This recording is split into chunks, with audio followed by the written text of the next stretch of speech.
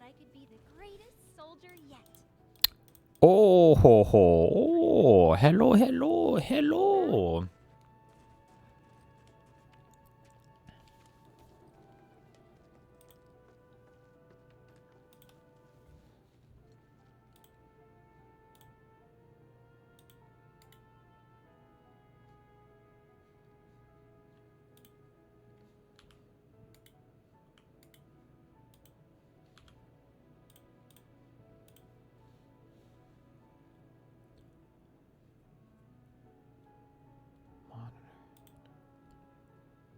I feel like I just fucked some big shit up. Fuck. No. Okay.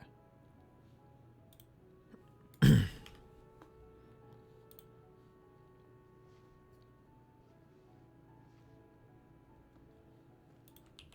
you see that Nick got a ruling? Oh.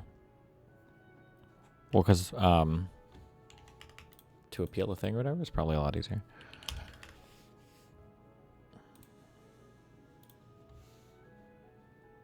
And a moderate who socialism! Two socialists and a moderate who calls himself a liberal Zionist won their Democratic primary. The world is ending! Our candidate was perfect. She was 72. She was good on Israel. She had a bright future ahead of her. Harris, Schlossberg, 2028. We can't lose. No, Ezra loves it. You don't win elections by appealing to the material needs of voters. You win elections by being moderately transphobic. Abolish ICE. Reform ICE. Yeah? So instead of calling it a genocide, just say, I sometimes disagree with Benjamin Netanyahu. You're welcome. Kamala lost the election because of those pro-Palestine people. Aren't they like a huge voting bloc, though? Shouldn't we cozy up to them? They could swing an election. We don't negotiate with terrorists. The only people we meet in the middle are the far right. Yeah. Everyone needs to get excited about Gavin Newsom. Picture this. Pete and Chasten Buttigieg on the Lockheed Martin Pride float next year at Pride. When I say change, you say eventually. Change! Eventually! Change! Eventually! I don't understand. We bought ads on cable television. You know who watches cable television? Everyone! Do you ever think we might be a little out of touch? Now that's what I call an epic meme.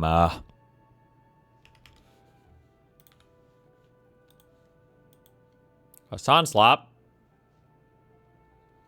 Kick streamer Speaking of weirdos, Kick streamer Destiny is now instructing his audience to harass any journalist or content creator who collaborates with Hasan and claims someone is going to die very soon. Somebody's going to die soon in this space, I'm pretty sure, he said. I'm not sure who, but I think it will happen soon. There's literally nowhere else to go at this point. Somebody's going to die soon in this space, I'm pretty sure. Just as a heads up, I am going to be doing some mass harassment campaigns on every single journalist who gives this guy free interviews from now on. In a deranged rant, Destiny praises Asmongold and XQC for having integrity while crying over Pokimane and Philip DeFranco for staying friends with Hasan. Now, what's really interesting about this is, of course, one, the classic case of projection where he will turn around and say Hasan is doing the things that, you know, he's actually doing. Point me to the next journalist that gives him a softball interview and I will dedicate my entire fan base and weeks of my time to emailing, tweeting, spamming this person off the internet. Actually, I'm sick and tired of people like Hasan the Hun getting a free pass by Twitch and DJ Clancy to openly dox and infinitely harass every single person online that they deem to be unworthy or inferior to them. Every single person who continues to platform this creepy fuck with zero pushback is responsible for him and the disgusting cultish fan base of freaks and abusers that he openly supports and gives credit to. I feel like he's just yelling at a mirror.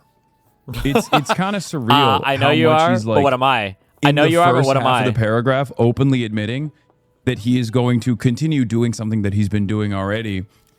And then in the second half of the paragraph says, I'm doing that. Yeah, no, I'm not. I'm not actually doing that. Have you considered, though? I know you are, but what am I? Also, fuck every single streamer who collaborates with this abusive piece of shit who's too fucking scared or too obsessed with their own clout to ever call him out for it. Besides at XUC and at Asmongold, I'm not sure I've seen a single other creator in the space who has the actual integrity to say literally anything about him. It's just infinite capitulation for people like Pokimane Lol. Oops, that was our employee who wrote that whole statement and canceled that episode. Lol. At Ludwig Ogren, we're just co-workers, guys. Lol. Philly D, got to make sure to email Hasan and get his side of the story before I publish. Ah ha ha ha ha, etc. etc. etc. It's gross how complacent the whole.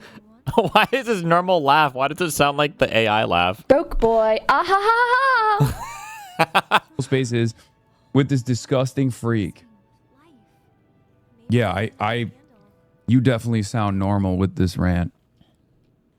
You know, I definitely come across as like... Just so you know, there's a lot of these people will follow me for like, the reason why I will be doing this, and I will follow through on this, there are a lot of people that will retweet me and then follow me, and then they'll unfollow me after like a day because they end up getting harassed by people like Hassan so much.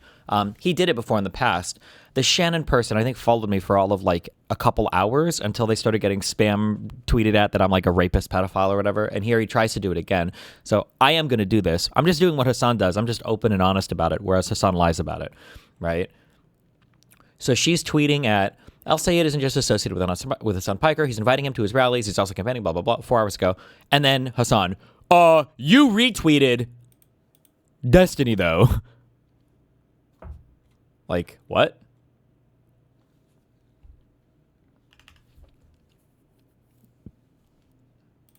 The deranged person here, I think. Also, he's just mad at Philip DeFranco for asking for my side, which is like normal, asking for a comment, and it's all just advancing their own personal narcissistic desires. It's a way to like galvanize their audiences. Is that what he does? Like is it all just personal narcissism? There's no way, right? That their audiences are on board, that their audiences are doing something. Do you think Pokey, Ludwig, or Philip will respond? Fuck no. Are you crazy? You think these guys don't know what? Fuck no. I've already messaged all of them and warned them ahead of time that they're not allowed to say anything publicly at all, or else I'm going to burn them hard and my whole audience is going to come down on them and harass the fuck out of them. Both Asmongold and Destiny's audiences do? Why the fuck do you think they're so quiet whenever these guys do? Does the DeFranco guy ask everybody for comment? Fuck no. Insane shit. Their whole... Dude... It's ironic because Destiny will constantly talk about like how I'm bullying people. Every single content creator in this space knows exactly how Asmongold operates, knows exactly how Aiden Ross operates, knows exactly how Destiny operates. How fucking desperate? I don't even know. Maybe just because I don't follow like his lies as much, but why is he so desperate to pair me and Asmongold with Aiden Ross? What does Aiden even do now? I feel like I haven't heard about him in 6 months. I'm not trying to talk shit or it. I just feel like, what? You good? Of course. I don't even know. I have no idea. I don't even know. They literally never. Oh, because he's Jewish? I don't talk know. About these people for that reason. Not because they like agree with them politically or whatever. It's because they're just like fucking terrified of being on the receiving end of, a 7-year smear campaign that I have experienced. Oh my God. Yeah. Everybody else sees the fucking harassment that I receive and they don't want any part of it. And why should they? I do understand why people would shy away from it. Destiny explains why he thinks Hassan always loses to Asmongold in their verbal spats on Twitch, especially in this format. Asmongold will always win because Asmongold can engage with the facts more honestly. Hassan is having to fight Asmongold on like 2 or 3 different levels here. I like that Destiny is saying Asmongold will always defeat Hassan because I agree with him that Muslims are an inferior people. That's what I said? Does he even watch the clip? What? That is actually true. That is true, yes. 100%. I think I did say that. I think verbatim in that clip. I didn't mean to. Normally I try to keep my bigotry like really hidden, but I think it was right after. I was like, yeah, I think Muslims are all inferior humans, and I think Asmon agrees too. That's why he's always going to win. And then I fucked up. I tried to get rid of it, but he must have caught the VOD. Fuck. To the superior Westerners. And it's like, and he's supposed to be this liberal guy. Ooh, I like that little slip there. It doesn't seem like a big deal, but Muslims are inferior to the superior Westerners. It's not even Muslim versus like Christian or Muslim versus Judeo-Christian or whatever. That doesn't make as much sense. But like, it's Muslims versus Westerners. Like, there's no Western-style Muslims. What does he consider Saudi Arabia? What does he consider Muslims in the U.S.? That's a funny thing, whatever. But it's all campism in his brain, right? The West is like the enemy, and anything versus the West is good. Very strange behavior overall. Don't understand it. I feel like there are way more productive things to do. But even like he designed like a whole ground game group, right? DGG. What is it? Digital ground game. And the entire thing, the entire like supposed door knocking operation, canvassing operation is dedicated to shit posting online against Destiny's enemies and like begging them to kill. It's funny that he's trying to do the same thing now with the digital ground game guys as he tried to do with Progressive Victory. Or I guess he did do it. Anything that I'm associated with has to be nuked. If man, I hope the digital ground game guys are careful about whatever gets posted to FEC filings, because you know he's going to be reading out whatever addresses and everything. And you know that the pedophile pervert fuck Dan Clancy is also going to be covering Hassan's ass for every fucking doxing, harassing campaign that he does on Twitch too, which is super sick, actually, to be friends with the CEO who will literally cover for every fucking thing you do. I mean, that's fucking Kino. I'll give Hassan credit for that. Fucking loser. What a fat fucking disgusting fucking piece of shit. I'm just kidding, actually. I don't even know if sorry, when I said what a fucking disgusting fat fucking piece of shit, I was talking about the disgusting fat piece of shit Dan Clancy, not the disgusting fat piece of shit Hassan Piker. Sorry. I don't even know if Dan has time to cover Hassan's individual campaigns, though, because I know he's too busy scrolling all the little girls on fucking Twitch or whatever that shows up on his phone every time he opens it to show up a new Twitch feature. Themselves, or begging them to debate Destiny and like try to fucking carve out relevance for Destiny. It's like so strange. Can you imagine if I was like redirecting the Democratic Socialists of America to fight against Destiny all the time? If I was like, hey, can we get some DSA accounts to like constantly tweet about Destiny? That would be fucking insane, right? Which is funny because he does do this exactly with all the snarker people. That's his crew for this. This is like a good, not that I would ever do this, but this is like a decently effective like gaslighting tactic. Whenever you've been caught doing some like don't ever do this. This is for educational purposes only. Don't ever do this. But like, if you've ever been caught doing some like pretty fuck shit, but you have like, you're pretty smart, and like what you did was like so fucking retarded, and you've got like a friend or a girlfriend or whatever trying to call you out on it, to just like state the thing itself. Be like, okay, hold on. You seriously think I would be so fucking stupid that I would steal like all the money from your counter and then buy a thing that you would literally see sitting on my desk? That you really think I would do something that fucking stupid? Seriously? It's like a good gaslighting tactic, right? Because that is pretty fucking dumb. Like, really? It can work. It can work, okay? But he just does that. That's his whole MO. And no one would do that anyway. Oh, true. That would be an insane thing. It's like, be a fucking adult. The fuck's wrong with you? Be an adult. I also like how he's become like, I wish I could know the path sometimes that these people take behind the scenes. Like the kind of man-child. He's like, okay, well, I need to wear a suit because the suit is what you wear to look professional. I'm guessing because some of the campaigns that he was working with were telling him, like, bro, this shit is cringe as fuck. Like, you can't show up in $20,000 outfits that also look like shit, okay? This is retarded. So he's like, okay, I'll buy suits from now on. But also there's giant, like, diaper fetish pictures of me and, like, random assortments of things in the background of my Gamer Boy stream. It's just fucking retarded, but...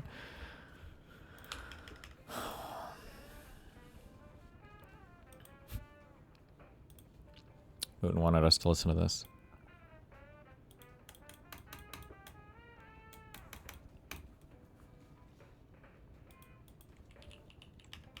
Can I not?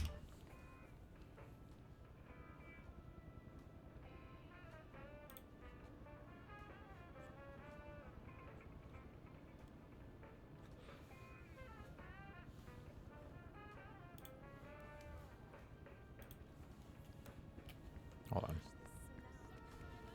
Would you like a bowl of farce? Huh? The perfect blend of sweet. Deck is all clear. Rope's good. Go.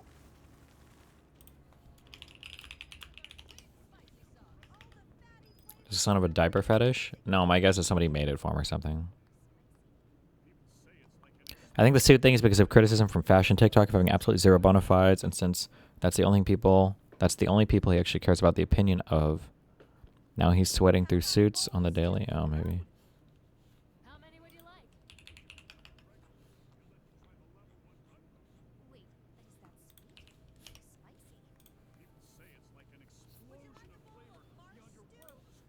Spicy. I'm Carla Lally, cookbook author and snack enthusiast. Really? Really? That's her name? I'm Carla Lally, cookbook author and snack enthusiast. Do you have a sweet tooth? Check out Sweets Unwrapped, a podcast from Ferrero and Atlantic Rethink, the Atlantic's creative marketing studio. Together, we're celebrating the traditions that make life sweet. Tune in now.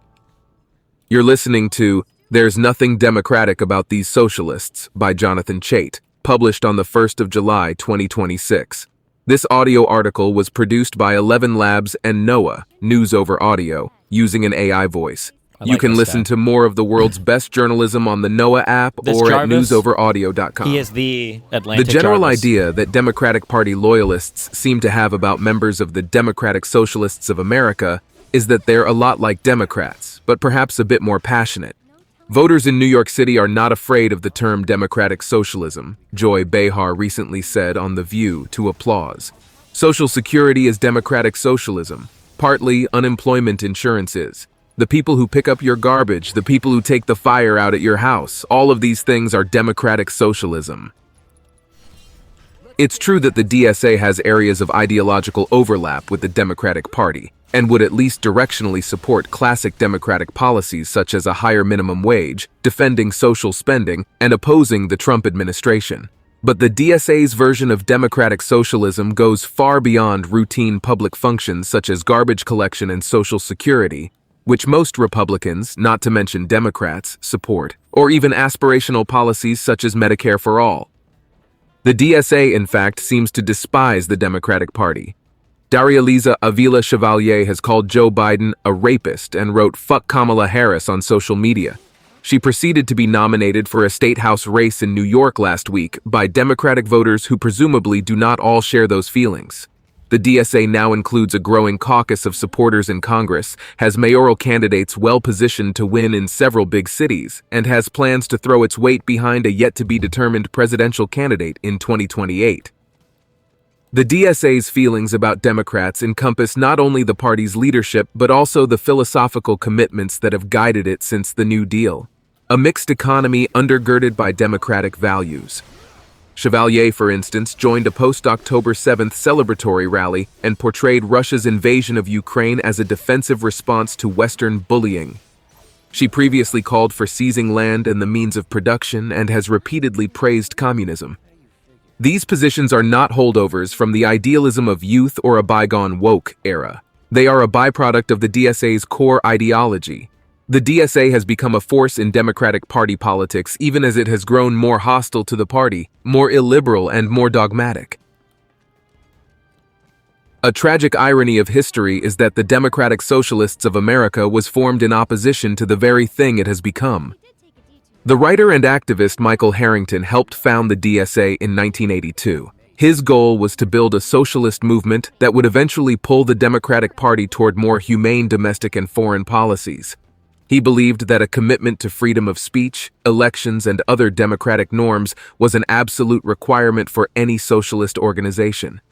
And generations of bitter experience taught Harrington and his allies that socialist organizations had failed because they allowed communists to infiltrate them and take control of their organizing structures. Its founding bylaws accordingly permitted the expulsion of members who were under the discipline of any self-defined democratic centralist organization, a slightly jargonish way of describing communists. A decade ago, the excitement generated by the Bernie Sanders presidential campaign on the left and the frightening rise of Donald Trump spurred an influx of tens of thousands of young members. Some of the new recruits were Marxist-Leninist organizers who saw the DSA's growing membership as fertile ground. Sectarian conflict broke out among rival factions vying to steer the group's suddenly growing membership.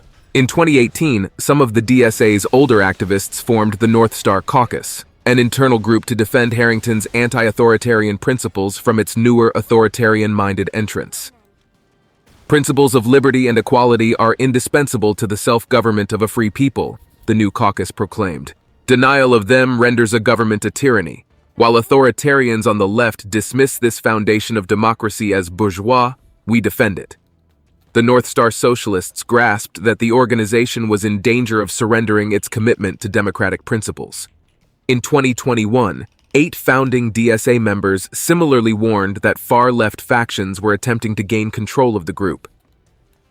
The communist influx threw open the question of whether the DSA would support authoritarian parties and states around the world. Communist organizers, as Harrington feared, began to reshape the DSA as an ally of any anti-Western force, even the most murderous and oppressive. After Russia invaded Ukraine in 2022, The DSA opposed the invasion but blamed it on the expansion of NATO and the aggressive approach of Western nations, and opposed any military aid to allow Ukraine to defend itself. The breakpoint occurred after October 7, 2023. Many pro-Palestine student activist groups endorsed the Hamas attack. I want to join. I just want to go. I need to do 23andMe. Okay, I needed some Ukrainian blood. I just want to go to that place. I feel like we had an actor president in the United States of America, and it was Donald Trump, and it was just like an actor who tried to convince the world that he was a real businessman, ends up convincing America he's a real businessman, and then becomes the president, and then we find out that he sucks shit at everything. And then you had like an actor who was like a goofball Ukrainian dude who becomes the president, and then you got to admit that for everything that's happened, like the story of Ukraine has been pretty unbelievable, right? That, I mean, everybody thought they would lose that war in 2 weeks. And then everybody thought that they would slowly lose the war over the next couple years.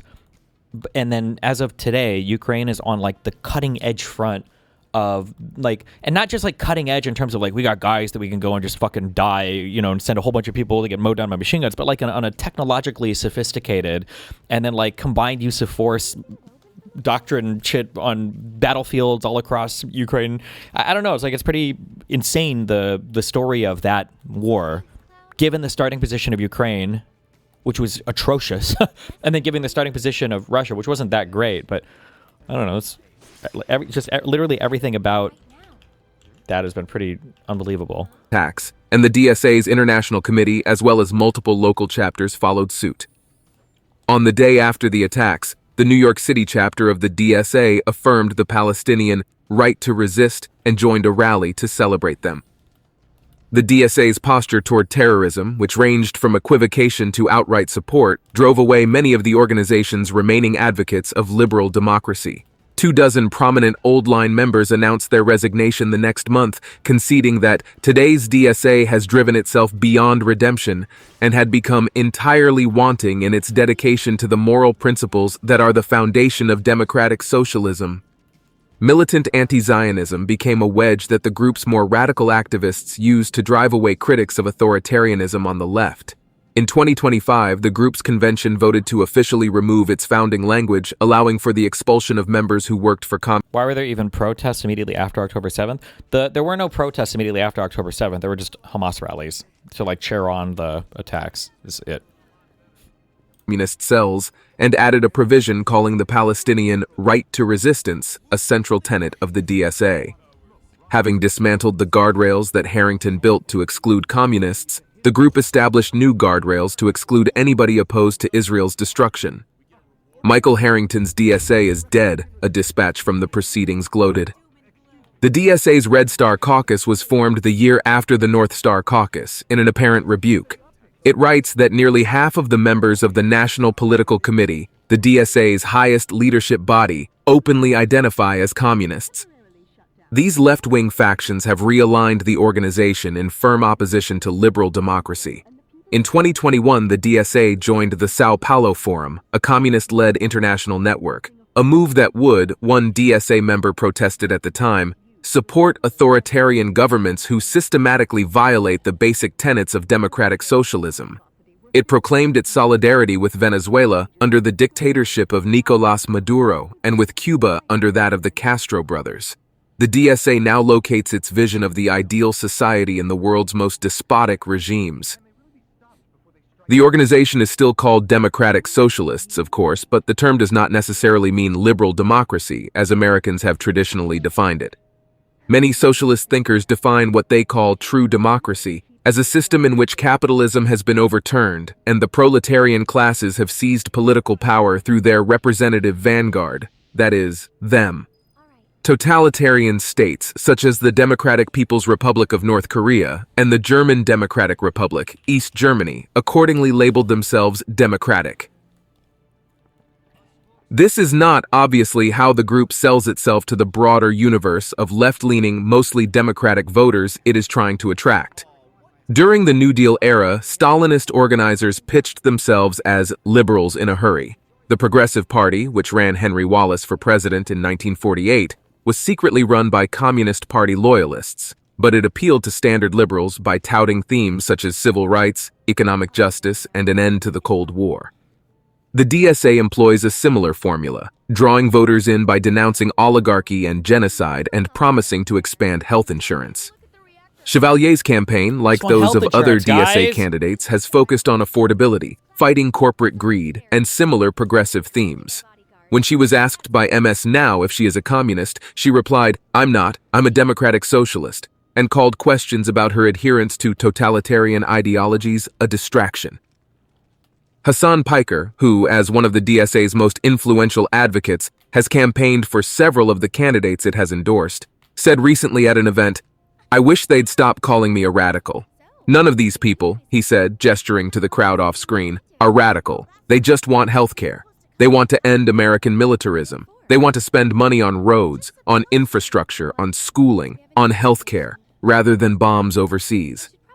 Yet Piker himself has followed the DSA's militant line, repeatedly praising authoritarian regimes such as China's, Cuba's, and Russia's, as well as terrorist groups such as Hamas and Hezbollah. He has said that his closest existing model for an ideal society is China, which does not have progressive social values or an especially generous welfare state, but does have a communist ruling party. The DSA's long-term strategy is to exploit the Democratic Party's ballot access and reservoir of voters to build its following, and then, after it gains enough power, break off to form its own party, after which the husk of the old Democratic Party would wither and die. This gambit is called the dirty break, a term coined by a 2017 article in the left-wing magazine Jacobin. Not all DSA officials agree on the dirty break. Some still cling to Harrington's vision of pushing the Democrats leftward. Others favor an immediate split into a third party, a clean break.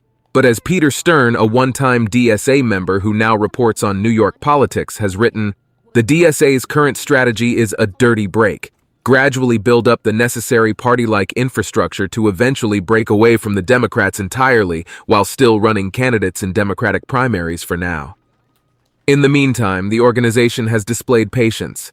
New York City Mayor Zoran Mamdani, the movement's most valuable political asset, has moved cautiously in office and avoided dramatic policy changes, building political support that he has spent on backing DSA challenges to mainstream Democrats. Okay, I will ban, generally, this stupid fucking criticism of like, well, isn't it the Democrats' fault? Okay.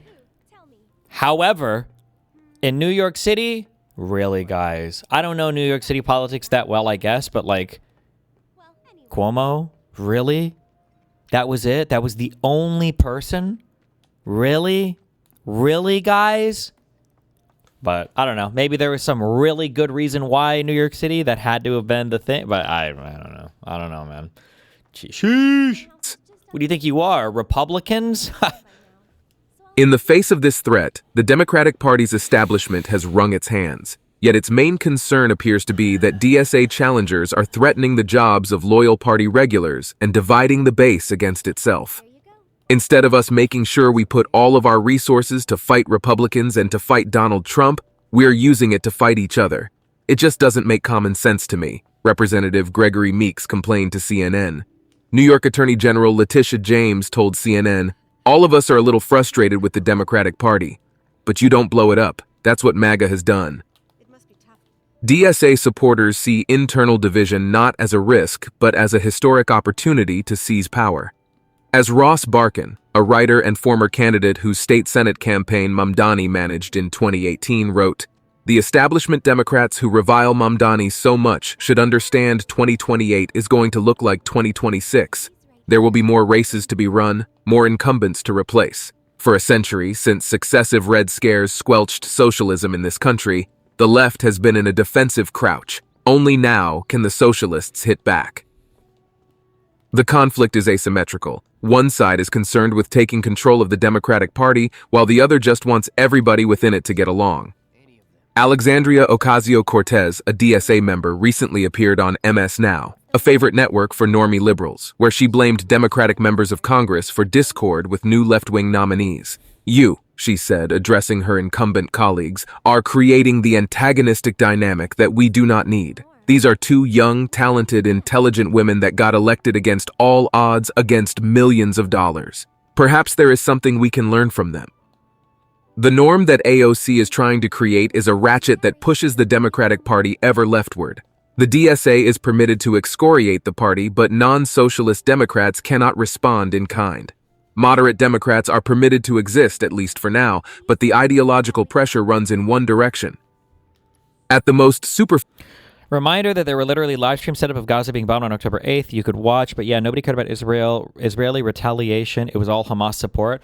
I'm sorry, but if your sympathy on October 8th was immediately with Gaza, you probably just fucking hate Jews. Dude, I don't even like Jews, and I hate the anti-Semitism thing. It's so fucking cringe. But like one of the reasons why anti-Semitism is so cringe is because not only are Jews cringe, so I don't have to fucking defend them, but also like anti-Semites are so fucking cringe. It's like it's the most boring. I feel like anti-Semitism is the most boring form of racism because it lends itself to the most retarded fucking ideas. Like, race realists can at least do this whole, like, you know, DNA, genetic shit, and they can talk about culture and everything else. But the anti-Semitic shit it's so mind-rotting. Holy fuck. Like, I bet that per capita, there have been more intelligent racists throughout all of history than there have been intelligent anti-Semites. Like, I feel like at some points in history, I bet racism is, like, unfortunately a product of the time. Like, you just have people who, oh, yeah, slavery and racism and blah, blah, blah. But throughout all of history, anti-Semites are fucking retarded. They're like, I don't understand the world. It must be the Jews doing everything bad. Oh! Like, every single fucking time. It is the most boring, because, like, if you're a racist, let's say you're a plantation owner, okay? You come in, and your clothes are not as cottony as you want them to be.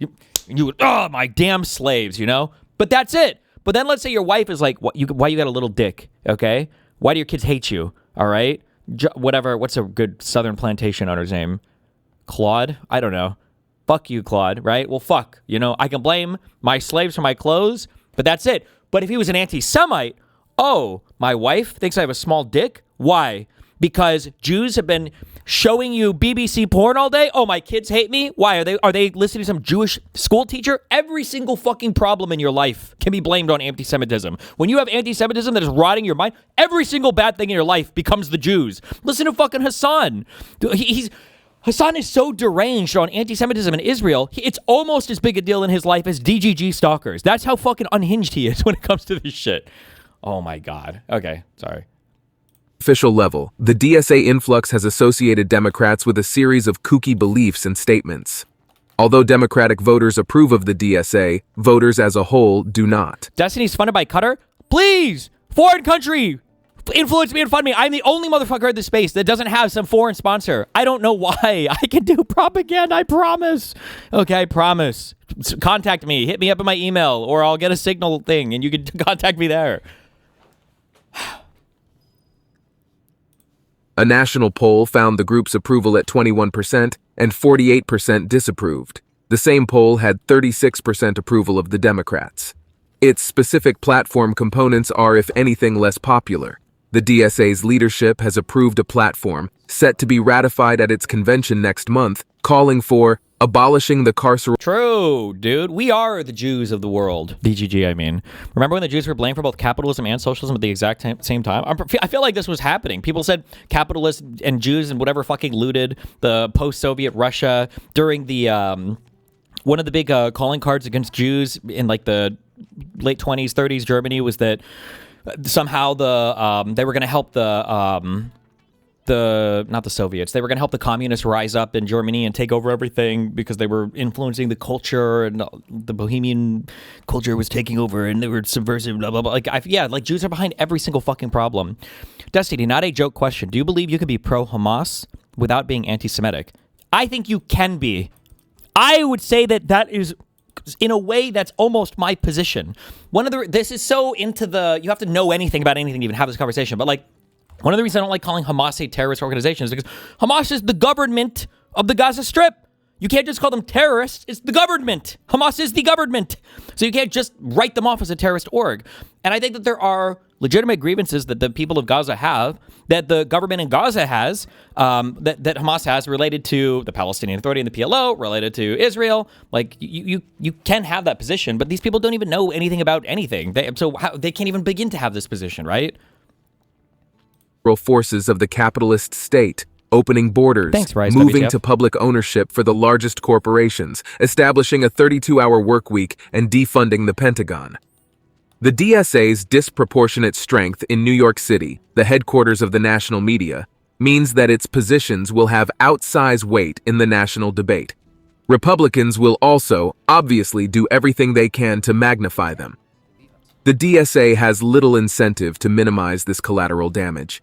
To the contrary, the smaller the Democratic Party, the more power the DSA wing can wield inside it. And it probably hasn't escaped the movement's attention that it has enjoyed its strongest growth during periods of Republican rule, but that its membership stagnated during the 4-year Biden interregnum.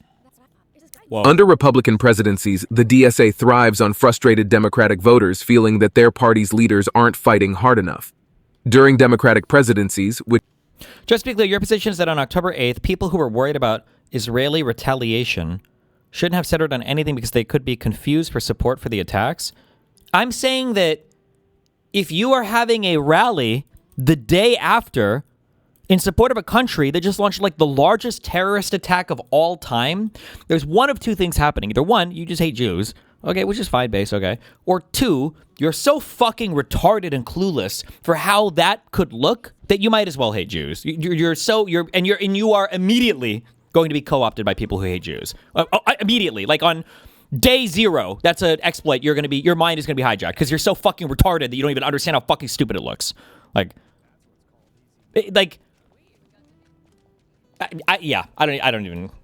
What do you want me to say?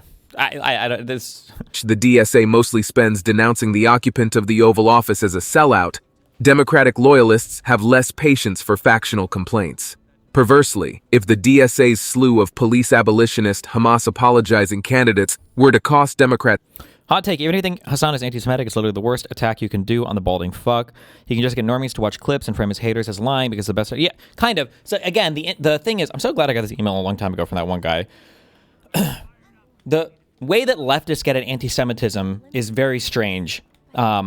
In effect, it plays out the exact same way. No, sorry. It plays out in a worse way than it does with Nazis. Because again, and I firmly believe this, Nazis want the Jews out of America, and they want the Jews to stop influencing America. Lefties want the country of Israel destroyed, okay? So their hatred for Jews goes outside of America.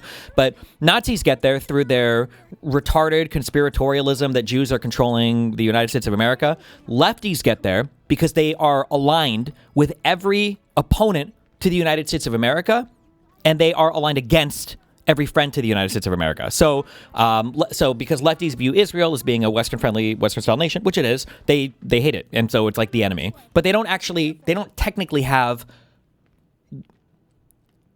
I don't even think I'm comfortable against him anymore. I was going to say they don't technically have like the anti-Semitic stuff because they really do believe... Actually, never mind.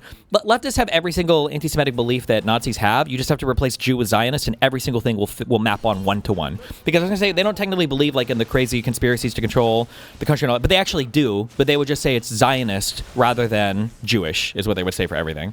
And then it would be a one-to-one. It's Congress in 2026 or the presidency in 2028. The group's goal of discrediting and replacing the I'd say there are definitely also Nazis that want to exterminate Jews, but they're not as public about it. I'm sure there must. I was going to say, did Hitler ever even talk about like going to like the Middle East and finding and killing every Jew? I mean, I know he did in every country he took over 100%. And I guess maybe if he viewed, I don't know if he thought the Nazi Empire would take over the whole fucking world or whatever. Maybe I'm sure he would have if he wanted to, but it's so hard to envision, like, what would a Nazi Germany's foreign policy have been, like, across the world? I don't know. Maybe they would have. Democratic Party's leadership would get easier, not harder. One can easily imagine a feedback loop in which DSA influence makes it harder for Democrats to win back moderate and Republican-leaning voters, causing the party to lose, causing its base to grow more distrustful of the party's leaders, thus making them more likely to nominate DSA candidates. But even to conceive of the DSA's entry to the party as mainly an electoral setback, as some glum liberals appear to be doing, is to miss the deeper significance of the group's influence. The costs of an alliance with the DSA are moral as well as political. The Democratic Party is waging an existential struggle to save democracy, the rule of law, and liberal norms. The DSA's vanguard does not merely believe that its defense has faltered. It holds those values themselves in contempt as resistance wine mom frivolity. What the DSA demands of the Democrats is not merely to advocate more generous social policies or more cautious foreign affairs, but to welcome or at least accept authoritarians as their coalition partners. Democrats are likely to face the same kind of pressure that Republicans confronted with MAGA's hostile takeover. First, to ignore their allies. People are saying that Hitler had the leader of mandated Palestine in his pocket. Sure, the al-Husseini guy. But I think that was because wasn't al-Husseini also up in Europe, like helping to recruit soldiers for the Nazis? Like, it wasn't like Hitler was sending resources abroad, I don't think, to help like al-Husseini in mandatory Palestine. I think it was al-Husseini was going up to Europe to help him do like soldier recruitment and stuff. I could be wrong on that. I think he was in Germany though, right? I'd have to go back and recheck on this in a while. Sinister goals, and then to rationalize and eventually justify them. As authoritarian elements gain strength, they become more essential to the success of a political coalition, and the price of confronting them rises. The Republican Party has long since passed the point of no return. The easiest time to draw clear moral lines against the encroachment of illiberalism within one's own camp is at the beginning. That was "There's Nothing Democratic About These Socialists" by Jonathan Chait. This audio article was produced by 11 Labs and NOAA, News Over Audio, using an AI voice. You can listen to more of the world's best journalism on the NOAA app or at newsoveraudio.com. Lots of places can expose you to identity theft. Oh, like who? That's why LifeLock monitors hundreds of millions of data points a second for threats to your identity, which is way more than anyone can do on their own. If we find anything suspicious, like new loans or changes to your financial accounts, we alert you right away, all through text, phone, email, or the LifeLock app. Get the alerts that could make all the difference. Save up to 30% your first year at lifelock.com/podcast. Terms apply. Wow. Okay, maybe the Atlantic doesn't have a big operating budget. I do feel kind of bad, though, if you're like a voice actor or a reader. Like, good readers are, I feel like, really important. If you've ever listened to audiobooks before, the difference between having like a good reader or not, I think is pretty big. It's kind of sad that they don't just like hire somebody to read their articles and instead just do the AI voices. Like, even if it was just like $200, no? Wouldn't that be nice? Is that really that expensive? I don't know.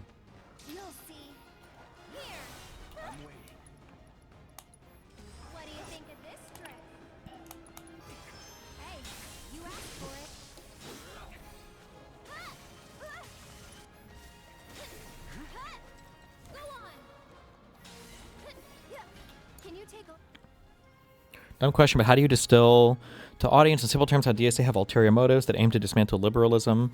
You have to have really educated people having really like nuanced conversations with them. Most of our mainstream media people are not like politically educated in that direction, unfortunately.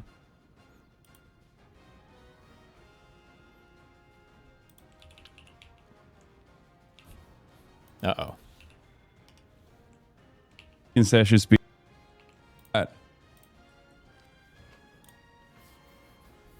This is fucking paywall, dude. Did this just come out? Oh, this is the article that we just listened to.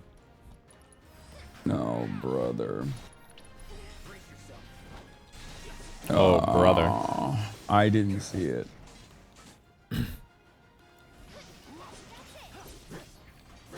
What is this? ICAP?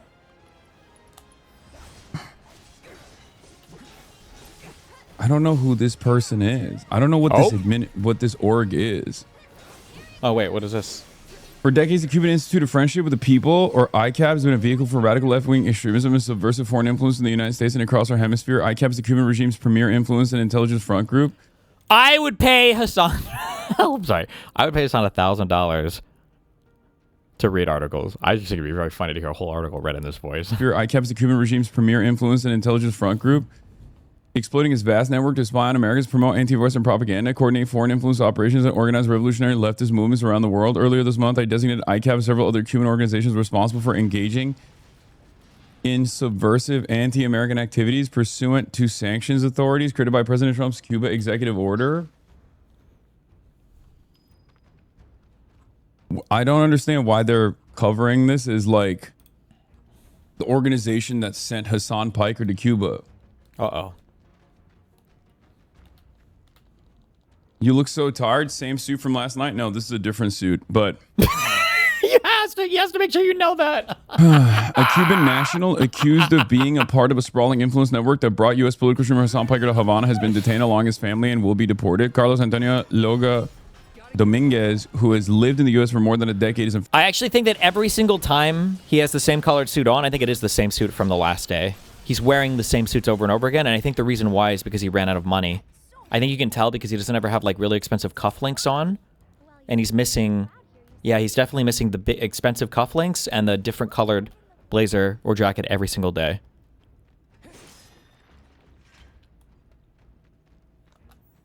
Okay, that's enough for the clip. Let's see if we can get him to get some big cufflinks, and see if we can get him to wear a different color suit every time. Federal custody pending removal along with his wife and son. Yoga Dominguez spent more than a decade working as a foreign subversive for Havana's premier influence and intelligence front group in the U.S., the department said. President Donald Trump's administration has been steadily increasing pressure on Cuba in hopes of ending nearly 7 decades of one-party rule, in addition to imposing a de facto fuel blockade. Oh, shit, true. Wait, what? Somebody said, I just realized his reading voice is almost like the Valorant accent. President Donald Trump's administration has been steadily increasing pressure on Cuba in hopes of ending nearly 7 decades of one-party rule. In addition to opposing a de facto fuel blockade, Washington has been cracking down on Havana's ability to project soft power, sanctioning ICAP and other solidarity groups last month. Washington has been cracking down on Havana's ability to project soft power, sanctioning ICAP. Wait, why did you say that? Why did you say that in chat? Ban that chatter. Fuck! Fuck! Why did you say that? No! This is the Valorant accent. Passively playing video games while I sit home and making 6 figures. Don't mind me. It's how the Valorant player communicates. How I get fucking Immortal 1 Ascendant players in my game. And a lot of people think it's stupid. Oh, GG's, dude. So we're just leaving Spike and Spawn? Shut the fuck up! I don't think it's stupid. Something about the Valorant accent intrigued me. Why do people talk like this? How can I talk like this? Who started this? Why do I even care? Ability does Havana have to project soft power? It's literally just it's only when he's reading. Bad. It's only when he's reading for Neither some reason. Parker nor ICAP immediately responded to the email request for comment. I did not see an email. Why? Founded in 1960, the organization was thrust back into the news in March when it sponsored an international humanitarian aid convoy that delivered 14 tons of aid to the island. Among those participated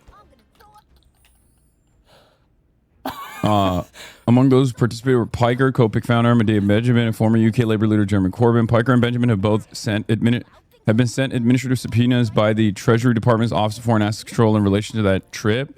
Fox News reported in May. I have not received a subpoena.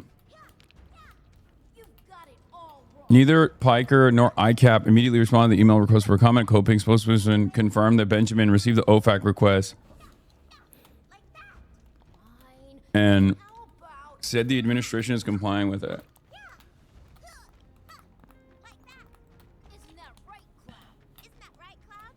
That's right. Cuba insists that groups like ICAP are simply advocacy organizations, but announcing Yoga Dominguez's detention, the State Department called it the central node in a sprawling Cuban intelligence. Okay, somebody said is expected. Also, the Atlantic has continued. Saw the article here. Not in elected office, and whose families keep them strong and centered.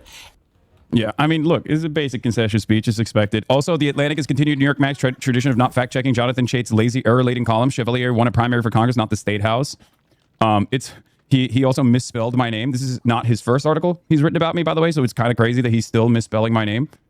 Hassan Piker, who is one of DSA's most influential advocates, campaigned for several candidates it has endorsed, said recently at an event, I wish they'd stop calling me a radical. None of these people, he said, gesturing to the crowd off screen, are radical. They just want healthcare. They want an end to American militarism. They want to spend money on roads, on infrastructure, on schooling, on healthcare, rather than bombs overseas, which I assume Jonathan Chait followed that up with. He is actually a radical and a terrorist, and here is why.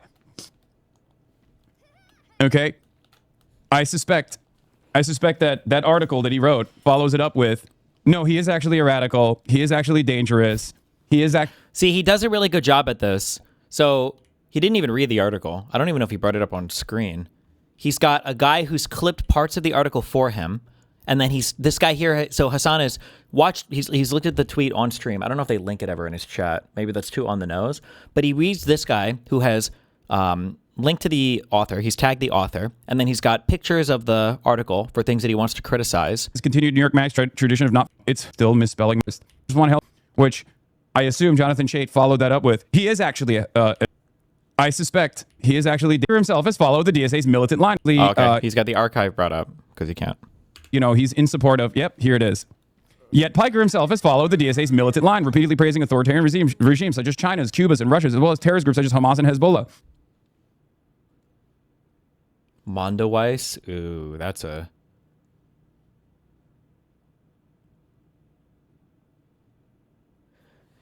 Damn, this is what I mean when I say I'm like far behind, bro, for these people compared to where this audience is.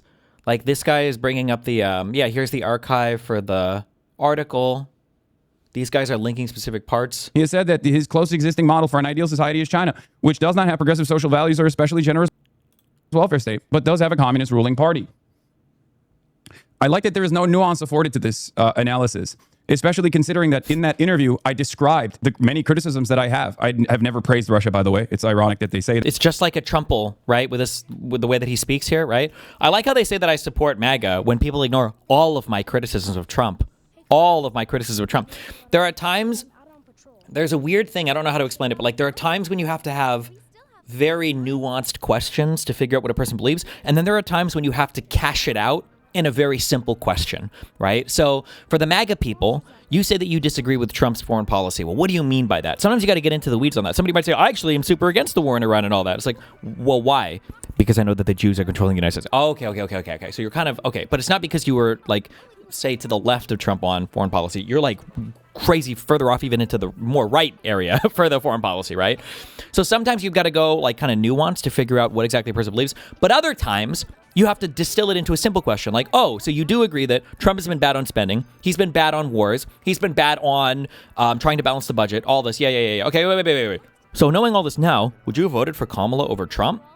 Oh, you still would support Trump. Gotcha. So everything you just said is irrelevant. It doesn't fucking mean a thing because you'd still vote for Trump at the end of the day. And you could try to tease that apart in several different ways. Well, it doesn't mean I support every single thing, but it doesn't matter. You'd still vote for him. At the end of the day, you don't choose every single policy that a person does. We don't vote by referendum on every single action the executive takes. You have to support a person in office. And if you're saying that these two things are the most important things and you're saying this guy's fucked up on him, then why the fuck would you still support him in an election over the other party? You really think they'd be worse, even though we've seen that he fucked up horribly and the last admin didn't? Like, this, yeah. So, that doesn't really matter. It's bullshit, but nobody gives a fuck, right?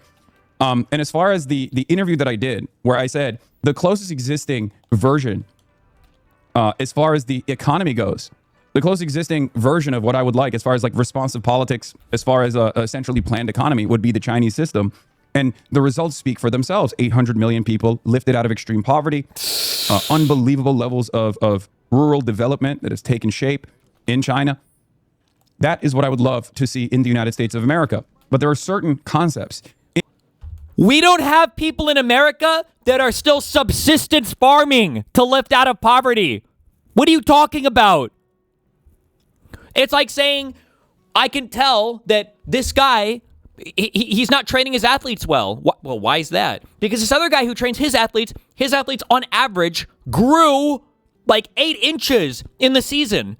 And it's like, bro, this guy coaches 8th grade basketball. Of course they're growing. They're kids. You can't grow adult. What are you talking about? In the Western world that I grew up with, that I maintain, is profoundly important. Due process, free speech, and things of that nature are very important to me personally, right? I'm glad you're clarifying this. You got your devices. You got your fucking phones taken from you because they thought you were harassed, because they thought you were making fun of. It wasn't even the current leader. It wasn't even Xi Jinping. It wasn't just fucking Mao Zedong or whatever. When the police showed up, they thought, so that thing that we went to, okay? The flag raising. This is the most, if I was to ever deport this guy from the country because I was dictator for a day, it would be for this clip. This is one of the most dangerous, but the journalists that exist today, everybody that exists in our media environment today has been spoiled by being in a liberal government for a long time, and they haven't had to deal with like extremists, which to some extent is good. We shouldn't have this kind of shit. This is one of the worst clips that Hassan has ever done, but people don't even understand, even the average American probably doesn't understand why it's bad, and so the average journalist doesn't understand why it's bad, and they won't even talk to him about it. But whenever the police showed up, they thought, so that thing that we went to, okay? The flag raising ceremony is not in focus. Hold on, I'm gonna fix it. Was it at Tiananmen Square where they went? Was that one of the reasons? It's not a thing that white people normally go to, right? it's not normally something that like white people attend, right? And I assume that they are probably extra attentive and extra careful about people coming to do some fuck shit. Like, there's a reason why, for example, there were Chinese nationals on each other's backs, right? But I knew that like if we did it, we would get called out by cops. Because like by and large, especially like the government is aware of like how they are perceived, or how much like anti-Chinese propaganda exists out there. And I think the older people are also aware of it as well. But I think the younger populations in China are, ironically enough, less aware. Like the younger normies are less aware of the animosity that exists, which shouldn't exist at all, obviously, but unfortunately does. And it's almost entirely one-sided, entirely designed by America. But yeah, we're white. So as foreigners in China at this like national event rather than an international one, where as you guys noticed, like they didn't have any like foreigners there at all. He thought he saw something on the phone. Saw what? He thought he saw something on the phone. Like he thought we were like making a mockery. You know what I mean? Oh, mocking a dead leader? This is the country you want to take notes from because they thought you were mocking a dead leader? Realized that we were swagged out white boys who love China. Are you being careful with your words? No, I'm just telling you like it is.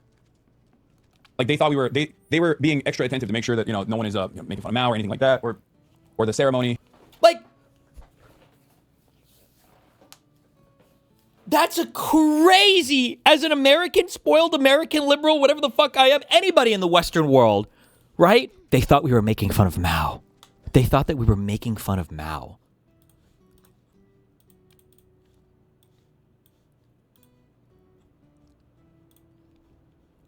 Roger, you seen this? Oh, yeah. Looks good. Yeah. 这是什么呀？他录个视频。你是导游？没有。哦，这是什么？导游。OK。这是导游啊。他就过来招待一下。是啊，你是导游啊？看我们他那个，看我们他那装直播那什么东西。让他拿出来，给我看看。OK， 要看直播的东西是吗？对，我看一眼刚你那 photo。So he wants to see the photo. Oh, I didn't take a photo.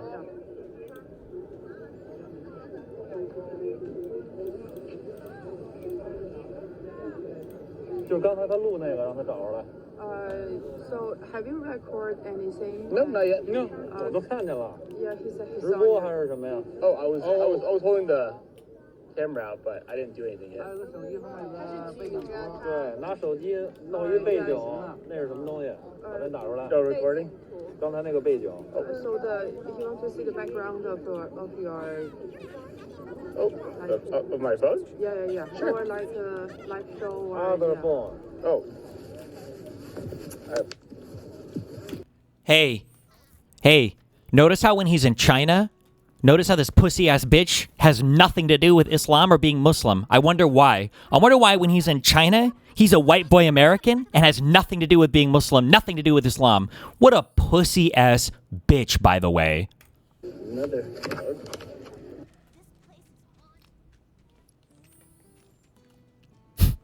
Unbelievable. Good on the there, but unbelievable that he simps for these people. Unreal. We're just waiting for Will to get out of the bathroom now. Yeah.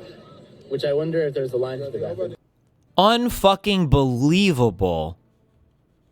He defends this. That's what this is in reference to. And that's what they were. That's what it was. It's normal for police to take close to foreigners to make sure that white people don't do stupid shit. Yeah, it's just yeah, it's a cultural difference, and also they just don't want anyone to pull a fucking Logan Paul or anything like that. How was it resolved? What do you mean? We just like talk to him.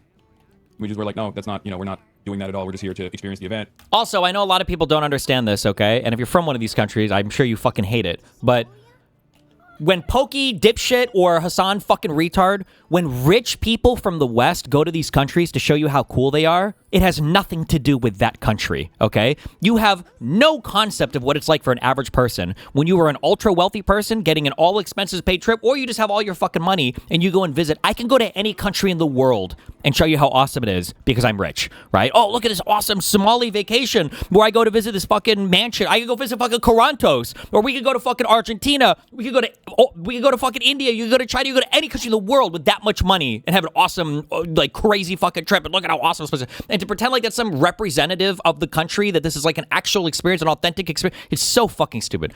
God, I hate this. I hate these people so much. You know. I told you it would end up in jail. You got lucky this time? Yeah, okay, calm down. That's not... You're being ridiculous. This is actually one of the things that I want to show Americans in general, because like people have this like false assertion, false notion that it's people have this like false notion that it's like they will arrest you for a meme or whatever. It's not like that at all. Okay, calm down. It's funny because like I've dealt with cops. They literally were checking you for an arrestable meme. Why do you think they were checking your phone? What, they thought you were building bombs? What do you think they were looking for? At this point all around the world, as you guys know.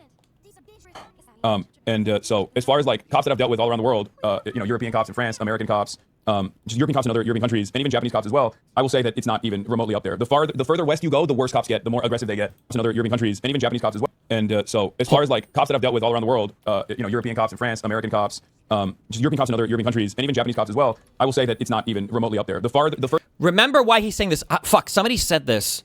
Was it the one lady that we listened to? I need to adopt a better term.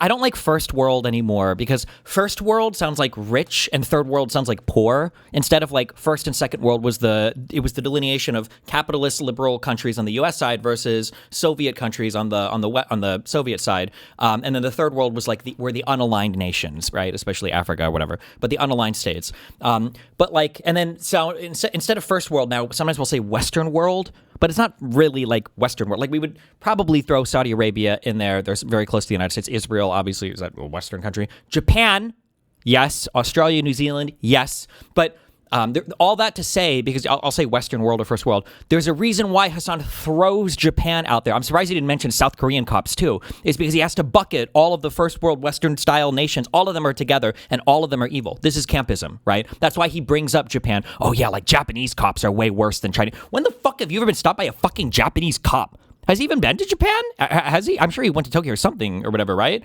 Like that's such a, but that's why he threw that in there. European cops in France, American cops, just European cops in other European countries, and even Japanese cops as well. I will say that it's not... he did go 3 times. Okay, yeah. Has he been stopped by Japanese cops that have harassed him? Not even remotely up there. The further west you go, the worse cops get, the more aggressive they get. America being the worst one out of all of them. It's just such a insane... Oh, I hate this motherfucker so much.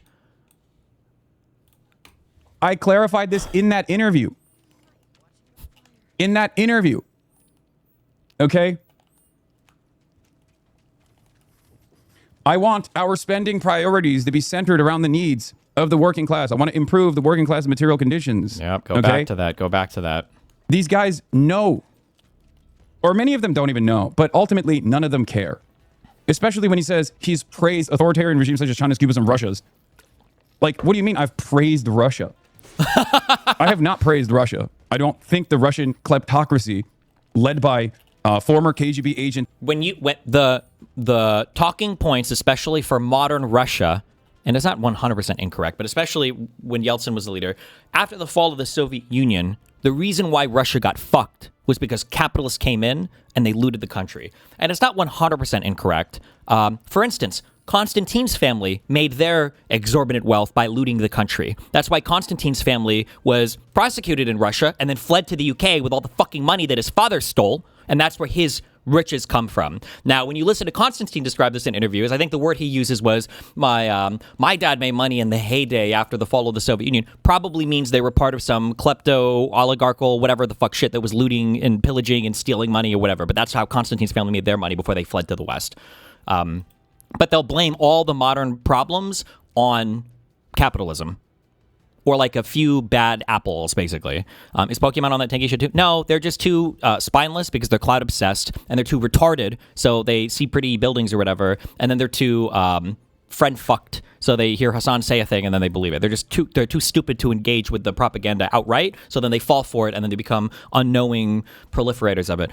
I don't know if you would call this a tier 3 person. Like tier 1 is like Hasan knows he's lying about everything. A tier 2 is like a believer in the propaganda and then they spread it. And then I would say you have like these tier 3s, which are like channels that propaganda carries along, but they're not even really doing like expressly political stuff, I guess. I don't know if you would say that. Dude, I wanted to kill what was when Pokey was like, in China, they have this thing where you can pay people to take... They have a thing for everything. They have these people where you can pay them to show up and take pictures of you, and it's insane. Oh, my God.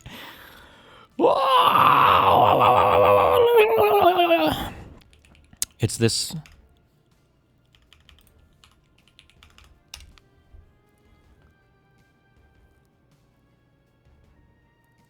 The walled world. Not a joke, these areas are indeed all surrounded by sorts of walls. Oh. Is this supposed to be like...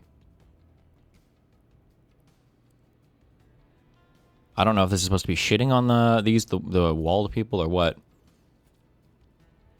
Oh, probably, I guess, yeah. But you can see this is the campus map actually. If you open a map like this, you'll see. Wait. No, wait. Hold on. They're missing one big meme. Who knows it? They're missing one big meme. Big meme. Who are they missing?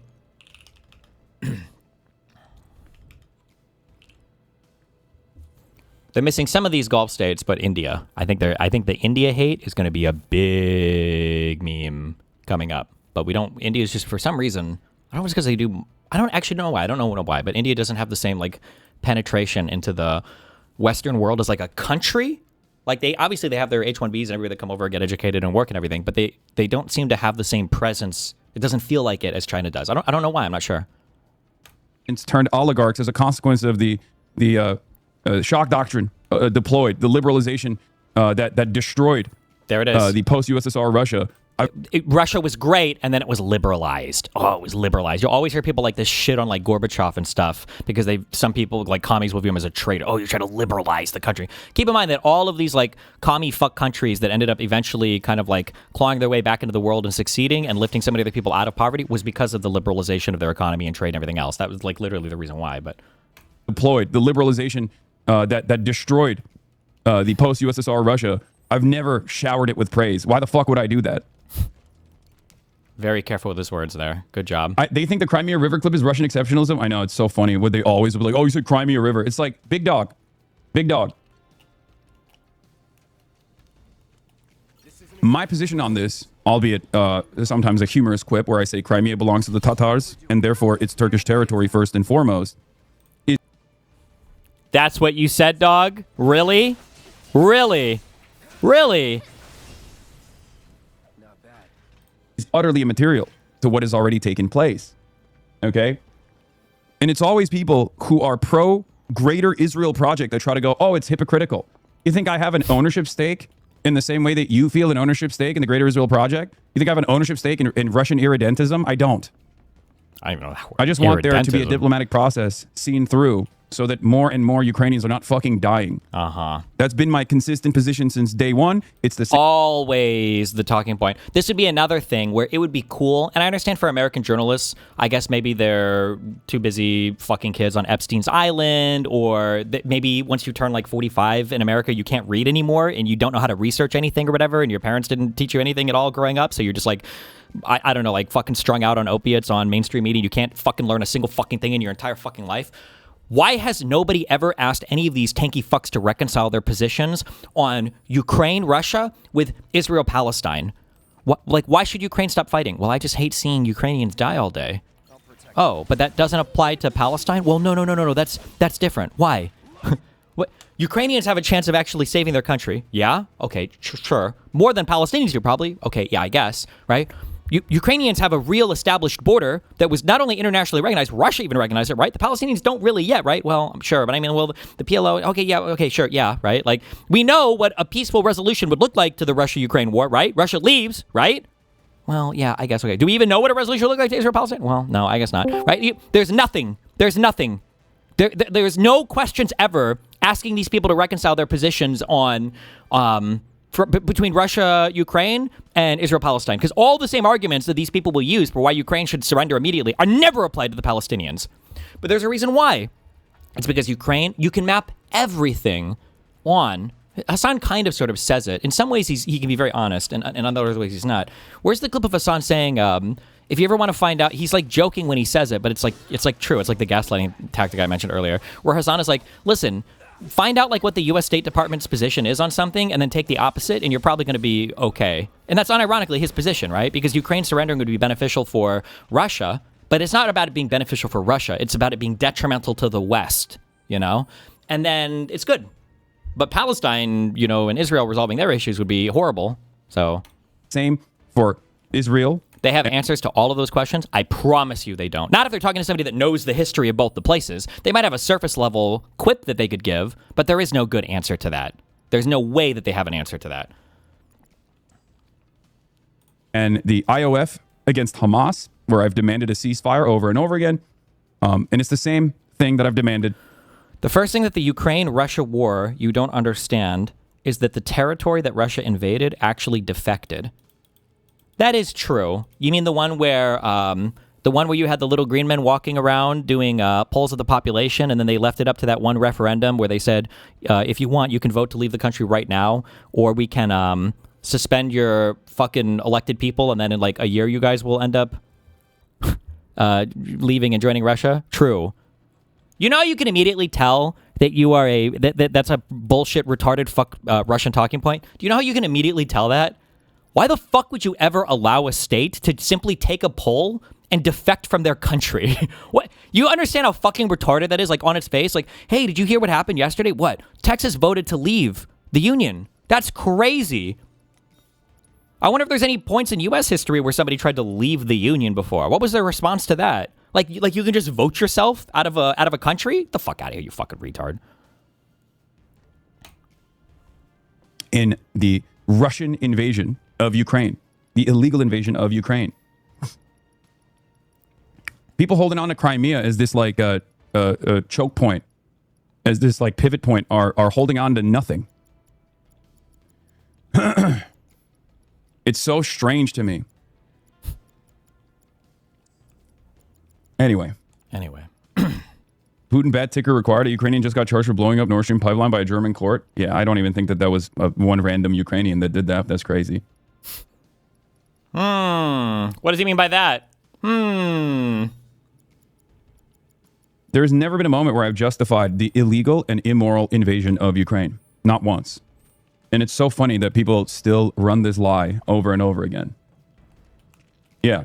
Take it up with Biden. Take it up with Obama. They were the ones who also did not choose to advance the defense of Crimea and instead recognized Sevastopol as an existing Russian military base, which it was, and thought that the Crimean annexation and the way that they dealt with it, which was without a single shot fired, was objectively very different than the current Russian invasion and occupation. Sevastopol was a Russian leased base, true.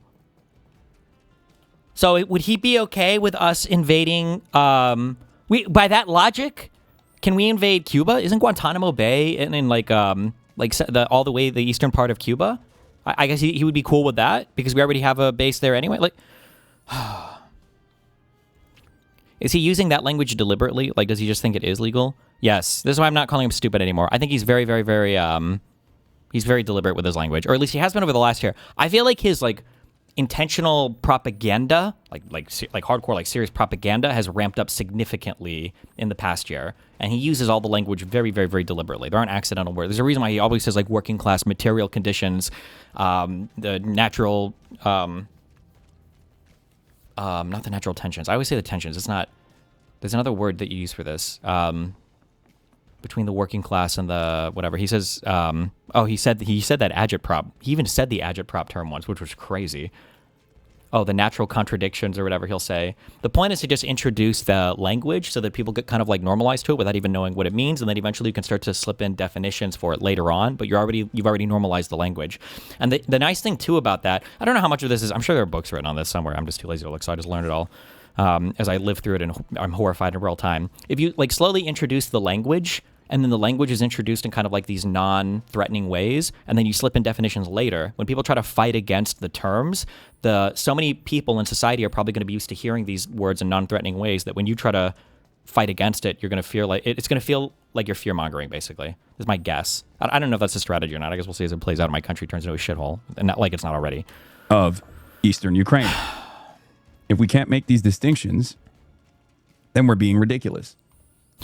The meme is that he's watching your streams and picking up the strategies you recommend, but wields it for his side. He's the strongest TGGer. That would probably mind fuck me. I would actually break completely and have a psychotic break. If I found out that my life was like Metal Gear Solid 1, I guess, right? where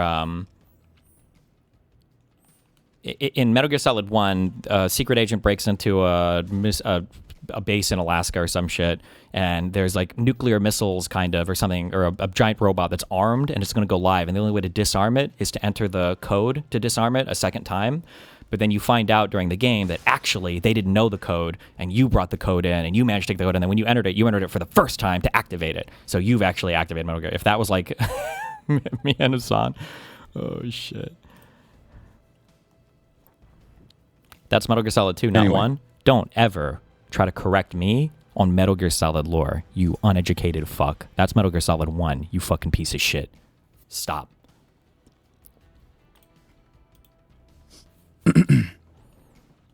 You absolutely did support Russia and defend its invasion. You did it when I made it up. Why does he even give a fuck about the Nord Stream? He always uses it for a point of emphasis, but the war itself is too white to care about. Because, I mean, like, the Nord Stream Pipeline 2 bombing was, I mean, it was kind of a terrorist attack on, related to energy stuff for Europe, which Europeans get really mad about.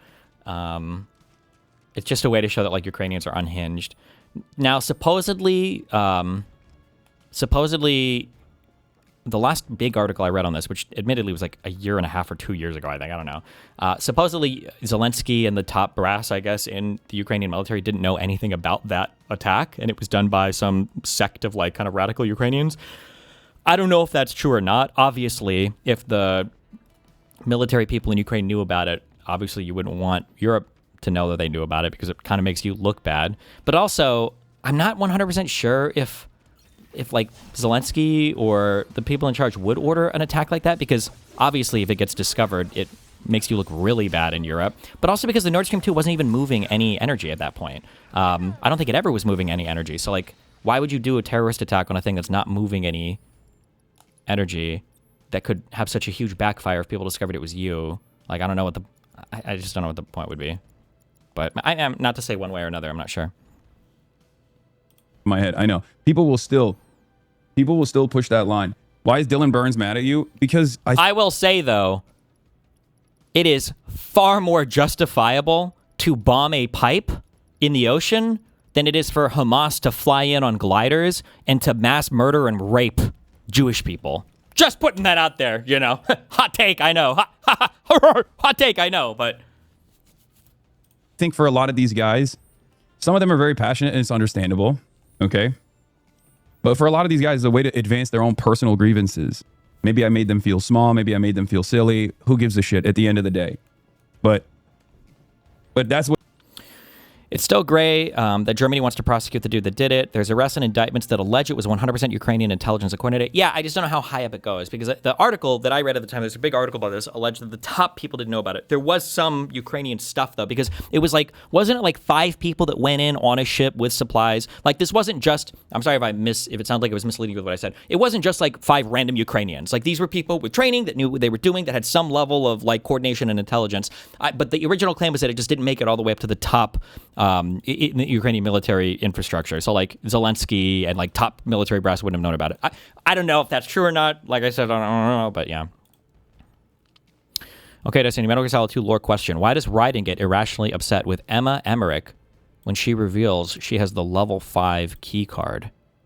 Why does Raiden get upset at Emma? I don't know. Damn, what? For what? Give me one more hint.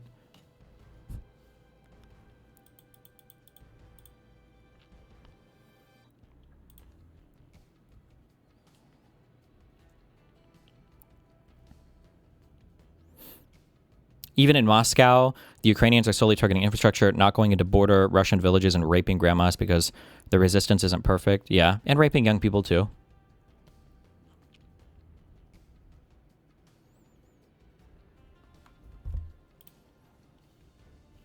It's like if the CIA went rogue in America, the top brass may not know.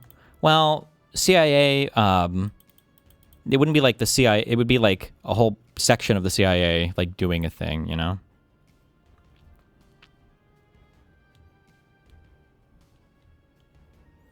That's saying most of your content and liberal content in general consists of breaking down political strategies, determining who is lying, and prescribing what you think needs to happen moving forward. Everyone else's content consists of actually using the identified strategies and lying. Well, I know, but I don't even want to do that. I actually don't like...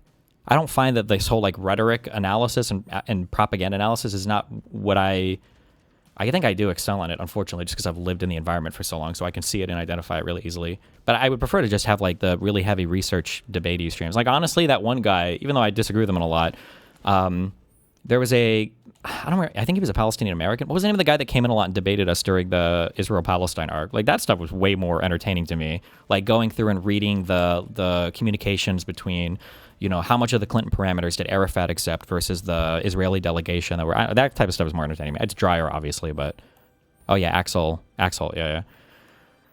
Whatever. But it is.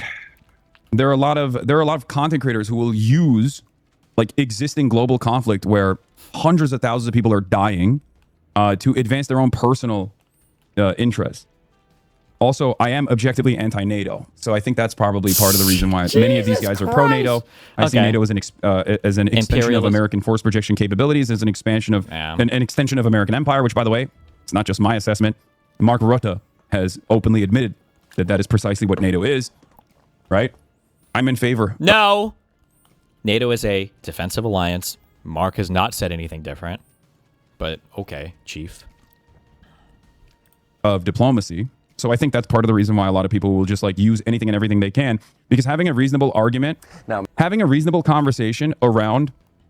I also wonder how much of like the political strategy is like time really just a fucking flat circle or whatever is literally just lifted from the from everything in the past. Like, is all propaganda the same? So one of the reasons why the far right authoritarians, not just the Nazis, remember the Nazi Party was the one that ended up winning out in Germany, but there were like 5 other far right parties that were all vying for power. One of the legitimate fears across Europe, and it was legitimate, was that there would be communist uprisings in every single country after it happened to the czars in Russia. The people legitimately had a fear of that. And the people in Russia were helping to coordinate propaganda in other countries. Like that was an expressed goal of that of the newly upcoming fucking, I don't know what they call themselves initially after Lenin or whatever. If they immediately call themselves communists or whatever, but of that regime, they did want to do that. And they did give strategies to other nations and other communist groups or whatever on how they could infiltrate society and how they could use the fucking, you know, liberal infrastructure or whatever bullshit to effect their like communist overthrows. They also did a lot. They gave a lot of direction and coaching to the Middle East as well, because the Soviets were on the other side of the Israelis for, I don't know, at least 40 years in the early existence of that country. And now, I mean, like Russia and China, I don't know how much China, but I know like Russia obviously assists and gives direction to some extent to, I mean, we saw it with Tenet Media in a direct way. You make communists sound like a sinister force? They are. They are a sinister force. They are. That's how they operate. They operate in a subversive way in other countries. Yeah, of course. That's why they also use like a lot of, they're very, very good. Fuck, maybe Orwell. Maybe this is why 1984 was, fuck, I guess that guy would know, huh? They're very good about like their use of language. Because a lot of words are hard to call out in English because they kind of sound good, but they're very communist loaded and people don't know. So anytime you hear somebody say like revolutionary, the revolutionary potential, the working class, these are all like, if you've been in these spaces and you've heard them, these are commie terms. You know 100%. If somebody starts talking about like we need to have like we need a revolution in America, we need to exploit the revolutionary potential of the world. These are communist terms every single time. These are, so you have some kind of like agitprop going on. You've got some kind of subversive agenda going on here. All of these words are like very explicit and by design used. But like in ordinary English, well, I mean, what's wrong with revolutionary things, right? Like didn't he call his movement like Our Revolution? And I want to say I don't think Bernie was trying to do anything weird by that. I don't think he was. Like I think Bernie was an actual like bog standard sock dem, I think. But he has the background to know as well, so I don't know, whatever. But what NATO is doing and what NATO has done is obviously not going to be favorable for a lot of people. I think it's far more defensive. Okay, not to derail, but I need to know if you're a fake Metal Gear Solid fan. What is the best game? If you say 3 or 5, then I know you can disregard your opinion. What's better than 3? Are you going to say 1? You can't say 2 because nobody says 2. And there's no way you would say fucking 4. You would say 1, I guess. You must think that. Or you're going to say some retarded shit like Peace Walker.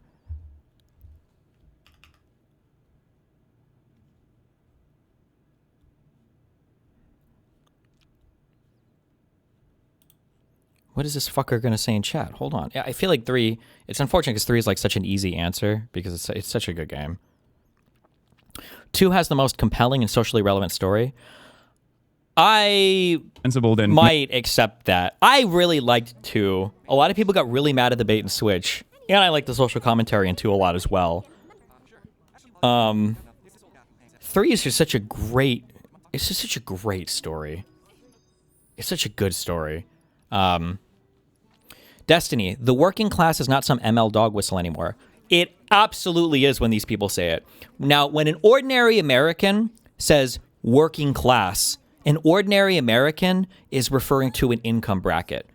Like, people might not realize it, but like an ordinary American would consider a small business owner probably to be working class. Like a guy who owns like a carpet cleaning company or like a plumbing company, and he makes like, maybe he like he nets like 110K a year, but he's like working like 80 hours a week, and sometimes even does jobs. Like most Americans are like, yeah, this is like a working class guy. They would unfortunately it's extended up to middle class. Like most Americans probably say that.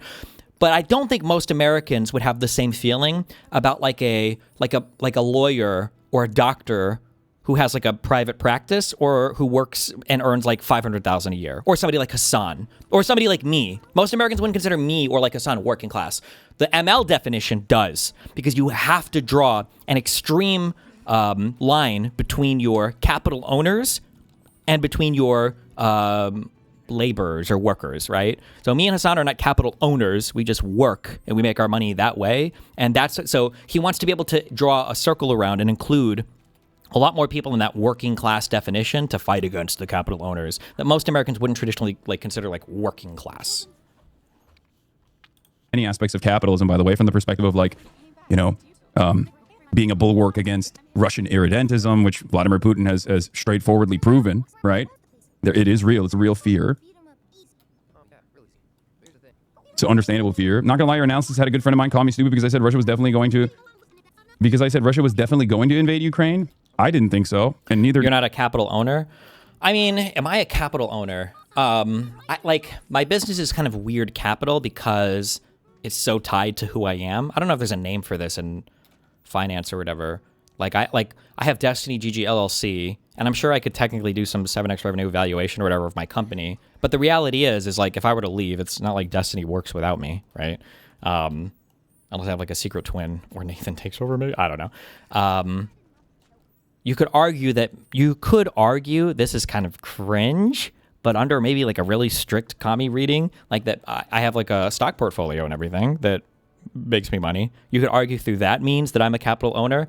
I think Hassan believes this, or he uses his argument, because Hassan always lies and he says publicly, Hassan always says, oh, I don't have any money in the stock market. All of my money just sits in a savings account. That's a fucking lie, 100%. Actually, it might not be a lie just because his family is so absurdly wealthy. Maybe he legitimately doesn't care about making money at all, maybe. But he'll say that because he doesn't want to be like a capital owner, you know? The Ukrainian government at the time, because no one expected Vladimir Putin to be that fucking crazy.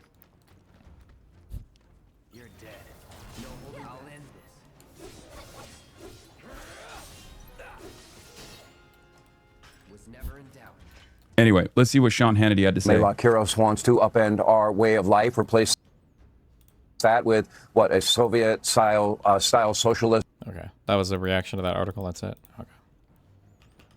Oh God, I kind of like raging at Hassan. Now Ezra's gonna make me rage at liberals and MAGA, isn't he? Oh boy, we just hate everybody, boys.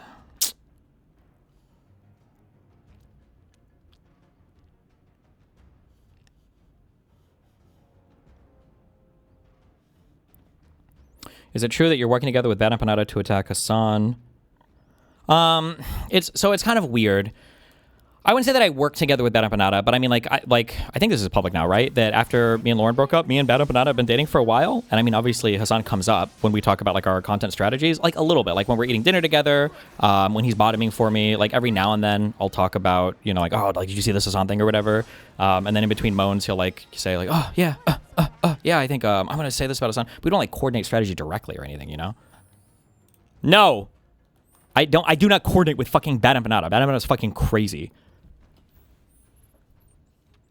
To make a case that Christopher Foe is the most successful activist, certainly on the right of this era. He initially rose in prominence as the central strategist in the right's counterattack on DEI initiatives. He's very much behind a lot of the demonization. Sorry, I'm just stressing these terms so that everybody knows if we're going to start doing the socialist bullshit.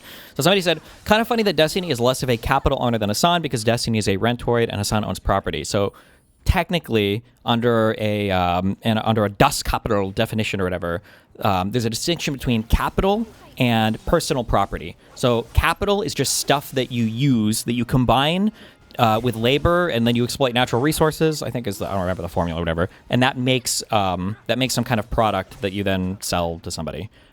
Personal property is just stuff that you own that you don't use for like a business or revenue generating purpose. So like a house would not be considered capital, even though it can appreciate in value and all that bullshit. Unless you're like renting it out to people, then it would be considered capital. That narrative, the narrative doesn't even make sense though, since according to Hassan, you're working with Ethan, but Ethan hates Bad and Banana because Bad and Banana went after him. But now you're working with Bad and Banana. Like what? It's just the enemy of my enemy is they're all working together. This is the campism thing. This is the 1984 thing, right? Like, every single, like we can be at war with all people at all points in time and all of them are working together, even if they all literally expressly fucking hate each other. Like, of critical race theory. Can we react to that Bad and Banana video?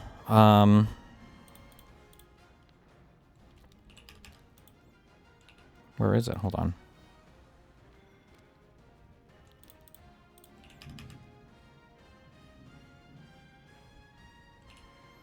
Wait, why was I linked this? We were going to do Ezra Klein. Visited last year.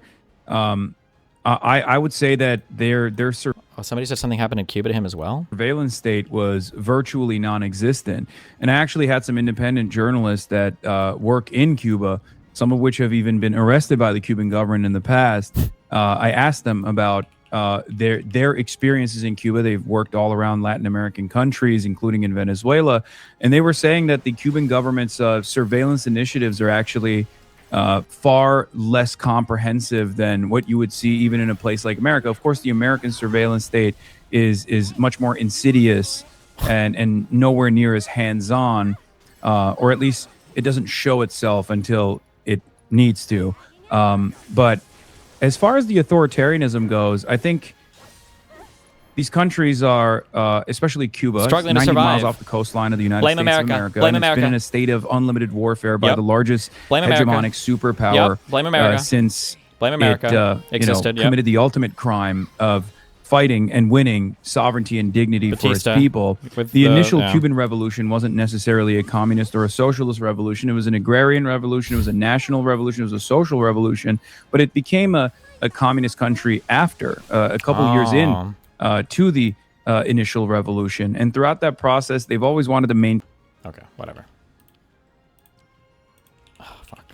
We gotta get through our HaSlop, guys. What is this? Brother. Did we already watch this? Some friend of his got arrested? I didn't see it. Have been sent administrative... Yeah, we did. Please, Trump. The one thing you could do. The one thing you could do. Trump. He's about to say, but she's been in there for a long time. Representative since 1996. Bro, they DSA'd a 30-year incumbent, you guys. Kiros, who has lost... What? How old is Malat? God damn it, I'm never going to get this name right. Melat Kiros. She's 29 years old, my goodness. It's just, this is a Star Wars name, let's be honest. This is a name of... Wait, why the fuck was he just so Islamophobic there? What? I'm sorry, what? This is a Star Wars name? Nothing to it. Wow. Wow. You racist piece of shit. That's what they said in here. Racist motherfucker. Who watches his bald ass? Racism already? Racist fucking baldo? Bro came in hot. Wow, that was really racist. I love that reaction. Apparently, it literally is. He's about to say, but actually, it actually is a Star Wars name. Kyros is in Star Wars. Its location.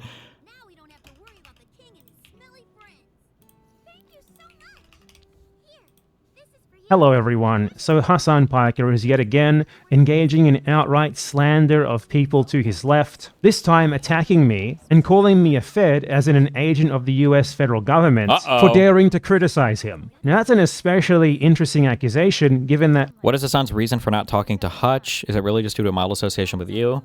Hutch is probably another person that he's built up a mythos around. Anytime you invest a significant amount of time building up myths around the people that you don't like, and the only engagement that you have is through like very carefully curated clips and everything, you've created a there needs to be a better word than straw man. I say caricature. But you beat Final Fantasy VII, you're playing a game. I'm like, I have like 3 things I need to just complete the playbook, or the whatever. So I'm just doing all of them. Fuck it.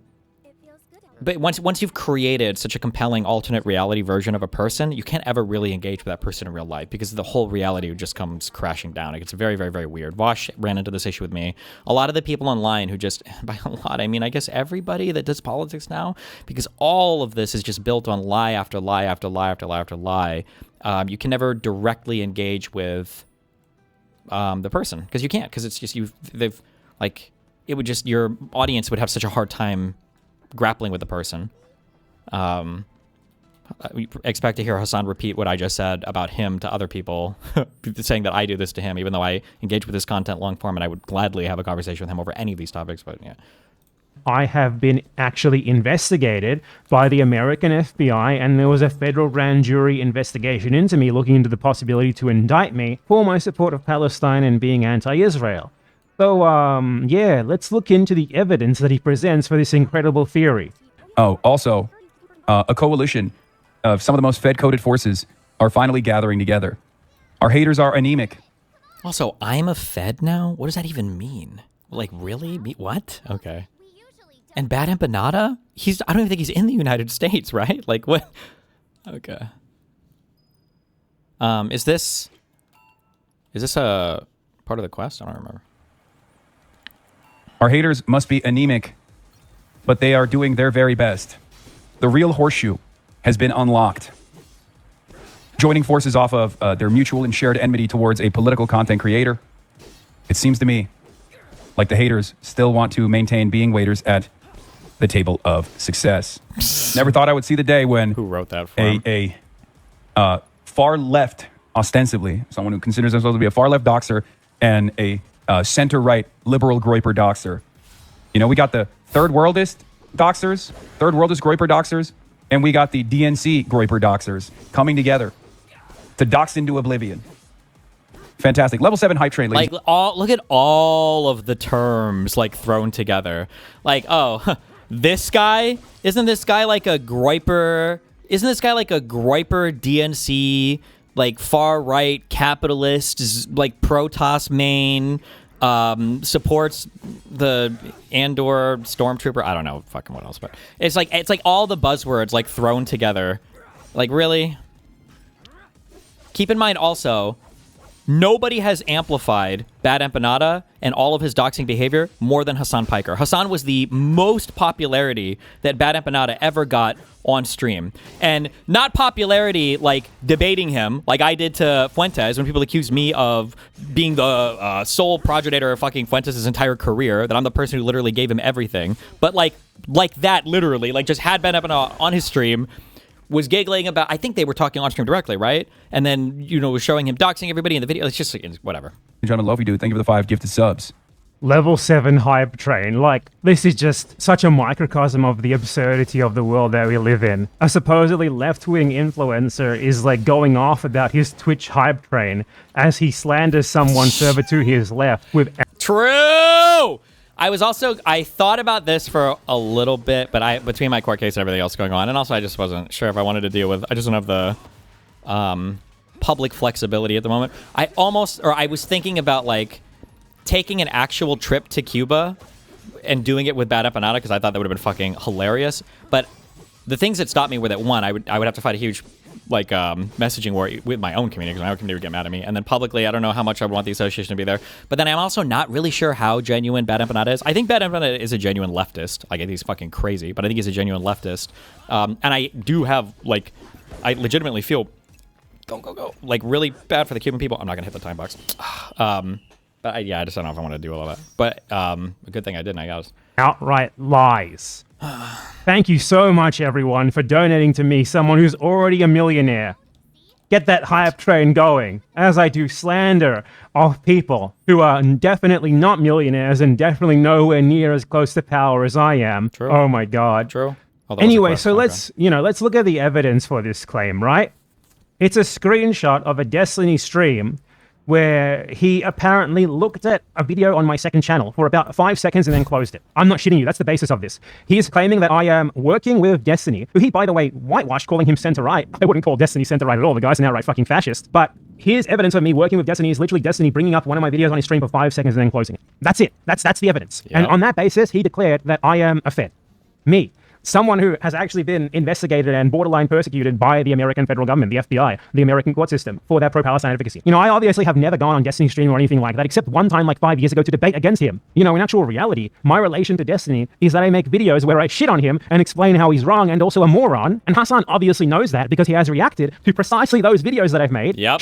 And it's funny, too, because when Bad Empanada was starting to fight with Hassan more after they ended up basically killing each other, I started to retweet Bad Empanada to signal boost his attacks against Hassan, and then Bad Empanada would retweet my retweet and say, I hate you, Destiny, or you're a pedophile that wants to abuse children. So, like, the idea that we're some...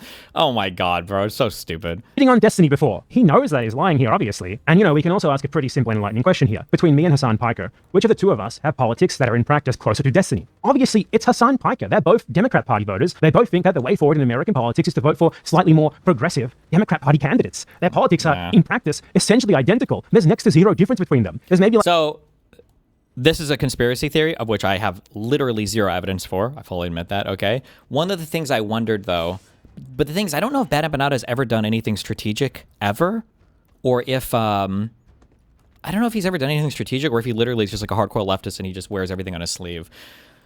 I wonder sometimes if Hassan has told more radical elements of the left to attack him and fight with him to give him the perception among some people as being not as far left as he actually is. I do wonder that sometimes. And I feel like at the level of coordination that a lot of these things have behind the scenes, that wouldn't even be like the craziest thing to happen. I just don't... Bad Empanada is such a wild card, it's hard to say, but Bad Empanada's summary here of how Hassan pushes politics is not even remotely true. Maybe it's true compared to Bad Empanada, who is like the most radical far left person you could be, but... like 4 or 5 differences in their preferred candidates, and that's literally it. Whereas I reject the Democratic Party entirely. So how does this motherfucker get the gall to accuse me of working with Destiny based on some shit he made up, when in actual practice... Because this line is, but it could be... the problem is this could be... wait, what was the breaking point between Bad Empanada and Hassan? I think it said Hassan still wanted to play nice with the Democratic Party and Bad Empanada wants to like burn it all down.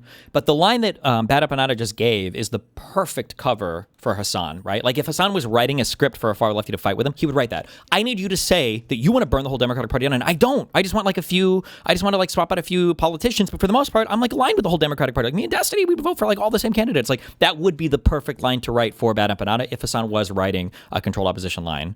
But I don't know. He and Destiny are infinitely more aligned than me and Destiny will ever be. Hassan has worked with Destiny way more than I ever have, and if I use his logic here, where if someone looks at one of your videos, that means you're working with them, then he's working with fucking Asmongold. Oh look, I typed Hassan Asmongold into YouTube, and I found a video of Hassan Piker with Asmongold on his stream. He's definitely talking to him right here. These two are best mates. They're working together. Horseshoe theory in action. Isn't the horseshoe theory thing interesting, right?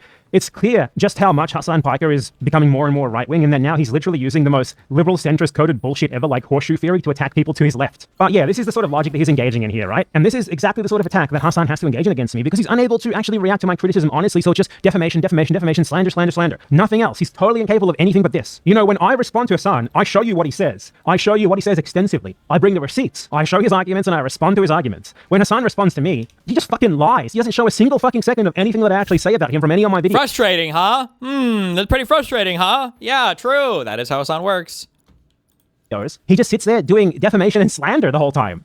Like this, it's insane. It's the only thing that he's capable of. Yep. Because fundamentally, he knows that he's a fucking bullshitter. He knows that the stuff that he's saying isn't true. He knows where he's leading people. And someone like me who's pointing to it, who's calling it out, is a great inconvenience for him. A couple of months ago, Hassan was like pretending that he was getting subpoenaed by the US federal government for going to Cuba. Now, that never actually happened. All that happened is the US Treasury Department sends an email to Code Pink, not even Hassan. And I joked about that at the time by posting an image of Marco Rubio asking me for info on Hassan Piker so they could put him in prison, like a fake DM in Fortnite of Marco Rubio. Let me show you that. Marco Rubio. hello, I hear that you have information about Marxist communist Hassan Piker. Now, Hassan's fans went ballistic about this, and they were like, oh my god, Bad Emperor, how dare you not show solidarity with Hassan Piker in this moment, you piece of shit. Meanwhile, the FBI actually investigates me for real and subpoenas me for real, and Hassan goes on his stream live and doesn't just not show solidarity, but smears me as a Fed. This guy wouldn't show any solidarity with you, you know? So when they demanded of you, remember that. If you are someone to his left who criticizes him from his left, you could expect this same sort of level of solidarity from him when the US federal government comes for you. And they came for me. Let me show you the part of my recent main channel video where I show this. In May last year, I received an email that shed quite a bit of light into what had been happening. It read, Google received and responded to a legal process issued by the Federal Bureau of Investigation compelling the release of information related to your Google account. A court order previously prohibited Google from notifying you of the legal process. We are now permitted to disclose the receipt of the legal process to you. They then gave me a reference number for this investigation against me, but nothing more. So that was pretty interesting, and also enlightening as to what had previously been happening to me and people who know me. Clearly, there had been a more formal, serious investigation into me than what I had known about. And they attached a copy of the subpoena, which was a grand jury subpoena. Pretty serious sounding, right? Now, I thought that if this is a grand jury subpoena... Damn. Grand jury subpoena, meaning they were seeking an indictment, right? That's what that would mean if you are... Or is it that the grand jury itself issues the subpoena, rather than an investigator or a prosecutor on behalf of the subpoena? But that's I mean, it was a grand jury was involved, so they were looking for an indictment there. That's pretty crazy. That's pretty crazy. Damn. Yeah, that's not just an FBI investigation. What the hell is that? That sounds like a trial. But then I looked into it and I found out that apparently in the US, they convene juries for investigations, not just for judging trials. So it probably wasn't an actual trial and was rather just an investigation. You know, I think it would have been weird if they had had an entire trial. I don't think he understands the process, or I'm misunderstanding something, but I think he's downplaying it there. If a grand jury has been convened, that's because they're trying to get an indictment against you to charge you with a crime, to charge you with a crime, and then to arrest you and then to arraign you and read your charges and everything. So, ooh. Pretty weird.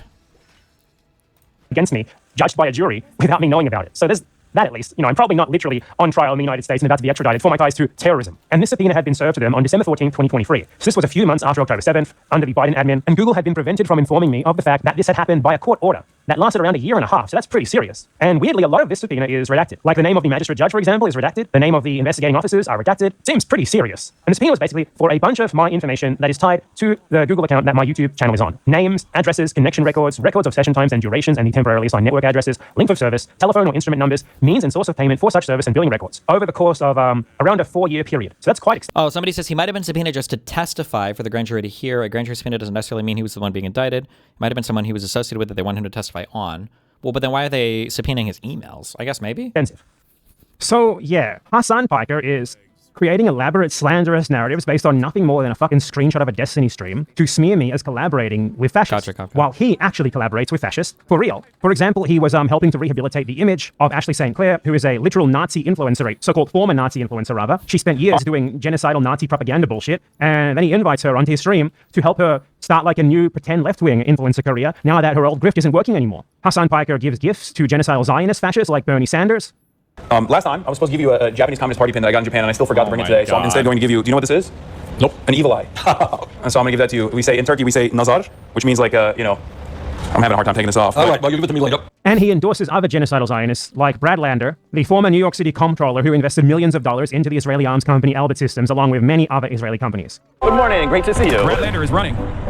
This community means everything to me. I'm not going to be sold on Brad, but if he wins, I don't care too much. I like Brad Lander. Like I said before, in the absence of Zohran Mamdani in that crowded primary for New York mayor, I would have probably gravitated towards him. But you are forgetting what he did as a Jewish human shield for Zohran Mamdani. The pure level of projection coming from this guy is off the fucking charts. The end result. Like, if you want to see the results of what he's doing, just search Twitter for the term Hassan Piker Democrat.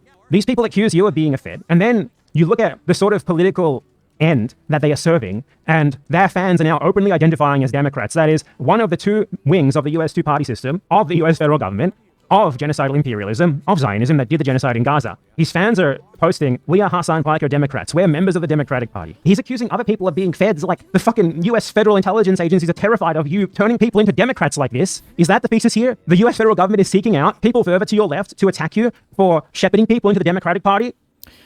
Off topic, the writers yesterday seemed impervious to data. It just slid right off their brains, and they immediately returned to their comfort zones. Is the media environment problem just intractable? I mean, yeah.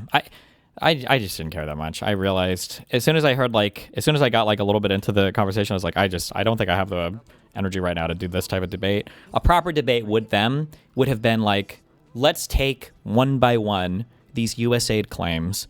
Let us look into each of them individually. We kind of did it with the Transcomic thing. Let's look at what these officers. It would basically be like a civics 101 because you have to have a civics 101 with a lot of these people, and I don't have the resources offhand to point you to which Office of Inspector General was responsible for validating and verifying the where the USAID money was going to. I've just got at this point I've got half a dozen friends that work at universities or that work in labs, and just listening to how arduous and annoying the process is to secure government money and all of the tracking and all the other bullshit that goes into every single fucking government issued grant. It's very annoying when I still hear in these debates and we're like, oh, government money, it just goes out to free to NGOs and there's no tracking or tracing or anything. It's like, bro, it's such an annoying fuck process when the government is sending you money, all of the strings attached and all of the hoops you have to jump through and all of the compliance and all of the follow up and all of the it's just so much shit. So I don't know. Obviously, that's a ridiculous idea. And he knows it's ridiculous. Somebody said, I agree with you on most things, but if Bad Empanada is crazy while we're watching his video, sorry if bad question. Why'd you put sorry if bad question? You're it's some of you guys are I raise my hand to scratch my head and you flinch I'm going to hit you, okay? Stop acting like that. You might be banned just for saying that, okay? When I say Bad Empanada is crazy, I need to specify more on this because I am now dealing with legitimately individuals experiencing psychotic conditions. I just mean that Bad Empanada is super, super, super far left, uber far left, super commie, way further left than Hassan. Yeah. But I mean, you can still evaluate the points that he makes when he presents information in videos because he'll at least present more information. He's just showing you one clip or one cut or whatever thing, Which is why he has to do this sort of slander against me and others who critique him for this. Straight up slander, made up narratives, disgusting lies, which he will of course never account for. And of course his fans act upon this pure slander. When they hear him say this, they buy it immediately. This is from Hassan's subreddit. Someone on his subreddit posted, BE finally teamed up with Destiny, so I feel very vindicated in my day one BE hater status. How did they team up, someone asked, and the response is Hassan pulled up a screenshot of Bad Empanada on Destiny's stream. All of it is just straight up lies. Some people were saying this, chat, and I didn't want to argue with it. Hassan absolutely was trying to show with that one. I think the reason why, because I don't think Hassan played any of the video. I think he just showed that screenshot. Hassan showed that screenshot and didn't elaborate much because he really did want to give the impression that BA was on my stream. 100% he did. I know there are going to be people in chat coping on that. No, he just blah, blah, blah. But 100% it was a screenshot because he wanted to give the impression that me and Bad Empanada were chatting on stream together. 100%. But it's bought hook, line, and sinker, and that's why Hassan lies about it. Here's another person, another one of his fans. I heard Bad Empanada collaborated with Destiny recently. This puts his principles in major doubt. By the way, the guy who posted the screenshot that he was quoting there, Ogre6, literally has a Hassan tattoo. The guy has a Hassan Piker tattoo. He does. This guy has Hassan and his dog tattooed on his fucking body, man. Dead dog. Hassan reinforces the behavior of these sorts of people. He does it very intentionally. He does. He encourages them to slander his critics. He does. Because when they do it, he rewards them by featuring on his stream. Yep. And Liking this and sort of retweeting. grooms them into thinking, oh man, I want more of that approval from Hassan. And they Correct. keep doing it and doing it and doing it. They hoping do. for that next fix of Hassan, showing them on his stream. He does this very consciously. Yes. People watch a video with 500 views that someone made praising him on his stream because he knows that by doing so, he's encouraging them and others like them to keep making these sort of videos glazing him. You see how I don't watch obscure videos of people praising me? Yet that guy fucking does it constantly. It's very intentional. He reinforces this sort of cult-like behavior among his audience. He encourages them to just lie about people who critique him and to avoid dealing with the critiques as well, obviously, by doing this sort of thing over and over and over again. And Hassan himself, he has been responding to me often lately, but the thing is he doesn't actually respond to me. What he does is he sees a message in chat saying hey, did you see Bad Empanada said this or this or this, usually a massive straw man, and then he rants about me for 20 minutes without actually looking at the fucking video where I said that. You see how when I respond to him, right? I respond to his videos. I respond to what he actually says. When he responds to me, he's responding to a straw man of me said by someone in his chat that he then rants about for 20 minutes without even showing his fans anything of what I actually said in my videos. He recently did a 20, 30 minute long rant about me on his stream about what I got wrong, apparently. This is clearly a masked response to a video that I made recently on my second channel called Here's What the US Left Needs to Do. Now, does he even show a single second of this video here? No, you can scroll through the timeline here, and it's another Hassan video responding to me where he does not even fucking show you a single thing that I said. It's marvelous, isn't it? And I think, the whole problem with this idiot's mentality and the whole reason why he avoids actually directly dealing honestly with the criticism of him from people to his left is really summarized by this part of his supposed response to me. There are tens of millions of Americans out there, by your own admission, ready to be radicalized into joining a Marxist-Leninist vanguard party. Go radicalize them. That's your job. That's what you're supposed to be doing. You claim to be a real left-wing socialist communist guy. So that's your fucking job. It's not other people's job to do it for you, and then you tack yourself on once they've already done the work. Like you're in the best position of any of us to do something like that. But what are you doing instead? You're creating Hassan Piker Democrats. It's a choice. You could use your tens of millions of dollars and your huge audience to really do something paradigm shifting in the American political sphere, but instead you're doing shit that's already been done before. You're just doing the Squad 2.0. Shepherding people into the Democrats by lying to them about how this new crop of Democrats is totally different to the last fucking time you did this 10, 9, 8, 7 years ago. You could be the vanguard of creating something legitimately new and different, a real challenge to the system, something that would really get you investigated by the feds as you pretended to be. But instead, what are you doing, Mr. Piker? You're creating Hassan Piker Democrats. And that really says it all. These people are honestly just disgusting, slanderous liars. And I'm glad to be a thorn in their side. He clearly feels very slighted by me, which is why he has done multiple 30-minute long segments ranting about me, of course, without ever actually responding to the videos that I make. Because he knows that if he shows his audience my points and the evidence that I'm showing for those points, which are things that he himself has actually said that contradict everything he claims to stand for, it wouldn't go very well for him. He just has no real response to them. True. Hence, what do we get instead? Outright fucking lies, based on Twitter screenshots posted by people who literally have his face tattooed on their body. True. Where's the lie? Where is the lie?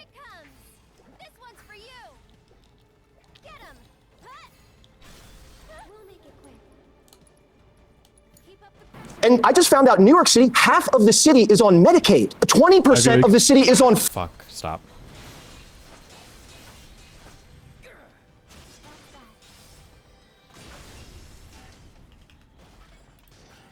Deep lore, why is Raiden acting weird towards Emma here when he should be happy or relieved?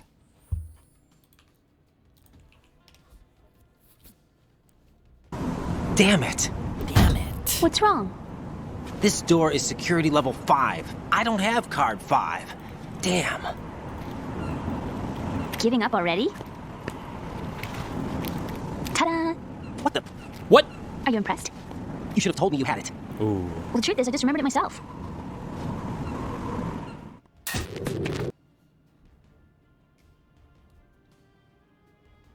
Why is he annoyed?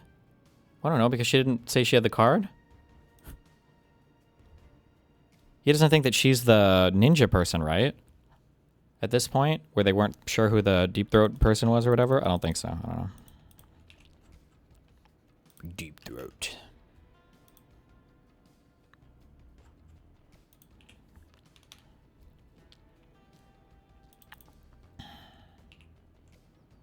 How do you think Hassan should deal with people to his left? I don't even know what you're asking me. Why would I give him strategy when I hate his entire political project? I think he should get destroyed by them. What caused the Bad Empanada Hassan fallout? Because Bad Empanada is like a dedicated to the cause warrior, and Hassan is a fucking... He still wants like to maximize for his clout and influence and shit.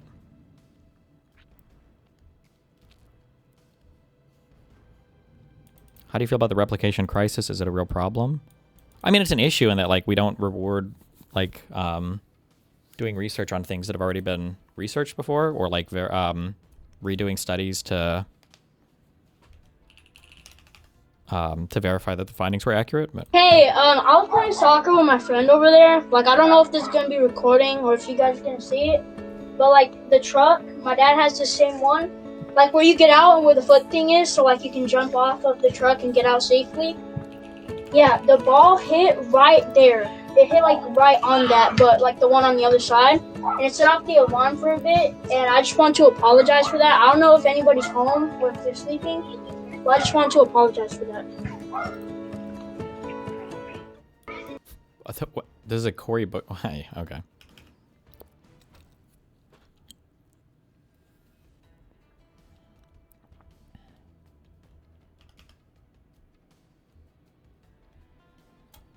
Wow, Tom Barino. Maybe. How long is this? There's supposed to be a far left doxer.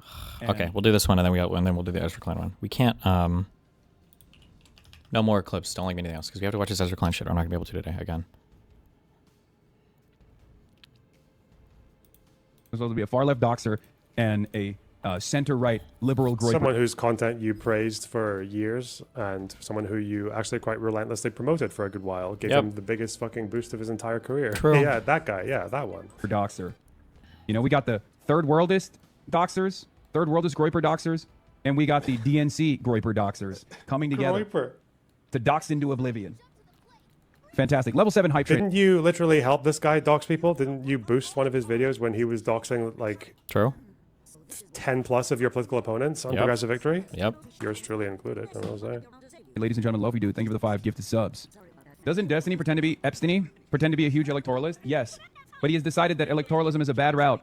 Because remember, the only thing driving him is his enmity towards me. True. And now that I'm participating in elections as aggressively as I can, as hands-on as I can, he's decided the only route available to him is to sit at home and shit on. I love it how, like, all of a sudden he's going to become, like, the big fucking DSA electoral guy because of this what happened in New York. Those efforts. Well, yeah, I'll get involved when we start winning. Okay. Okay? That's all they got. CMOC, Benny Scrap, thank you for the 10. Level 7 hype train complete. Jakub's most putrid caucus. Yeah, there was another I'm sorry, I did disinformation. It was actually 8 people who he doxed all at once. By full name, by address, down to, in my case, it was down to my front door. Old address, thankfully. I can't believe that I can't believe he got away with this. Like, no one ever brings this up to him. None of these people who interview him. Dylan's addressed. He's just sitting there liking. He's just sitting there watching. Fucking giggling away. True. Okay, last clip. Kentucky family rejects, we're not ready to watch the clip, but rejects $26 million offer to convert part of their farm into a data center, despite the offer being about 10 times the going rate for farmland in the area. I'd say they are a liar and the truth ain't in them. Go so hard. Someone has to stand up for their beliefs, and I'm glad it's these farmers.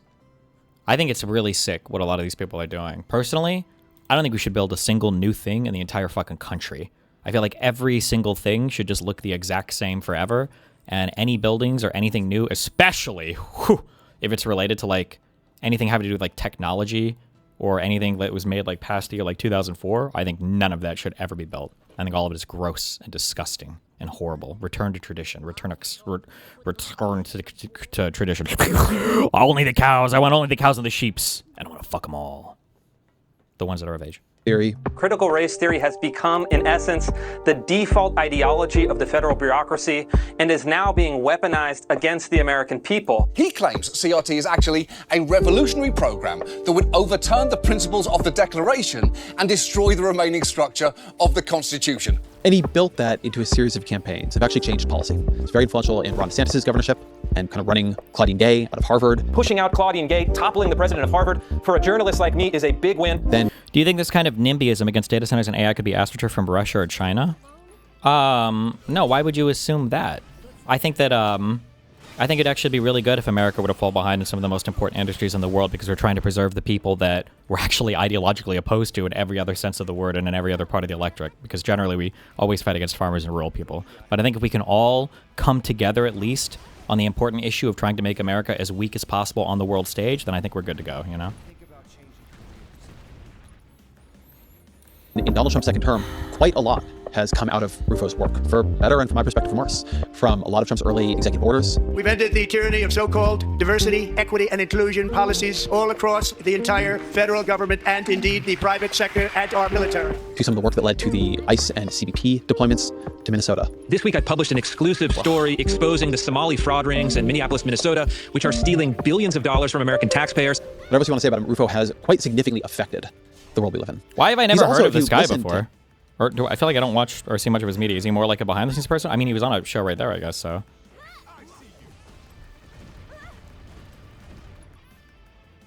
Have we watched a lot of his stuff before? He's on Twitter? Oh, okay. You know what will make the USA rich? Farms. True. I mean, he's a very, very smart and often quite honest analyst on his own side. Smart and honest. Is he always says what he is doing clearly and in public. Okay. He seems uneasy. Gone are the days when Tucker Carlson's nightly monologue set the agenda for the entire right. You can feel a sort of disquiet, a sense that maybe this right is not becoming what he hoped it would be. Now we find ourselves in an escalating war of influencers, trading conspiracies, counter-conspiracies. That its attentional and informational sphere is polluted. Driving the right into all different kinds of rabbit holes and dead ends. That the administration is not getting as much done as he had hoped, intended, tried to help it do. And so I wanted to have Rufo on. Not because we agree on things, we obviously don't, you'll hear that. Not because I'm trying to talk him into my way of seeing things. I'm not going to do that. Of course not. Both to understand how he understands what he is doing, and also to interrogate it. To ask if the tactics he is using are actually working, or if he's scoring short-term victories at the cost of helping to seed profound long-term problems. Rufo is a senior fellow and director of the Initiative on Critical Race Theory at the Manhattan Institute. He's a contributing editor of City Journal. He's the co-host of the podcast Rufo and Lomez, and he's the author of America's Cultural Revolution, How the Radical Left Conquered Everything. As always, my email, EzraKleinShow@nytimes.com. She's dead. And Klein's dead. Oh, nice. Chris Rufo, welcome to the show. Good to be with you. So I want to begin with a piece you wrote in early 2024 titled The New Right Activism, a manifesto for the counter-revolution. And there are a lot of interesting things in there, but the one I wanted to begin with is you write, no institution... Can we please get another... I hate that we only have Ezra Klein, who's one of the kind of like largest voices in lib-left media, and then Gavin Newsom, who's probably like the most popular lib-left politician. Can we get another like lib-left person to do more podcasts, to bring on like these insane fucking right-wingers to talk about like how cool and based all their political strategy is, and to never critically interrogate their ideas and let them just say the most retarded fucking shit in the world and pretend they have have real grievances with American society, please? We need a third person. More, please. Neutral. So tell me why. Yeah, I mean, that's an obvious reality if you think about it for longer than a minute. And I think it's important to say because there's this mythology that we have in the United States. And it's a small L liberal mythology that institutions can be kind of neutral arbiters, that they could be valueless vessels that achieve some kind of pragmatic or instrumental ends. And my point is that no, in practice, institutions always have values, whether they're implicit or explicit. And for those of us who are on the outside of many powerful institutions, there's a lot of value in simply revealing the underlying reality. And in fact, political fights are at heart the fight for who determines the values, what values are installed in an institution, and then therefore what kind of decisions get made. So I just take a lot of the arguments about institutions, particularly within the broad philosophical tradition of liberalism, to argue that they can have neutral treatment. They can have neutral rules, and a lot of, for better and worse, procedure in these institutions, everything from notice and comment periods to different ways that they have to create transparency, are about trying to create that capacity for people to be neutrally treated. Do you think that's possible? No, I think neutral is the wrong word. I think what we're looking for is impartial. And I would agree with that. Everyone should be treated equally as an individual under law, but that's impartiality, not neutrality. So in a criminal case, if you sentence somebody to the death penalty, you're not treating them neutrally. You're actually taking their life because the underlying law is a kind of moral code. And so I think neutral and impartial are similar, but in this case, critically different. So another argument you make in that piece is you say the popular slogan that facts don't care about your feelings betrays similar problems, that slogan being Ben Shapiro's slogan. In reality, feelings almost always overpower facts. Reason is a slave of the passions. Yeah, that's true. And we'll caveat, we love Ben Shapiro. We're Ben Shapiro fans, of course. But I think that he's very wrong on that. And I think conservatives have made a fundamental error in latching on to that. And really what it is, it's a rationalization for losing. It's like, yes, we may have lost the great political question, which operates on emotions or passions, but we have the facts on our side. And if only people would read our white paper, our kind of regression analysis, our rigorous logical argumentation, then we would be vindicated. But look, while we should have the facts on our side, while we should use logic, by itself, it's insufficient. And in fact, politics operates on a deeper level, an emotional level. And politics occurs on the field of sentiment and public opinion, much more on the field of, kind of abstract argumentation at the top. So, and then you go on in the same piece to make an argument for agitprop. So agitprop, old Soviet Union term for agitation and propaganda, mashed up together. And it doesn't have a great reputation. Agitprop is usually not a term of endearment, but you say, agitprop doesn't mean sacrificing the truth, but rather channeling the truth toward victory. So how do you define what agitprop is? And what are you trying to explain to your fellow conservatives about how to use it? So, right. I mean, if you're conducting, say, propaganda on behalf of a falsehood or evil or an unjust cause, it's bad. My point is that that's not always necessarily true if you are pursuing a cause that is good and true and beautiful.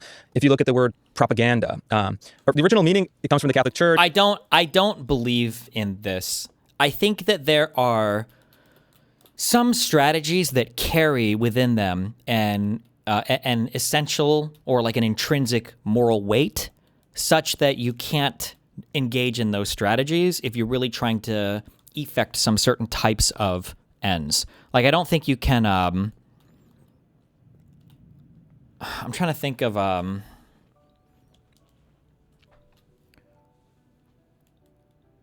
how would we think of this? I like the most obvious one that I fight on all the time is like telling lies, right? Like, let's say that you genuinely really want to build a better world and you think that we should be more honest about about everything so that we can have a better conversation about policy or whatever else.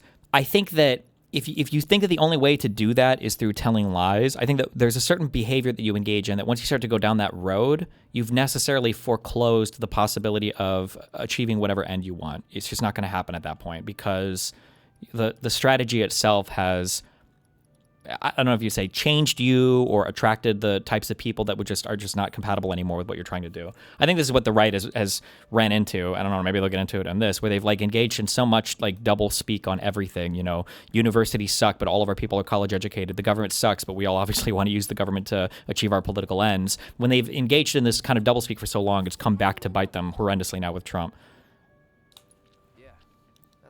How is this related to what the guy's saying, though? Well, this guy's talking about, like, agitprop, and he's like, well, you know, propaganda done for bad purposes is bad, but done for good purposes is good. It depends on what you're saying propaganda means. I think that propaganda is heavily associated with falsehoods. It's not necessarily false. It doesn't have to be. But, like, propaganda has a heavy connotation with, like, telling lies or exaggerating the truth. But maybe they'll get into what that means exactly, I guess. And it was the propagation of the Gospels, the propagation of the truth. And so these are concepts that we can recover, because the reality is that all politics in the age of the printing press and onward depends on propaganda. And how do you define what propaganda itself is? Propaganda is simply the method of communicating a political narrative. Again, we're using neutral, I'm going to say a true narrative, to a mass audience through the means of modern media. It's a rhetorical argument intended to persuade the majority of people to cobble together a majority of public opinion. And look, this is, again, for conservatives especially, not new. The founding fathers of this country wrote to each other about this. They wrote in public about this. We seem to have forgotten some of these lessons of how politics actually works. You have to persuade people. What is persuasion? It's rhetoric. What is rhetoric at an industrial scale? It's propaganda. You've been connecting the question of propaganda to whether or not the end it is aimed at is true. How do you think about when you have untrue propaganda unleashing intense passions? That's bad. Towards a true aim. Yeah, look, I don't think that that's good. I think that Aristotle has a great line in his book on rhetoric where he says, the truth has a tendency to prevail. I love that. I love that, because it's like, the truth doesn't always prevail. We can look through history. We can look at history, and sometimes lies prevail. I think in 2020, the truth has a tendency to prevail is true. But like, here's a big issue is historical analysis is, to some extent, it's easy, right? Politics in the past is easy because things can only happen one way, because history is a story that's already written, right? Like, well, what's going to happen if Hitler does this? What's going to happen if Churchill says this? What's going to happen if Eisenhower does this? Well, we know, because we can see, how are the civil rights activists going to turn out? Like, we know, because we see how it turns out. But I think that one thing that kind of fucks our minds, that poisons our ability to understand politics, is we learn history way too much, I feel. And I don't know how you would change this.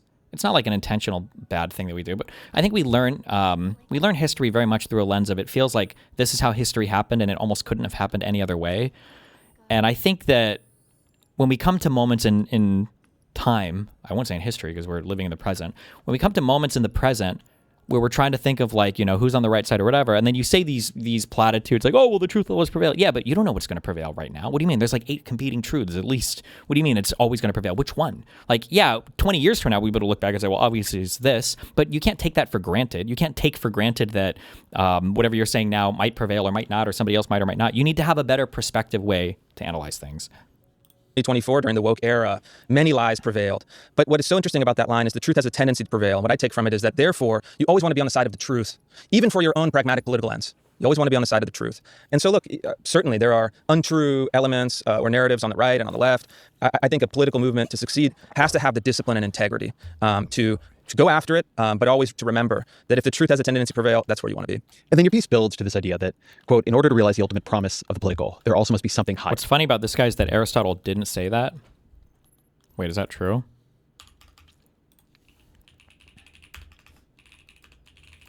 Is he just like quoting like a mom quote and it's actually not?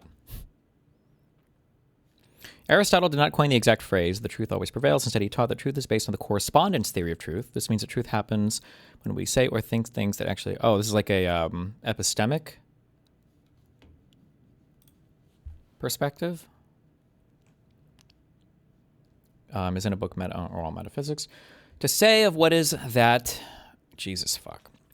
Possibly Aristotle's most well-known definition of truth is in the Metaphysics. To say of what is that it is not... or of what is not that it is false, while to say of what is that it is, and of what it is not that it is not, is true. Jesus, hold on. Let me just fucking... These fucking retards.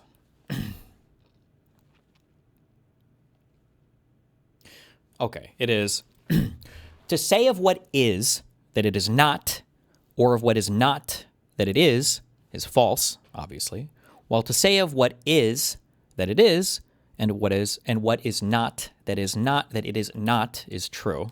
Okay. For example, assuming that it is the case that snow is white and that it is not the case that snow is blue, that when we speak falsely, if we say that snow is not white, or if we say that it is blue, and if we speak truly, if we say that it is white, or if we say it is not blue, it's not clear whether he has a so-called correspondence theory of truth in mind, or something more like a deflationary theory, since he's not clear. He's also metaphysical. Okay. This is very philosophical, though, obviously. It's a book called Metaphysics. It has nothing to do with the truth shall always prevail or whatever.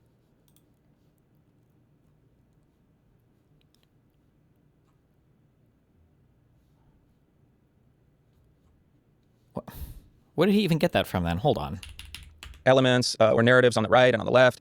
I think a political movement to succeed has to have the discipline and integrity to go after it, but always to remember that if the truth has a tendency to prevail, that's where you want to be. And then your piece builds to this idea that, quote, in order to realize the ultimate promise of political, there also must be something higher. Yeah, look, I don't think that that's good. I think that Aristotle has a great line in his book on rhetoric where he says the truth has a tendency to prevail. I hate it when people, I'm being so fucking pedantic here. I hate it when people say things like, oh, this guy has this great quote from this book, because you're trying to sell the idea that you read the book rather than just you like ripped the quote out from someplace on the internet. You're like, oh, in this guy's book. Please be heirs, please be heirs, please be heirs, please be heirs. Yes, I've got them all. Yes! Okay, wait. Aristotle. Book. Wait, Aristotle. Rhetoric. Truth prevail. Is there any quote even remotely similar to that?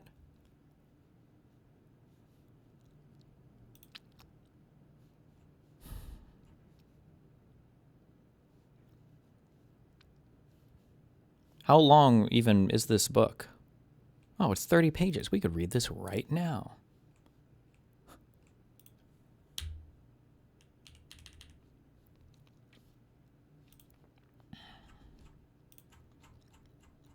Book 1. Is that it? Are there multiple books or?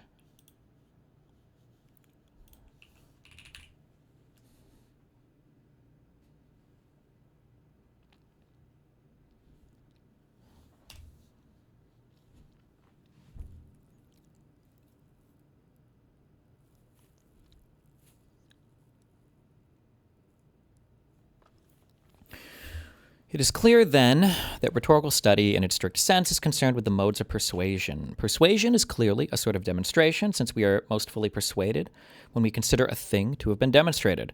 The orator's demonstration is an enthymeme. Enthymeme? Enthymeme. An informal argument where one or more premises, or sometimes the conclusion, are left unstated because they are assumed to be obvious to the audience. Okay. The orator's demonstration is an enthymeme.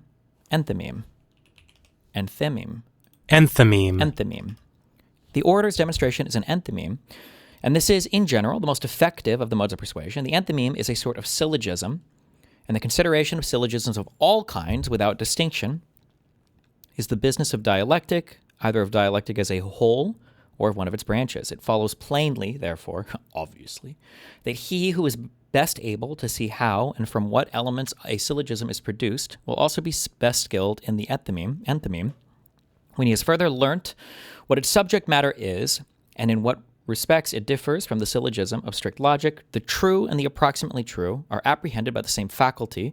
It may also be noted that men have a sufficient natural instinct for what is true, and usually do arrive at the truth. Hence, the man who makes a good guess at truth is likely to make a good guess at probabilities.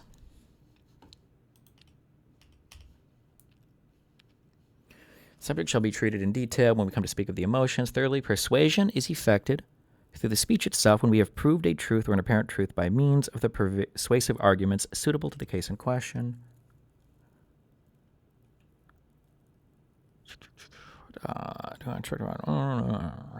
The truth is, as indeed we have said already, that rhetoric is a combination of the science of logic and of the ethical branch of politics, and it is partly like dialectic, partly like sophistical reasoning, But the more we try to make either dialectic, rhetoric not what they really are, practical faculties, but sciences, the more we shall inadvertently be destroying their true nature, for we shall be refashioning them, and shall be passing into the region of sciences, dealing with definite subjects rather than simply with words and forms of reasoning, even here, blah, blah, blah. Okay. I don't think he ever said anything like this. I don't think that's what rhetoric deals with. That's my takeaway from the 17 sentences I've read.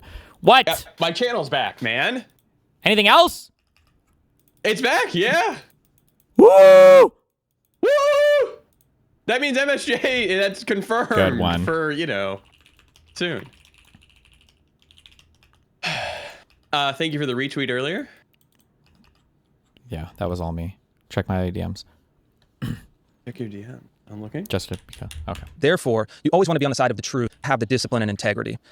Wait, search Prevail on that page you were on. Prevail. Rhetoric is used because things that are true and things that are just have a natural tendency to prevail over their opposites, so that if the decisions of judges are not what they ought to be, the defeat must be due to the speakers themselves, and they must be blamed accordingly. Yeah, I guess, but I feel like this. I've never read this before because I don't actually read philosophy. I just read Wikipedia's. But it sounds like this book, Rhetoric, has to do with a combination of having some, I don't know if epistemology existed in any formal sense back then, but it has to do with some understanding of like, how do we know which things are true? And then how do we persuade other people to believe those things are true? How do we properly demonstrate to somebody a truth? And then that like thing, I guess, is called rhetoric. And that's what this is about, I think. That's, I guess, is where this is. And so the book is kind of about this. But I don't think that when you say that, like, oh, here's this profound quote from Aristotle, the truth tends to prevail, I don't think was a deep analysis of history. I think it was just like a rudimentary argument being made in here that, like, well, it would be easier for me to convince you that pigs can't fly than pigs can fly because so many of our faculty are going to lend itself to observing that pigs, in fact, cannot fly, right? And then forming all the argumentation around that and demonstrating that, blah, blah, blah, blah, blah, blah. This is I don't care. I don't like this guy, so. To go after it, but always to remember that if the truth has a tendency to prevail, that's where you want to be. And then your piece builds to this idea that, quote, in order to realize the ultimate promise. I'm going to go even deeper on that. I don't like that he misattributes this quote here because when he says, Aristotle says the truth has a tendency to prevail, the implication there is that the truth in a macro form has a tendency to prevail on some like political battle or whatever, rather than Aristotle's making a very precise argument about an individual kind of like conversation or analysis that things that are true are going to be more likely to be accessed by our faculty or observed by us than things that are not true, obviously. He's making a far more like abstract political argument here that I don't really think is appropriate to quote from, it seems like, from the rhetoric book. But that's just my opinion, What do I know? Suck my dick.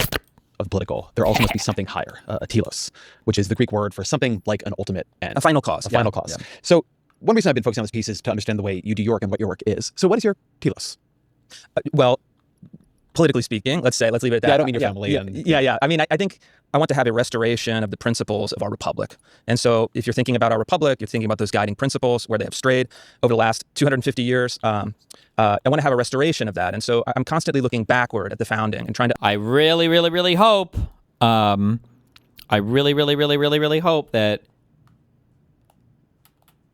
he gets into examples, because what do you mean when you say that, right? Like freedom of speech can mean a totally different thing to every single person. Like I hope that he gets into this some, but we'll see. Understand it better and understand how to bring those principles forward. And so you want to have the principles of liberty and equality. You want to have a functioning, healthy republic. And you want to have a culture that is organized according to virtue. And in particular, the virtues of our Western... And so you want to have the principles of liberty and equality. You want to have a functioning, healthy republic. And you want to have a culture that is organized according to virtue. I hate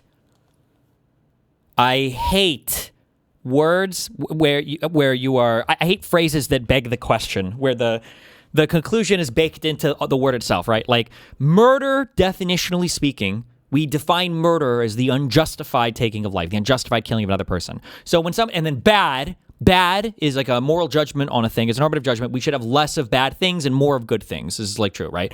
Murder is bad. You're not saying anything there. Bad is baked into the word murder, and murder is necessarily something that is bad. Unjustified, an unjustified thing is bad. We view this as a bad thing. So when somebody says things like, "I want a society that has more virtues, that brings us in line with good things," like, yes.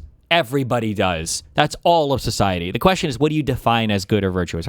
But whatever. I'm trying to understand it better and understand how to bring those principles forward. And so you want to have the principles of liberty and equality. You want to have a functioning, healthy republic.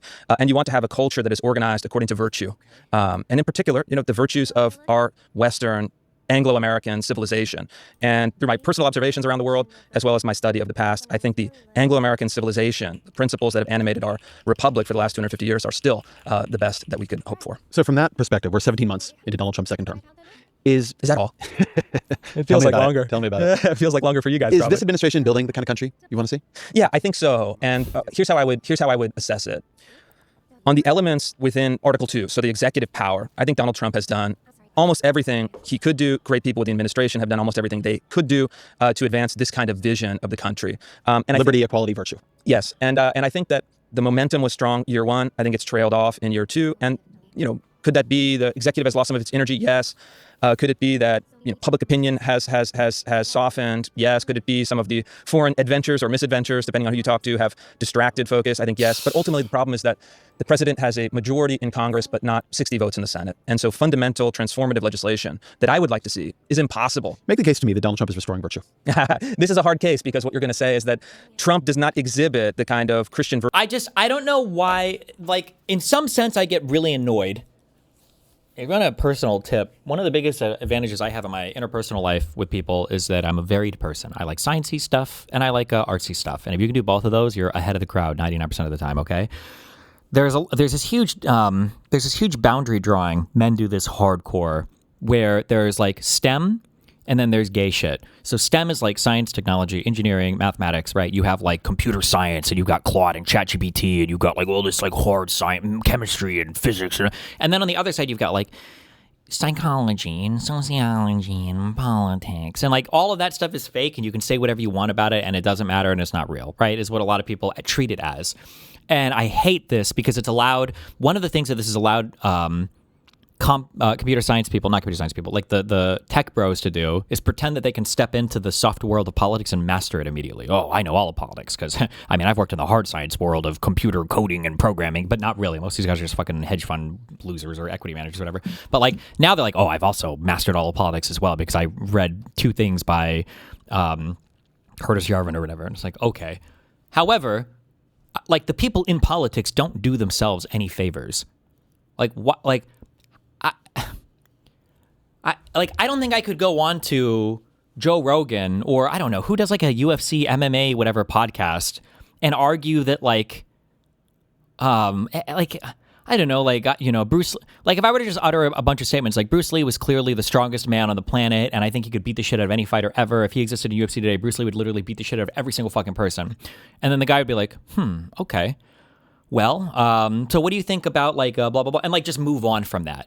Right? The entire audience would be fucking screeching, would be fucking reeing like crazy. But in politics, we can just do this. So much of what was just said, we're just going to let all of that just stand. For the most part, I think Trump's done a good job. There's been a couple distractions, LOL, Iran. Really? That's it? I don't know. And then, okay, well, that's the next question. When you treat your own discipline with a lack of seriousness, it's not surprising to me that other people do as well. I don't know. Would like to see is impossible. Make the case to me that Donald Trump is restoring virtue. This is a hard case because what you're going to say is that Trump does not exhibit the kind of Christian virtues in his personal life, right? I'm not even thinking about his personal life. I'm thinking about his public life. Okay, well, you tell me. I didn't claim he exhibits virtue. So you said that they're doing a pretty good job bringing back liberty, equality, and virtue. Correct. Make the case to me. Sure, I'll make you the case, and I'll make it through the particular example that I'm most. I just want to say thank you, God. Unironically, if there is a God, thank you so much for making most Arabs brown.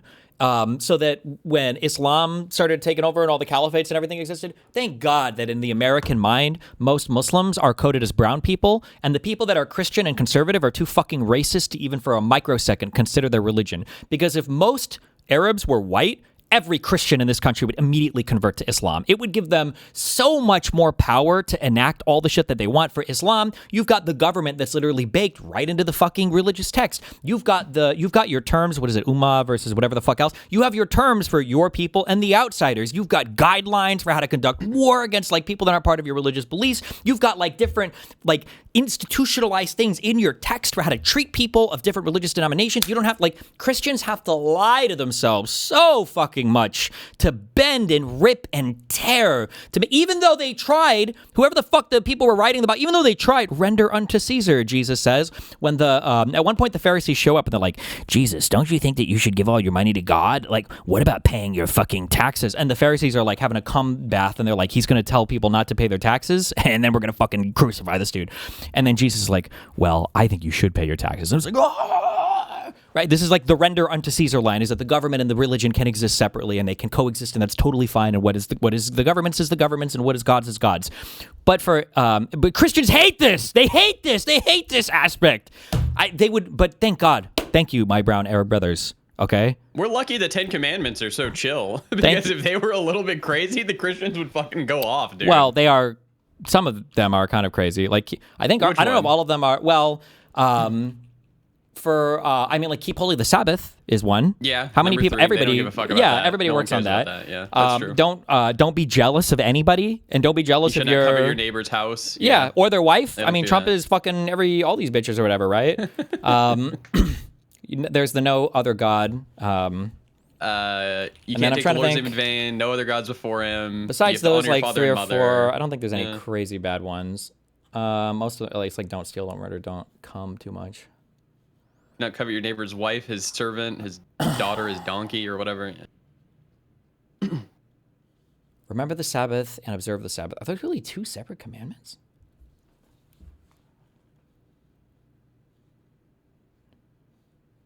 Okay. Well, yeah, but anyway, thank you. So one of my big campaigns the last couple of years was the fight to abolish DEI. And so DEI was this idea that had been kind of germinating in the 90s and the 2000s, but really exploded into public life with universal adoption by most large institutions after 2020. And it was this idea that's very... God is more important than your family. I don't know if it's a commandment, though. I mean, like, kind of, but I don't think that God is generally going to be okay with you prioritizing your family because that's what God wants you to do. This is why, also keep in mind, when I give you a religious perspective, I'm giving you the Catholic perspective because this is true Christianity. I can't speak for all the fucking poser religions that broke off and formed their own cringe, whatever loser shit. So like, there's a reason why in Catholicism, there are 7 sacraments, okay, that a human can receive. One of them is holy orders, and that's the one that you take if you want to become a priest.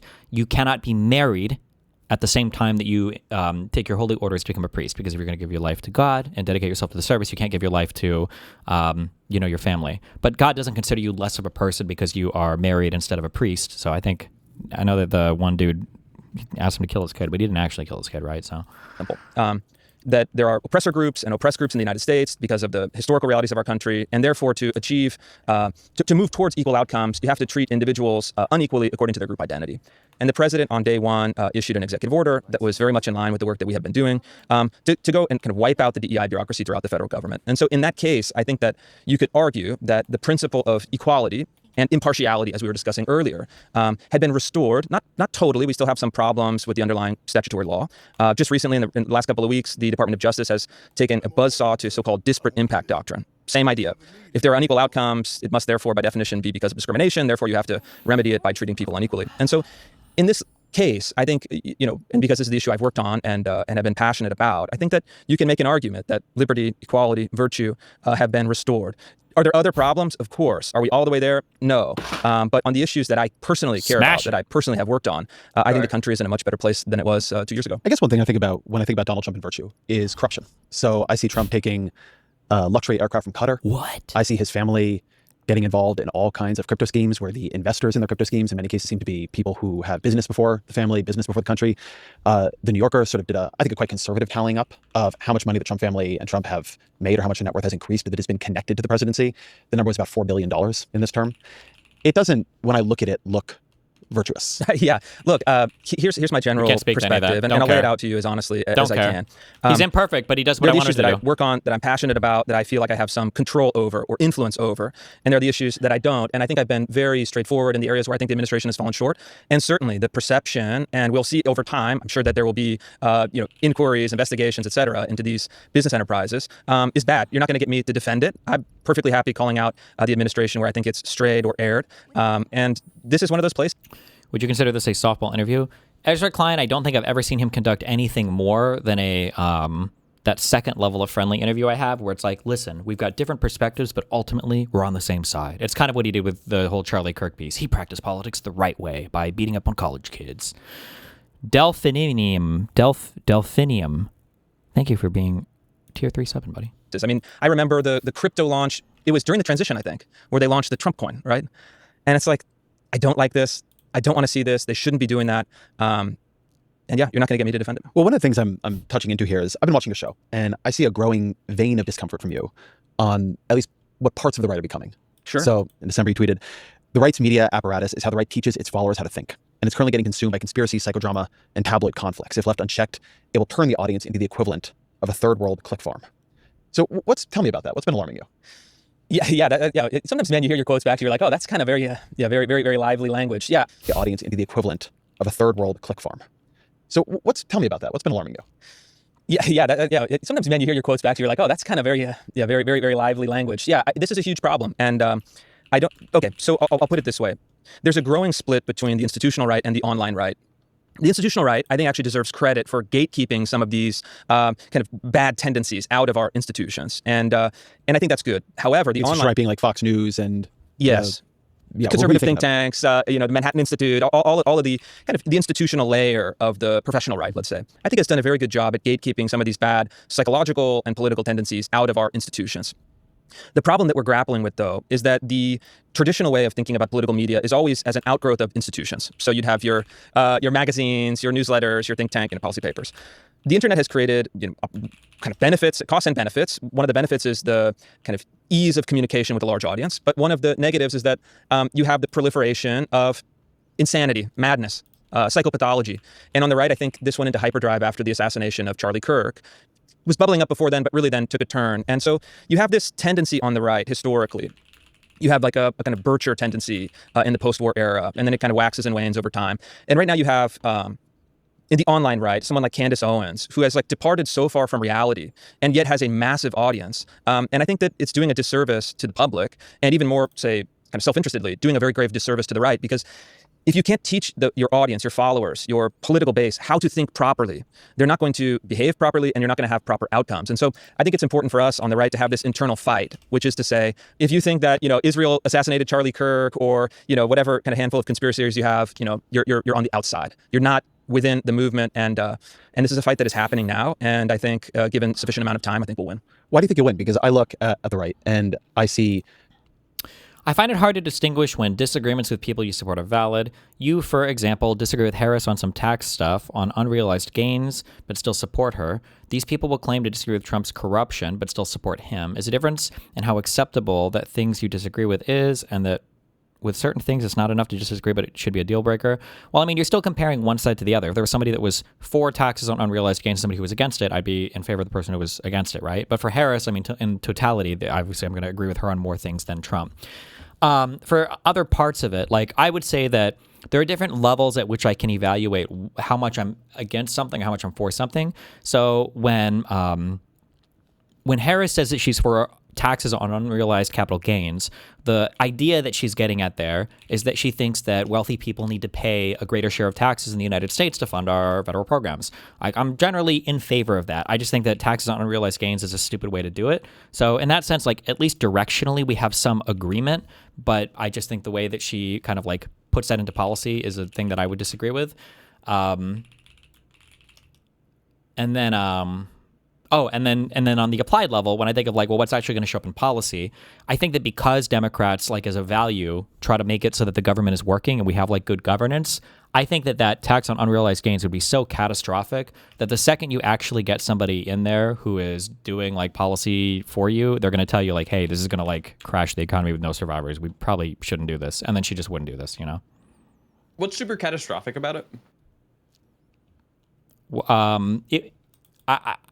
It's hard to explain because you can't even really get like a coherent idea of what it would mean to do it. But I mean, like let's just assume, for example, that you have a company, and then let's say that your company is growing and you're doing a good job at growing it. Let's say your company's like value exceeds like $10 million or whatever, and you founded your company, I don't even know, whatever. I guess it would start from zero. At some point, if somebody wanted to assess your wealth and say, okay, well, you have a wealth of $10 million, you should pay a 1% or whatever wealth tax, so you have to start paying $100,000 of tax. Let's say that you don't actually have the money to pay that tax on just the unrealized wealth of your business. And by unrealized, I mean you haven't like sold it to have the money. You're going to have to basically start selling off chunks of your wealth to pay for, I guess, like your wealth tax, which puts us in a really weird spot, I think. Yeah, I don't know if you want. I'm not sure about that. Yeah. No company, or sorry, no other countries do this, right? I think that like there's like a few that have like very minor wealth taxes, but in general, no, people don't. Countries just generally don't really do this. Yeah. Tucker Carlson, his current guise, which is a much more conspiratorial guise than he's had before, has become more and more dominant figure. As you know, Candace Owens' success has been startling. I guess I'd ask this question in two dimensions. What is the audience demand that they are meeting, right? What is it that they are providing that people want? And then I guess the second question is, why do you think you'll win? Yeah, great question. So why is it so bad that you have to sell your wealth to pay for it? Well, because I mean, basically you'd have this whole weird system of like the stock market would be a lot more influx with people selling off chunks of their portfolio just to pay a tax on it. There are some positive arguments to that too, maybe having more volume flowing or like unlocking people's older funds up for investment maybe, but I think the big things would be like, imagine people eyeing like Amazon or eyeing Tesla or whatever, and you think there's going to be some huge ownership changes coming because you know that the owners have to start selling off like big chunks of their ownership to pay a wealth tax. And then imagine also like you have to sell off chunks of your business to pay a wealth tax, and then imagine the value of your business like decreases over time, and then you never actually get to even sell your business and realize like the whole gain itself. So you were just like paying taxes on a thing you never even really got to enjoy the income from. And it's just, I don't know, it's just like, it's messy. And then that doesn't even get into the whole, like, how do you value any of these things also to assess taxes towards them, which is a whole fucking thing. So first of all, the audience for conspiracy theories is enormous. Before his kind of legal trouble, someone like Alex Jones was making apparently millions of dollars selling vitamins and survival supplies. And if you think about it, to generate that kind of revenue requires a massive, if kind of quiet, under the surface audience. And so I think they're really tapping into that side of the audience. It's right-wing, but not exclusively right-wing. And in fact, a lot of the people who have come over to these conspiracy theories are in that part of the horseshoe where their politics are, let's say, sub-ideological. They're more of a feeling, a perception, a set of resentments. Second, how do conspiracy theories work? Would you agree then that for unrealized gains, you can't use them for collateral like Elon Musk does? Like if you really want, I think you can make it so that you can only take out a loan against like realized appreciated assets, I guess, if you want. But this is like such a minor problem. People think that this is like a huge problem in the economy. We're not really losing much tax revenue. Like Dan said this almost never happens. Yeah, it's not really a huge thing. People act like every fucking billionaire is doing these huge tax loophole dodges on this shit, but it's not. It's pretty insignificant. Conspiracy theories work for people who want to forfeit agency, for people who do not see the possibility of constructive action in their personal lives or in public life. And therefore, the conspiracy theory gives them the rationalization and justification for their nihilism. It's, insert here, right? It's this group, it's that group, it's this other group that is controlling the world, making everything impossible, assassinating our heroes. And this gives them a psychological key, right? That is self-reinforcing, because a conspiracy theory for conspiracy theorists can never be debunked, right? It's just one layer of the onion that gets peeled. And I'll tell you why I think we're going to win. Because I've noticed this, even for people, let's say, in my kind of one degree of separation, conspiracy theories, and I think in particular anti-Semitic conspiracy theories, eventually fry your brain. And so I think that we'll see a lot of these personalities, a lot of these psychological tendencies kind of burn out on their own. And on top of that, as a kind of extra layer of That is an optimistic view on the history of anti-Semitism right there. Yeah, well, okay, I'm saying in the near term, these things kind of wax and wane, but I think what I've seen in the United States is a greater set of antibodies than you might find elsewhere. And then institutionally for our side on the right, I think that, look, the people who run institutions are aware of the problem, they're confronting the problem, we're dealing with it. And to me, this is inevitable. Political coalitions are going to have some kind of mixture of the good and the bad. And the question is, who's in a position of leadership? What kind of courage and... Where does the majority of tax income come from, though? My guess is probably from income tax for the U.S. government. That'd be it must be, right? Because it's not like we don't have there's no federal sales tax, so it must be, right? Integrity they have, and can they succeed? And so I think that when I look at the field as it is, I think this, say, faction. How do we get to a point to where the likes of Bezos are paying more than 1% of their wealth growth? I don't think we should worry about taxing wealth growth that much. It's just not. It's not a very rich avenue for tax income. You're just not going to make much money doing it. The problem with tax policy is a lot of people just don't seem to care much about like raising money for the government. They're just like looking at it as like a retribution for people that they think are too wealthy. Can you cite anything that billionaires get normal loans like us peons? It seems from the data they don't, because they just keep getting richer in this K economy. Every wealthy person will simply get wealthier. Every single person will just get, every wealthy person, it doesn't matter if you ban this type of loan or not, just once you have wealth and access, you're always going to have more wealth and access. You're not going to be able to tax your way around that. But why not is the question. If people are rich and we can get that money, what's the downside? Well, the downside is that it would be costly to implement a wealth tax. It would probably affect a lot of people that you wouldn't want affected by it. So business owners that don't have like massive net worths, you could like cap this, or I'm sorry, you could make it so that it only starts until you have like a certain wealth level. I think Bernie Sanders and I think Elizabeth Warren especially were like over $100 million or $1 billion in wealth. You get taxed more or something. But it's like now you're talking about affecting such a small part of society. You're just not raising much money, and trying to do this. It's just so much political capital at nothing. You're not like. Why waste all of this time on such an ineffective tax when what we could just do is like get rid of the Trump Tax Cuts and Jobs Act? That would give us so much more revenue for the government, so much more money. Would it really? Like, were we like near like $500 billion a year or something? Like that's a lot of money. Yes. And when we're talking about like the most aggressive types of wealth taxes you can think of, I think we're on the scale of raising maybe like 10 to 30 billion a year, maybe. These would be, you would have to finagle them. They would be very complicated. They would be difficult to implement. They'd be difficult to collect on. It would just be a fucking nightmare to do this shit. Whereas like just bumping all of your rates a few points is netting you like 600 billion extra in tax revenue. It's insane how much more money, it's insane how much more money you would make for the government. Yeah, it's like a scale of economy or whatever.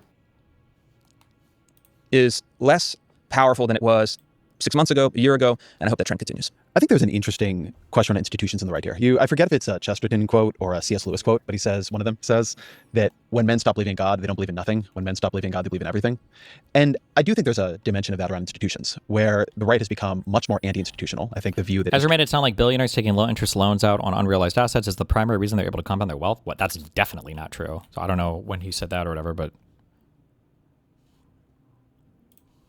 institutions cannot be neutral and largely cannot even be impartial is much more widely held, and there's been a sort of coordinated attack on. Destiny, you're undervaluing propaganda wins hugely. Doing that would absolutely be a massive win in perception. Yeah, I mean, I guess, but like I'm kind of like, I like effective policy for if you're just looking for like things that look good, I guess people like punishing billionaires or whatever. But in terms of, I guess, like delivering on material conditions and all that, I feel like it would be better to do. But you know, Dave Ramsey says Congress has a spending problem. Do you agree, Destiny?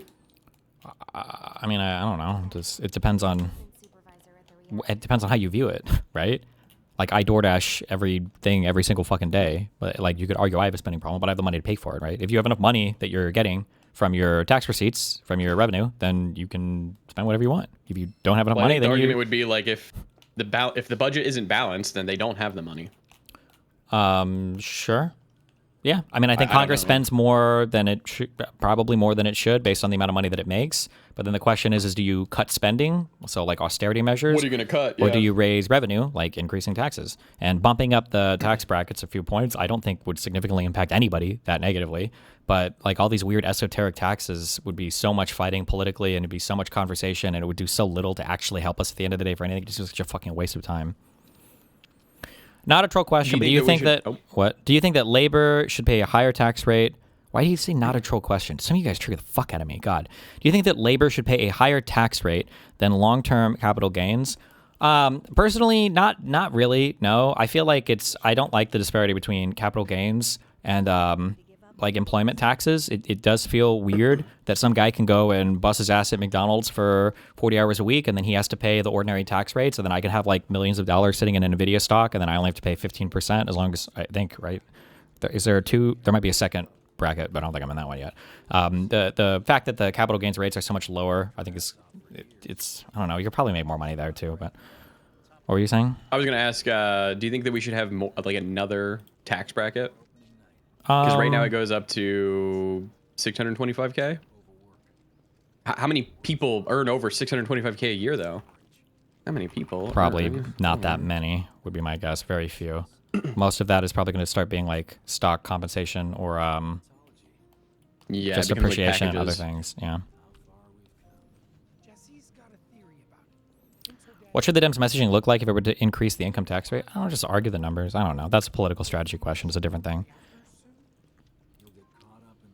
Many of the institutions in American life, but sort of new ones haven't emerged, right? You could imagine the right and the left having parallel institutions that have different... Hold on, this is retarded. Everybody says this. You tax things you want less of. So taxing labor is the easiest, but the thing you actually want to tax the least. That's not necessarily true. You can sometimes you tax things that you absolutely need so that you know that you'll always have the taxes there, right? So like one of the reasons why taxing income is nice is because people always want to make more money, so they'll always do things to make more money, regardless of if you tax it. So you can tax it because people will keep doing it.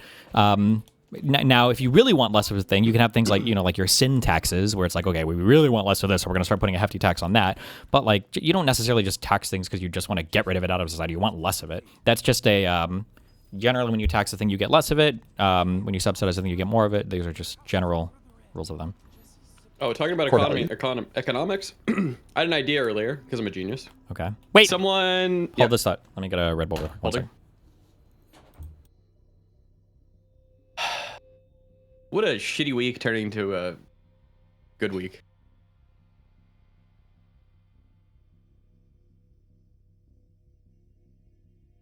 Show haircut? I haven't gotten it yet. It's at 3:30. I had to go with my wife to the fucking airport. See her off, whatever. Because I'm a good husband.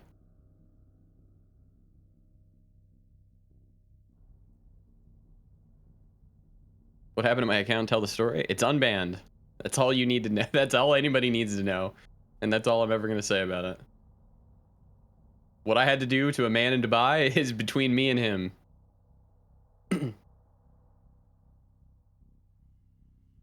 And the camel. But that's it. That's it.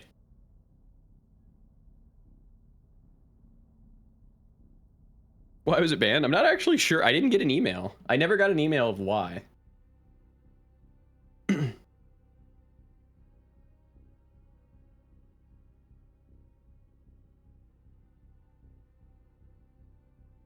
Am I looking for a new editor? Physics will be staying on. He's my little boy. He's been my YouTube editor, doing all of my projects for fucking years. He just... I'm not mad at him. He was prioritizing getting the content out as quickly as possible versus making sure everything was quote-unquote family friendly. And now he understands that he and I won't get any money if the channel isn't, you know, around.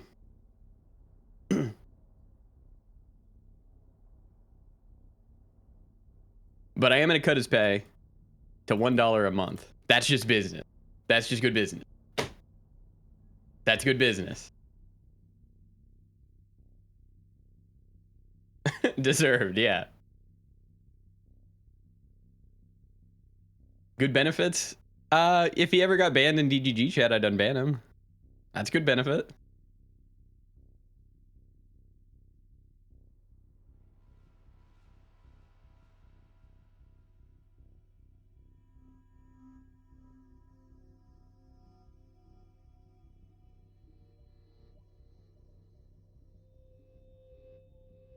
J Doctor is gone. Can you either unmute me or give me his Discord so I can continue threatening him? I'll unmute you.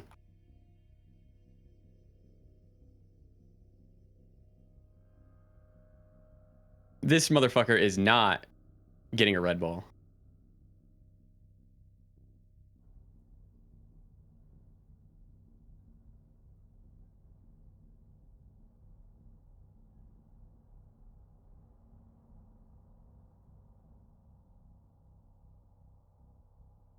He went to buy one. He actually might have.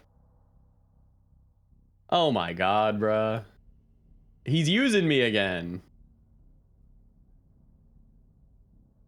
Oh.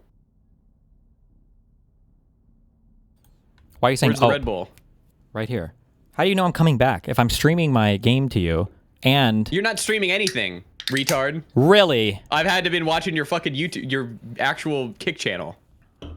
Because I didn't want to... Good. I'm glad. Ask. Good. No, I gotta leave in 15 minutes to get a haircut, and then I'll be back. Oh, I thought you were getting a haircut earlier, so you lied about... No, I didn't go get a haircut earlier. I went with my wife to the airport. Really? Yeah. She's going to hang out with Penta in Austin and go to his 4th of July party. Wow. Why don't you go to a 4th of July party? It's like, just, you know, I love Penta, but I'm making dosh right now. And if I don't stream, then I don't make money. You know what I'm saying? Gotcha. He gets it. Because I do agree That's with just you, actually, that business. institutions almost, they do always have values at their heart. And when you don't think they do, it just means you don't know what they are. Correct. But I think Or a they're lot, being deliberately obscured, or right? they're being as a obscured. tactic, But I think sometimes about, I Wait, think I Tucker had a Carlson is an thought. interesting figure here. Somebody who Oh, came... I remember my thought. What? You tried to fool me. Someone leaked me an article earlier that 2 egg companies were found like colluding during the egg fucking crisis to like keep prices up or whatever. I think fines aren't enough, and if you're found to be doing this by the United States government, I think your assets get seized and then sold. Damn. I won't say it doesn't need to be nationalized, but I think that would be the true, like, you don't want to do this. And then you can go to Tyson, because fuck them. Sure. All right, good. I think you should get, I don't know about asset seized, but the fines should be, like, hefty. Like, it can't was be... like $5 million. No shot. Wait, really? That was the fine, yeah. Like, it can't be that $5 million and had to do eggs. You have to stand to lose, like, 50x or 100x.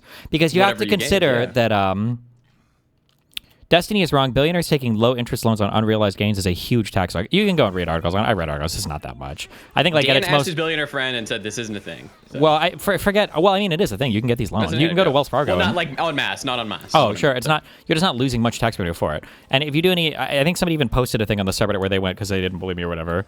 And I think like at its most generous, you would lose like, I think maybe like you'd get a one-time collection of $40 billion, and then past that, you'd either get nothing or like a low figure, like 1 billion or something, if that. It's just not. You're just not losing much tax revenue. Wait, what did you just say before that? You were about to say that it needs to be 50 times whatever they gained, or you it's have just to keep cost of in doing mind business. that whatever you're doing, for crime, there's going to be some percentage of crime, maybe most crime goes uncaught.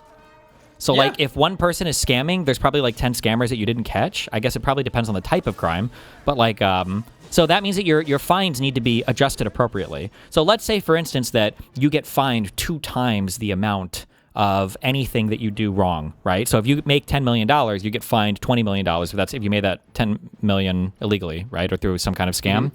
If that was the case, and there are 10 times the amount of people doing it, well, then that's still like an EV positive strategy. You should, right? If you have a 1/10 chance of getting caught, and then the fine is only 2x times, like it should be the percentage chance of getting caught has to correspond to the amount of the fine. Does that make sense, what I'm saying? Yeah, no, 100%. Because otherwise it's literally, well, we'll just get a fine. Yeah, Because it's we're gonna EV make so much positive. money You should be this doing it. You otherwise. should be Yeah. scamming or defrauding people because it's worth it, like monetarily, to do so. It's why, you know, the drug smugglers or whatever, you know, they're paying the people like 100K, but like they're expecting half of them to get fucking caught or whatever, Sure. and they're still priced in. Yeah. And then you should be, also, I don't know why criminal things wouldn't attach here, so. Do you think wealthy people are significantly dodging taxes using tricks like trusts? Yeah, I think trusts are probably used a lot.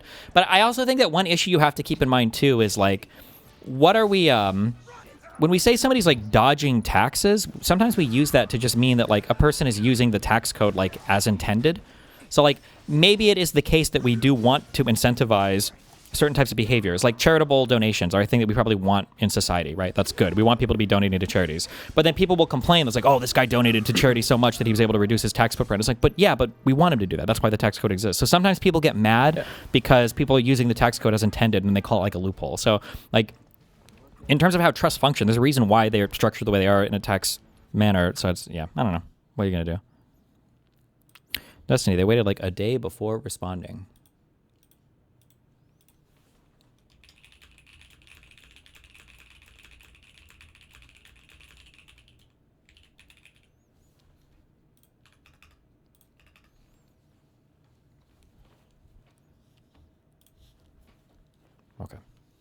up institutionally.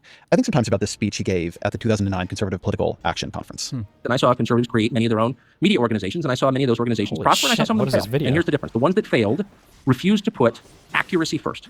This is the hard truth, and conservatives need to deal with this. I believe this. I'm as conservative as any person in this room. I'm literally in the process of stockpiling weapons and food and moving to Idaho. So I'm not in any way going to take a second seat to anybody in this room ideologically. But I will say, honestly, if you create a news organization whose primary objective is not to deliver accurate news, you will fail.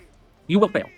The New York Times is a liberal paper, but it's also, and it is to its core a liberal paper, it's also a paper that cares about whether they spell people's names right, by and large. It's a paper that actually cares about accuracy. Conservatives need to build institutions that mirror those institutions. That's the truth. You don't believe me? So put aside the special pleading from the New York Times here. Carlson tried to build his own media institution, the Daily Caller. Sure. I would say it did not. My impression of it is that it did not become a place to put accuracy first and became a kind of conservative New York Times. And it did not become a conservative New York Times. Over time, he went in, I think, darker and darker directions as he chased the audience. And now he's fully without institution and has, I think, emerged, I'll put it this way, into a form I think when I listen to you, you find more concerning and problematic. So what do you think went wrong there? Yeah, well, look, this is a long-term trend. This didn't emerge in 2009 or 2020. I think of it this way. The left is over-institutionalized and the right is under-institutionalized. I say this all the time, man. Left is overformed by institutions, the right is underformed. Correct. And so we have kind of opposite problems. And I think of it also in this way. I wrote a piece about this, I don't know, a long time ago, and I think it really holds up. The left is organized as a capital P party, and the right is organized under a capital P prince. So you have Donald Trump essentially sets the direction of the right, for better or for worse, through personal charismatic power and his relationship with the conservative base. There's really no mediating institutions in the kind of way that you would see elsewhere. That's where conservatives have figured out this formula, for at least the time being, to achieve political victory. It has benefits, it has problems. The left has the opposite problem. The reason why I think you get like presidential candidates on the left that seem to be like devoid of traditional charisma is because it's organized as an institutional apparatus or a capital P party. And so conservatives have a problem with institutions. Conservatives have a problem building institutions. And this is the deepest irony, right? Is that conservatives in a healthy republic would be the ones that are preserving the institutions, restoring the institutions, maintaining the institutions. But conservatives have found themselves on the outside of institutions. And so when we're talking about this concept of counter-revolution, it's a paradox, right? Because a counter-revolution is not necessarily a conservative impulse on the top. You can have a conservative mission or goal that drives it. That's why it's a counter-revolution rather than a revolution. But conservatives are in this really interesting position where you have a lot of people on the intellectual right. They attend the black tie galas, they attend the events at the country club, they eat the salmon dinner at the whatever Hilton ballroom. And I'm always looking around at these. I don't like these events because I'm always looking around and saying, you guys are out of your minds. You guys are operating as if the Elks Lodge was still the formative institution of the United States. You're living in a fantasy. You're living in a nostalgia that isn't actually grappling with the fundamental problems in the country and is totally out of step with the very voters that you claim to represent. And so, look, this is a problem. I can't say that there's a snap your finger solution. And so you have to start where you start. I work for an institution that I think is the best in the business, the Manhattan Institute. I think we do good work that has a high degree of accuracy and rigor and intelligence. And I think that we've put up practical political victories in a way that few others have. Another version of this is a line I like, is that the personality type of the left is bureaucratic and the personality type of the right is autocratic. And I don't think that was always true. I don't think so. I don't think so. I think in the Trump era it is. Okay, well, make the case. There's a falling in line behind Donald Trump. So here's my view of the two coalitions right now. The genius of Donald Trump in the 2024 election was he collapsed the multi-dimensional test of party loyalty that existed in the previous Republican Party, where you pro-life, did you believe in low taxes, what was your foreign policy, et cetera, and certainly the multi-dimensional agenda test you see on the left, down to a single point of loyalty. Did you support him personally? If you did, there was actually room for a wide variety of other opinions. You could be a techno-futurist, like Elon Musk. Yeah. You could be a Christian traditionalist. You could be RFK Jr., who'd been running as a Democrat just a year or two before. Really? But also you could be Ted Cruz. And what held that together is that the line that you could not cross was Trump himself. But as long as you were useful to him, you could be on the team. Now, that has obvious issues when you move into governance, and I think some of them have emerged. But it gave him and them a freedom of movement across other issues where, a Kamala Harris, a Tim Walz, Joe Biden were much more box checking, right? The sort of multi-dimensional loyalty test that the left uses. And so on the left, you end up with, and I mean here the left, not like the Democratic Social stuff, but the left coalition in this country, the broad Democratic Party. You end up with people who have sort of all of the right views and have an institutional personality, right? Are somewhat risk averse, are worried about getting in trouble at a meeting. And on the right, you have people who, they'll go crazy in a meeting. You can be Bill Pulte. But as long as the boss likes you, you're safe. Okay, yeah, I think that there are elements of that are true. Prince versus party. It's a method of political organization, psychological organization. Certainly, one of Trump's kind of the great litmus test for him is personal loyalty. Like we've seen that. You're with Trump, he's with you. You cross him, and he'll attack you. You could be Kim Jong Un and be a. They were buddies, right? It was like a nice buddy comedy. Yeah. I feel like there'd be a buddy comedy. He likes Kim Jong Un more than he likes Mark Carney. Yeah, well, How is that not authoritarian? Fair enough, and as personal chemistry goes. But yeah, I think there's some truth to that, but I wouldn't therefore, I think your conclusion is overdrawn. I don't think you could say the right has autocratic personalities. Really? I mean, I deal with conservatives all the time. I don't see that as a psychological tendency. The people I work with, the people I talk to, my friends and neighbors. But so, yeah, I think it's overdrawn. I think this is just a question of political organization from the top. And I don't think it's total just loyalty, personal loyalty. I mean, Trump wants immigration restrictions, strong national borders, build a wall. He wants American national interest-based foreign policy, although that is kind of a little bit on the outs. And then he represents, or at least championed, a lot of the causes that I care about, on DEI, on higher education, on cultural institutions, and a whole host of other sub-issues that he really grabbed onto. And look, this is good. You kind of have to work with what is there. You always want to plan for the future, build for the future, but ultimately you're faced with decisions in the moment. And look, on the whole, I think in those areas where we have had more freedom of movement, more ability to execute policy, I think things have been going quite well. I'm going to go back to Tucker. So I've seen you talk about your take on his evolution. And something you said is that the Tucker Carlson of the Fox News era, when he was given his 8 p.m. monologues, that in that era, they were a unifying script for the right. That Fox News was this institutional structure around him that maybe contained him to a certain point. And that created a unity, a coherence that has now dissolved, not just around him specifically, but around the right more broadly. Now, the liberal take on Tucker in the Fox News era is that he was beginning to bring a white national strain into centrality in the Republican Party. That, there were all these Daily Stormer articles about how much he was saying exactly what they thought. He was talking about great replacement theory. You've got to ask yourself, as you watch the historic tragedy that is Joe Biden's immigration policy, what's the point of this? They are flooding this country with immigrants in order to change the demography to maintain political power for themselves, to change the racial mix of the country. That's the reason, to reduce the political power of people whose ancestors lived here and dramatically increase the proportion of Americans newly arrived from the third world. Now, I know that the left and all the little gatekeepers on Twitter become literally hysterical if you use the term replacement, but they become hysterical because that's what's happening, actually. Let's just say it, that's true. He had already, in our view, become quite conspiratorial, and that what he is now and what he is then are a straight line from each other, and that the sort of passions he was unleashing, right? Reason, of course, being a slave of such passions, that it was always going to go in one direction, and that celebrating what he was at that moment and then being confused by what he is at this moment is a kind of like a strange unwillingness to either grapple with one or the other. So tell me how you see it. Yeah, I don't see it that way. I mean, when Tucker was on Fox at that 8 p.m. Eastern time, 5 p.m. Western time for me, it really did feel like a shelling point for the right. It was like a quarterback calling the plays every night at 8 o'clock in that first 5 to 10 minutes, where Tucker kind of condensed the opinion, represented the opinion, reflected back the opinion, and then everyone had a central coherent point to think about, to talk about, to mobilize on. And it was very effective. Hey, what does that sound like? So even in my own experience, when I first started reporting on critical race theory in the institutions, went on Tucker, gave a kind of opening monologue with Tucker. President Trump was watching it, got a call from the White House the next morning. Hey, the president saw you on TV. He wants to take action on critical race theory. Come to the White House. Let's get this thing done. And so that mechanism, that even in my personal experience, the loop on that was like less than 12 hours. It was a very tight loop. Very tight loop. And I think also what I've learned about Fox News is that Fox News has, and this is to its great credit, Fox News has a kind of disciplinary function. And I think especially after 2020 has become even more cognizant of, okay, message discipline is important. Moving the message forward is important. Here's the kind of guardrails for the narrative. And this is a function of institutions, a function of technology. Yes, but what I'm talking about is what the narrative itself is. I agree with you that Tucker played this role when he was on Fox News. But the thing that many of us who, I knew Tucker before, many of us who had watched him for a long time from a good time libertarian. But what specific, you're invoking like the Daily, it's like, I don't know anything about the Daily Stormer beyond. He talked a bunch about great replacement theory. I mean, this has been, this has been exhaustively documented. I mean, there are biographies of the guy. The Times did a bunch of work on this.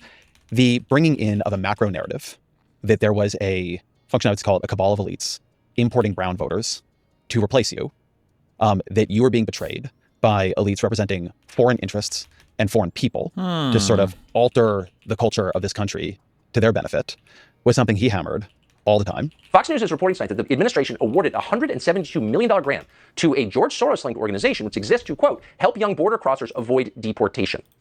Now, why is some foreign-born billionaire allowed to change our country fundamentally? That's the big question. Right, a relentless focus on crime from immigrants, a relentless focus on George Soros.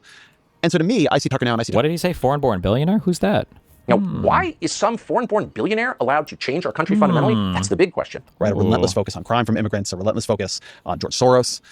And so to me, I see Tucker now and I see Tucker then And I agree, the shackles are off a little bit, but I see him calling the same play. He's just had to turn up the dial a little bit because he doesn't have Fox News. I don't think that's right. And I think let's take you're presenting it in a way that is very charged. I don't think quite fair. But let's take the Tucker's a charged figure. But let's take the narrative that you're portraying. I don't think that's exactly how I would put it, certainly. But the underlying facts are either true or not true. And in this case, mass demographic change has been and is a reality in the United States. And I think it's fair to talk about that politically. We've been talking about it politically for 10 years. And you could do it in a way that exemplifies bigotry or discrimination, of course, but you can also do it in a way that isn't an expression of bigotry or discrimination, but in fact is just a basic question, a question that the people in the United States have been asking since the 1770s. Who are we?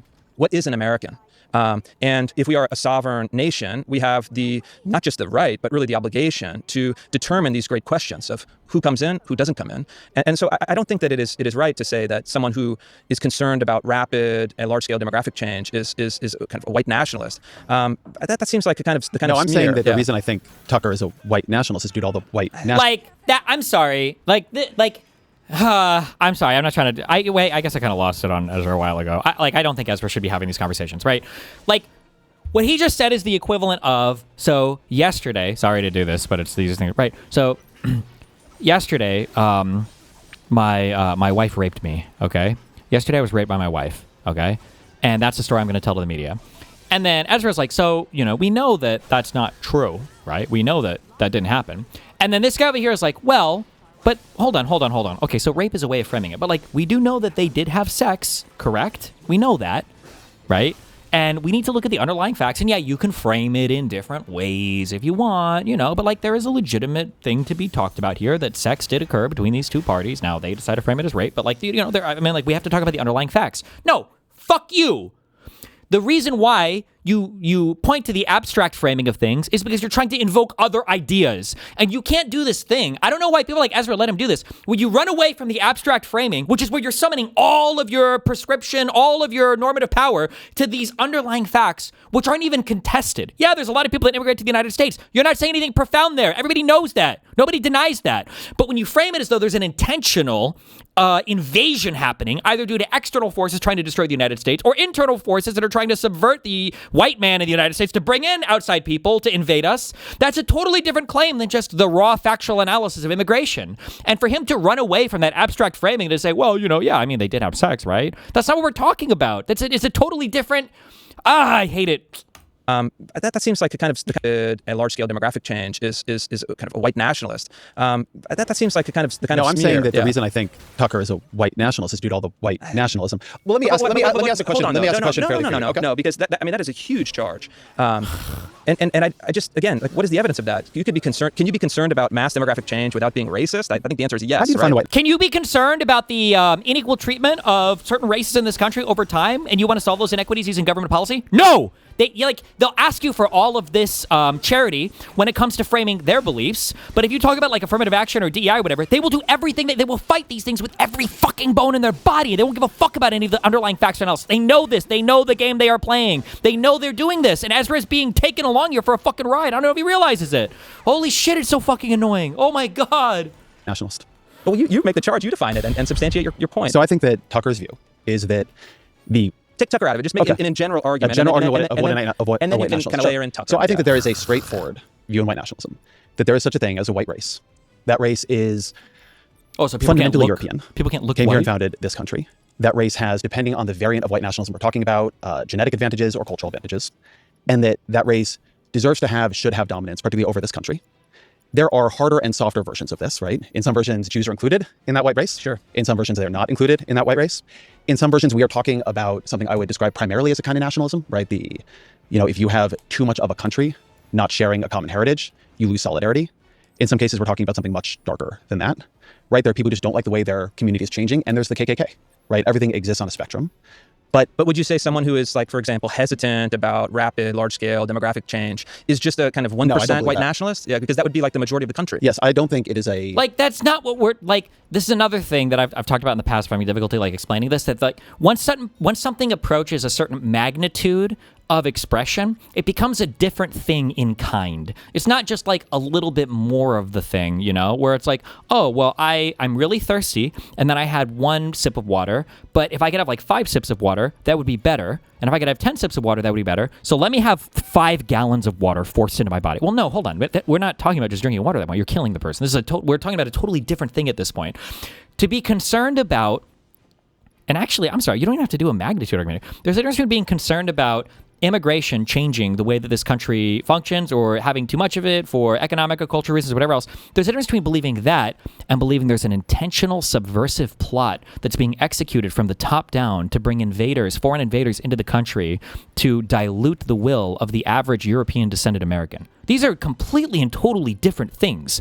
And to sit here and like even play the game of like, well, you know, isn't it, you know, everybody's kind of concerned about this a little bit. I mean, really think about it. It's like, no, not really. No, actually, no. No, actually, no, that's not true. No. Problem or unfair or even wrong to worry about large-scale rapid demographic change. So to maybe be more specific about Tucker. So you just had on the right-wing writer Scott Greer. He's got a book coming out on the online right called White Pill. So Greer was a former deputy editor at the Daily Caller. He left in 2018 after past writings for a white national site were dug up.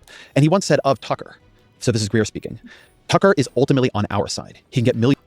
Dude, are we going to get a real conversation? If he retreats to the answer of like, well, listen, you know, that's just one person's interpretation. And is Tucker responsible for every single person? This is like YouTuber arguments from 10 years ago when you would harass women online and then pretend like you didn't know why your fan base was doing the same. Like, it's like millions and millions of boomers to nod along with talking points that would have only been seen on VDare or American Renaissance a few years ago. These are both white national sites.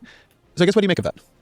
Yeah, so I'll tell you what I make of it. And here's what I think is really interesting about some of these figures who were on the once kind of fringe elements of the right, who have in some ways seen the errors of that way of ideological thinking. And to me, you always want to leave people room to grow up, room to leave bad ideas behind, room for kind of critical self-reflection, and then to integrate back into the kind of mainstream thinking. And I think, you know, Scott Greer is interesting. One of the reasons why we interviewed him was to kind of chart out this trajectory, which there's a lot of people that had more radical politics and then they moderate over time. Not so relevant. I was very interested in understanding not relevant. Not answering the question. Not Ideological relevant at all. Development and growth, and then really scrutinizing. You want to actually try to figure out, all right, well, what's the way out of that? What's the way to demystify, to defang, to kind of delegitimize? Yeah, you're trying to de-radical? Give me a fucking break. Oh my God. Those ideas. So I'm not against you talking to him at all, right? What I'm saying is not that you shouldn't interview Scott Good Greer. refocus. Sure. I think many people change their politics dramatically, and one of the big problems. The most frustrating thing, this happens so much with Donald Trump, is that Donald Trump will say a thing. Hey, Proud Boys, stand back and stand by, okay? He'll say that thing. Liberals will accuse him of signaling to the Proud Boys. The Proud Boys will respond to him in the affirmative on Gab back then. Both Enrique Tarrio and I believe the other guy. Fuck, I forget his other name. Oates? The Oathkeeper guy. Fuck, what was his name? I think I debated him. Both of them responded in the affirmative. Understood loud and clear, sir. No, not Gab. It was Parler. And then on January 6th, they all show up ready with plots to help coup the government, right? So you have the original message. You've got liberals saying, I think he's saying this thing. You've got the people that the liberals are saying he's messaging to, acknowledging the message, and then you have them following through on a plot to coup the government. And conservatives will still say to this day, well, that's just one interpretation. Like, was he really communicating? Like, do we really think that? Was he really championing the Nazis? Did he really say both people are good on both sides? Like, bro, what more do you need? Like, what more do you need to establish the causal link between these things? Problems that the left actually has is not giving people space to change. Sure. And putting people into a don't box go. where they're held Oh my God. in who they were as opposed to who they don't become. Don't. The Scott Greer guy said that Tucker Carlson is spouting white nationalist rhetoric that would have only been seen on actual like Daily Stormer tier publications a few years earlier. That's what he said. He didn't say, I've changed and I'm no longer racist and blah, blah, blah, blah, blah. Somebody said this is a Scott Greer tweet from 51 minutes ago. I wonder what culture encourages people to murder over being told to move to a different seat. Okay. He puts his IQ in his fucking Twitter thing. Oh my God. Highly respected writer and podcaster, author of No Campus for White Men.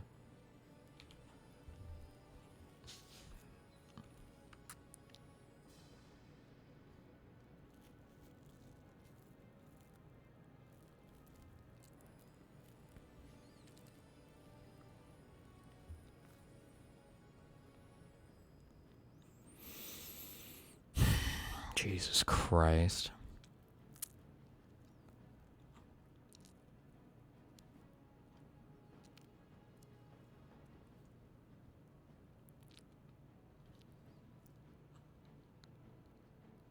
It's just he's just literally a it's just all like culture slop.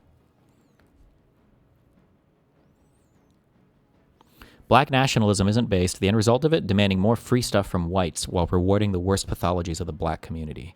Thomas realized he was too smart for that nonsense. It's weird for a Canadian to call him an Uncle Tom for that. I wonder what his highly respected American history book list is. Oh boy.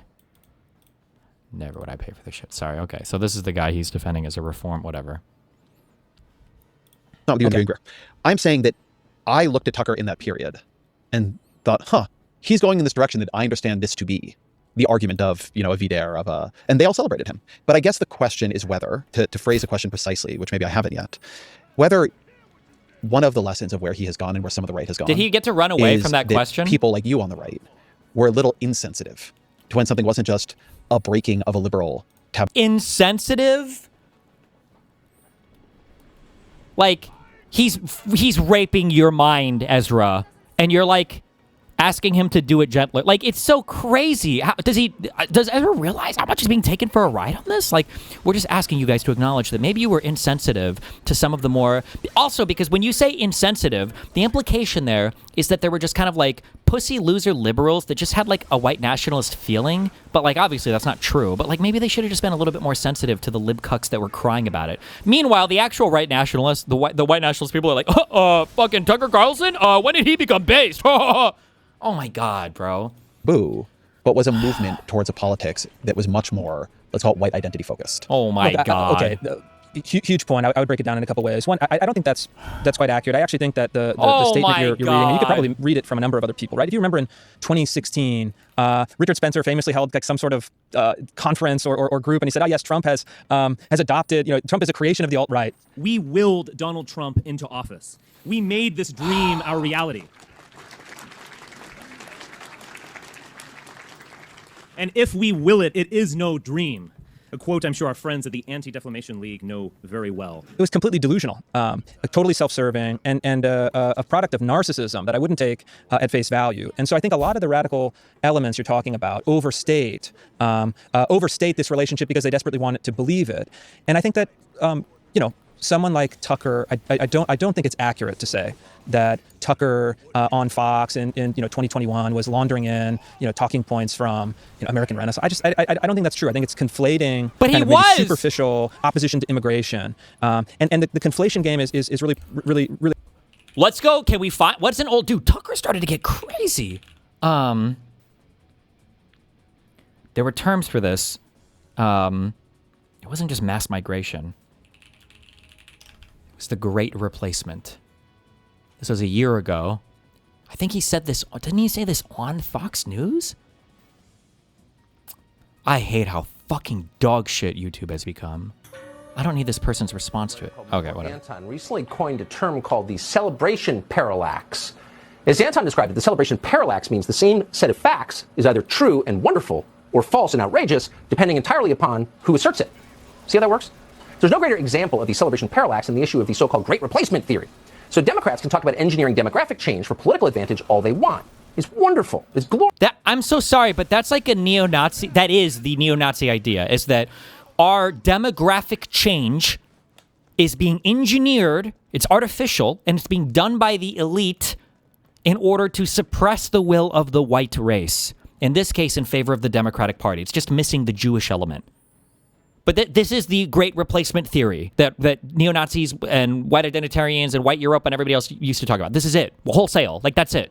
Glorious when they do it. Yes, it's happening and we love it. The thing is, though, Republicans are actually not allowed to notice that it's happening. And if they do, they're racist. Case in point. Today, USA Today just came out and admitted that the Democratic Party's entire electoral strategy was built on the Great Replacement. This is a real excerpt from an actual news article. We're quoting. For many years, Democrats have hoped that Latino voters could be the key to turning traditionally red states to purple. Now it's unclear whether that will be the case. End quote. Whoa! Someone better alert Jonathan Greenblatt at the ADL so he can denounce the Democratic Party. And if you pay him enough, he will, because that's how that works.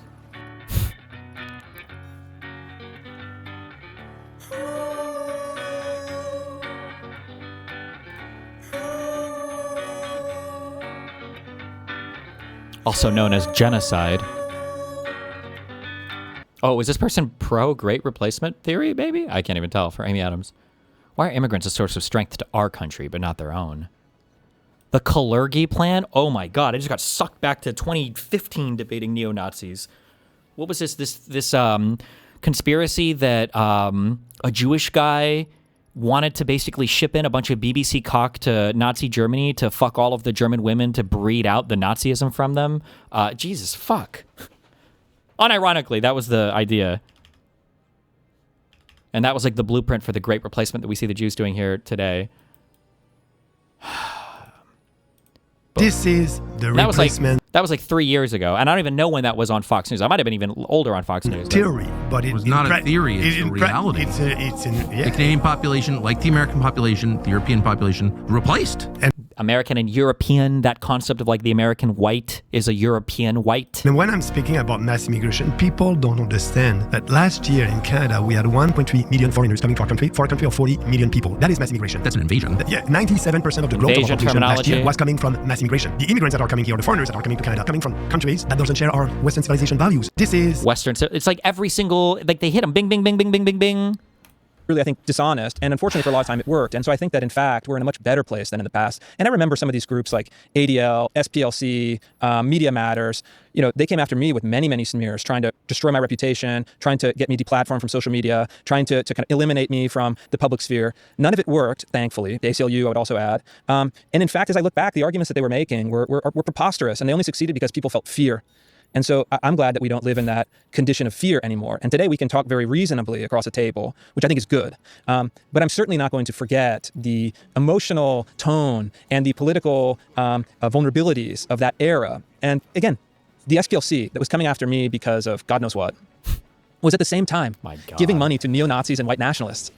And then we've got the Trump indictment talking point. We got the Trump, that none of these organizations would have existed, by the way. That Charlottesville March and everything that they said wasn't a real thing. They always live in both worlds on this. January 6th, that was literally just a peaceful protest. Wait a second, it wasn't a peaceful protest? Well, of course it wasn't. It's because Antifa was there. Oh, you're saying that there was a riot at the Capitol? Well, no, I don't think there was a riot. It was just like a bunch of peaceful people walking around. Oh, wait, actually, it caused over $1 billion in damages that we had to pay for related to the cops' deployment and everything else. Well, obviously that happened because the FBI was there fomenting the entire thing. It's like they live in both worlds all the time, right? Oh, Charlottesville and all these neo-Nazi organizations, well, they weren't even really neo-Nazi. Oh, okay, sure, they were, but that's just because they were propped up by the SPLC. We know that because of the Trump indictments. Bruh. That the supply of racism in the United States, comes from the left, including racism on the right in the United States, has dwindled to such a small degree in real life that the left has to fund it. That it took the SPLC to actually inject cash into that ecosystem merely to keep it alive. And so I just don't. Yeah, you ever to me, think it's not about persuasive. one way of thinking about that period that I think is and then that's all just like stated as fact. True, actually, that's a really good point. There wouldn't even be racism on the right if it wasn't for the left funding all of it. That's so true. Think about it. Is that two things were sort of true at the same time? So one, there was way too much. This is a friendlier interview than I've ever given to fucking Fuentes or Lauren or anybody ever that I've ever talked to in my entire life, by the way, but okay. Speech spacing. There was too much cancellation. There was too much that instead of being willing to have arguments, people just tried to make the arguments unhavable. True. That all happened. True. I don't deny anything. Yeah, true. And on the other hand, a lot of what and now we do the thing like the good libcuck where we sit here, and we talk about like all the things that we're going to give in the argument, but you're not going to get anything back from him. He's going to nod and he's going to agree 1,000,000,000%. And then you guys are going to 100% like have a camaraderie. Well, yeah, true. But then as soon as you ask for anything from his side, he's going to deny all of it every single time. In that moment, we're afraid of, or what they predicted, also happened. The alt-right moved much more from the fringe to the center. I always think about... the alt-right was totally destroyed after Charlottesville. There it is. What? Yep. No. He's not going to give you a single fucking thing on any of this, buddy. Not a single fucking thing on any of this. Yeah. I think maybe we have a different view of what the alt-right represented, which is fair enough. But I think a lot of ideas that were very, very, very far from the center. I think about Elon Musk and him writing. I mean, later he had to like try to figure out how to apologize for this. But when somebody basically said like the Jews have been funding the Great Replacement. Did Elon say that? Yeah. No, Elon didn't say that. What he said was underneath that. He said to whoever had tweeted that, "You have spoken the truth." And then he had to go pour Auschwitz and things like that. Okay. The Auschwitz, the Auschwitz apology thing. So he was kind of trolling. Like you are getting gaslit Actually, you know what? New meme. I think that the next big industry in the United States, and I would support this, is I think that you should start an industry where you scam people, figure out a way to tap into whatever part of the brain shuts off when they talk to conservatives, and go scam the fuck out of liberals until they're broke and destitute and don't have the money to work jobs in media anymore and have to go get other jobs. If you're going to be this gullible, like, an easy question is like, do you think that Elon Musk is just like a fucking openly avowed white nationalist? It is the most, bro, go look at this guy's Twitter account ever. And he's tweeted like 50 million different white nationalist things a day. When he's not tweeting about his businesses, he's constantly tweeting and fomenting and retweeting like white nationalist rhetoric, constantly.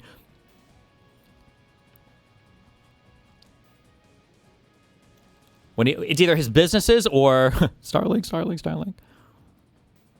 In 1825, a rich Welsh industrialist bought an entire American town to prove that socialism could work. He had the money, the buildings, the theory, and the hundreds of eager followers waiting to move in. 2 years later, it was over. I don't know anything about this. I guess anti-socialist stuff, too.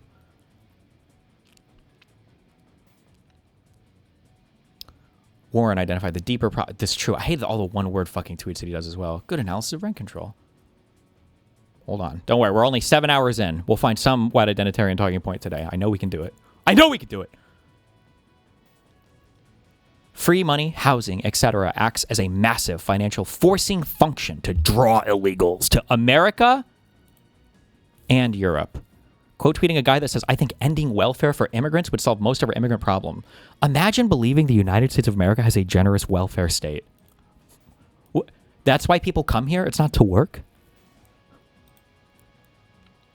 Let's see. What are the replies? Here is how stupid giving welfare to the people view of unwanted immigrants, but the view of government. These Muslim immigrants come to the EU, UK due to lavish benefits, while their home countries or other Muslim countries give them nothing. Isn't it weird that in America, our flag and our culture offend so many people, but our benefits don't? What benefits? In the United States?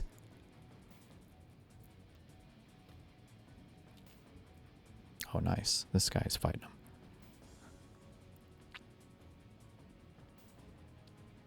Starlink, Tesla. The truth about Ellis Islanders. Around 2% were denied entry due to poor health or for holding anti-Christian ideology. 33% voluntarily returned home because there wasn't welfare in the United States back then. Returning home during the age of mass migration.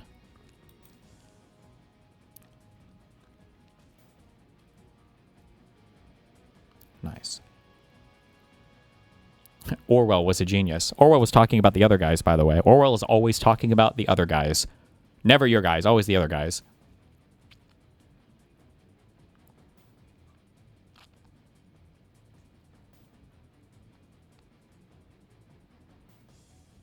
The Fountainhead, true.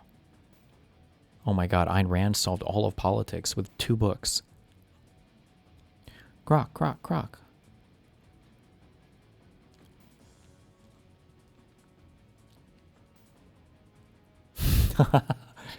True. USAID funds Islamic extremists abroad. Did you know that? This is how USAID spent your tax dollars.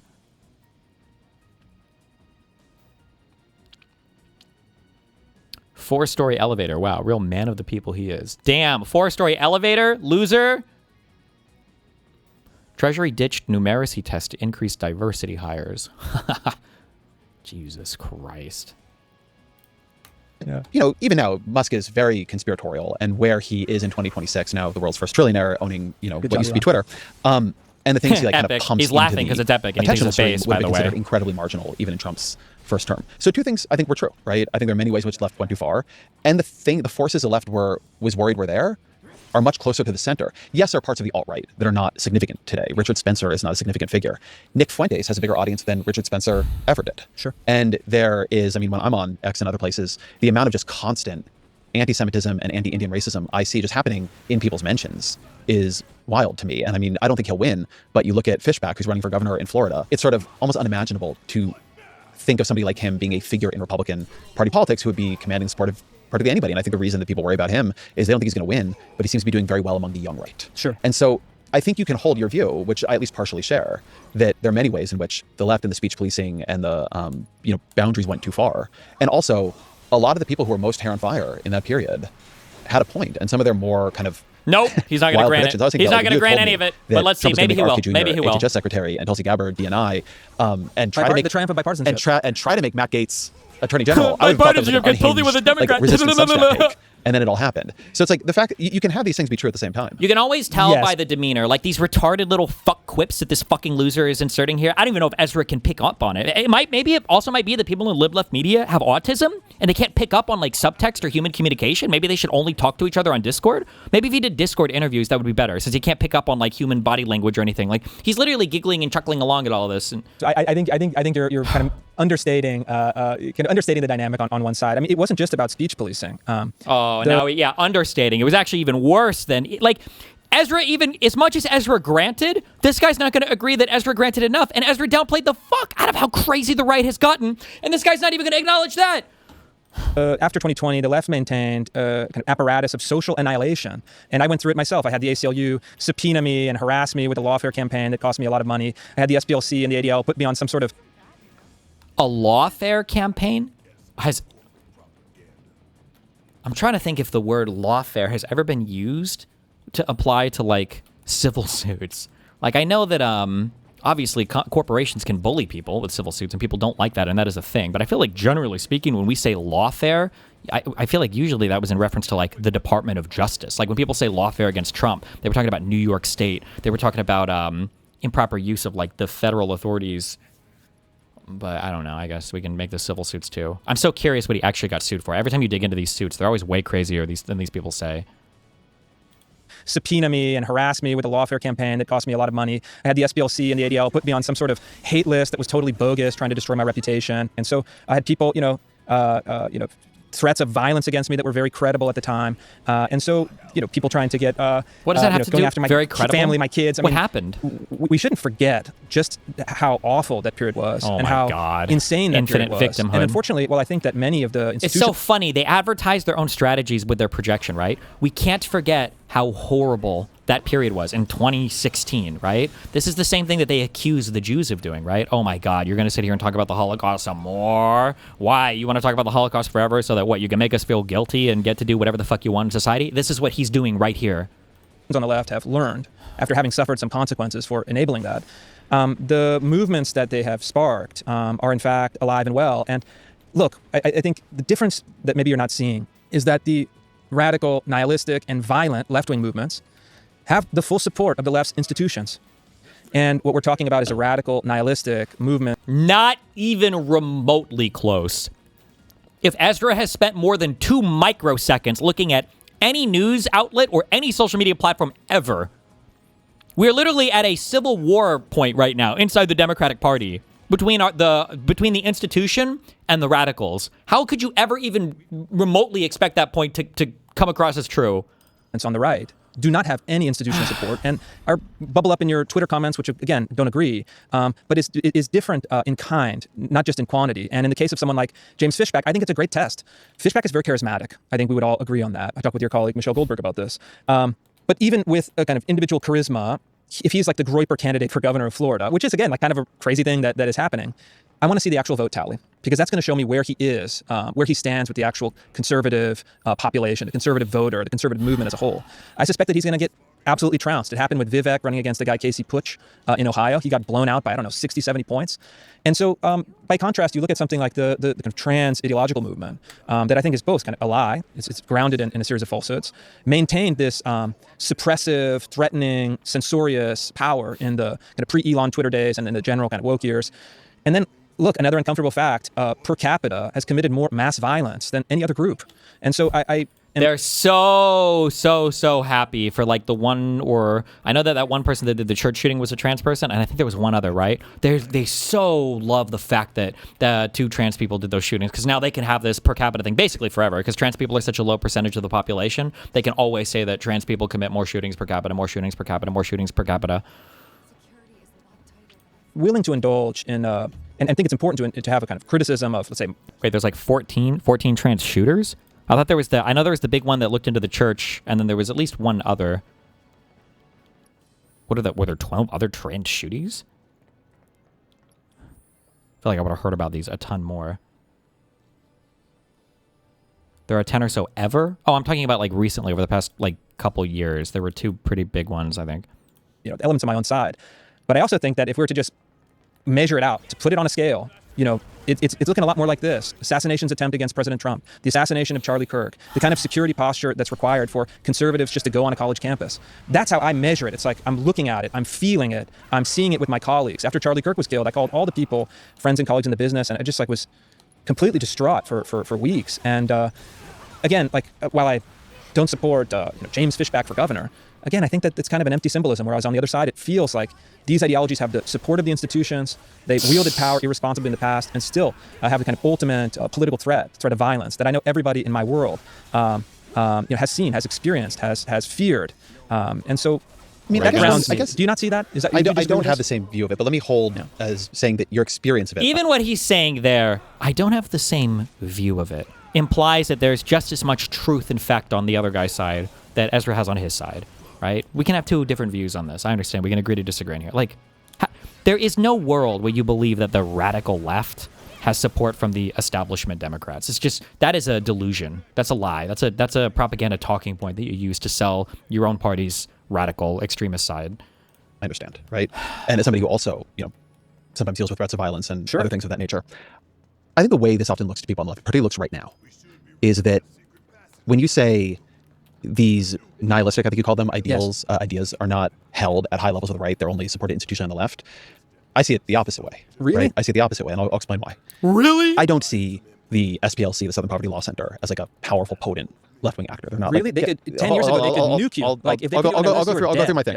ADL, I don't even see as on the left, which is a different question. I understand, but I see the Trump administration is powerfully and potently extreme, and willing to use the power of the federal government, from deploying ICE and CBP agents to different cities, to supporting Nick Shirley. That was a Republican government up, by the way. All of the paperwork he got, everything he got, literally came from Republican Party elements. I do not see a world in which there is this huge separation between the extreme elements of the right and this administration. I keep hearing from people like you, right, who I think has talked about this, that there's a huge number of corporates working in House and Senate offices in Congress, that Bronze Age pervert is one of the most popular people to read if you're a Trump staffer. And I see those things actually moving into things like national security strategies, about the civilizational suicide of Europe. Now, I recognize we're not going to agree on all this, right? This part I'm not going to try to bridge the gap. What I will say is that the other thing I think people on the left see has been a sort of movement from 2016 to 2024, where it's almost unbelievable how far things have gone, right? Even Trump 1 to Trump 2 are very, very different beasts.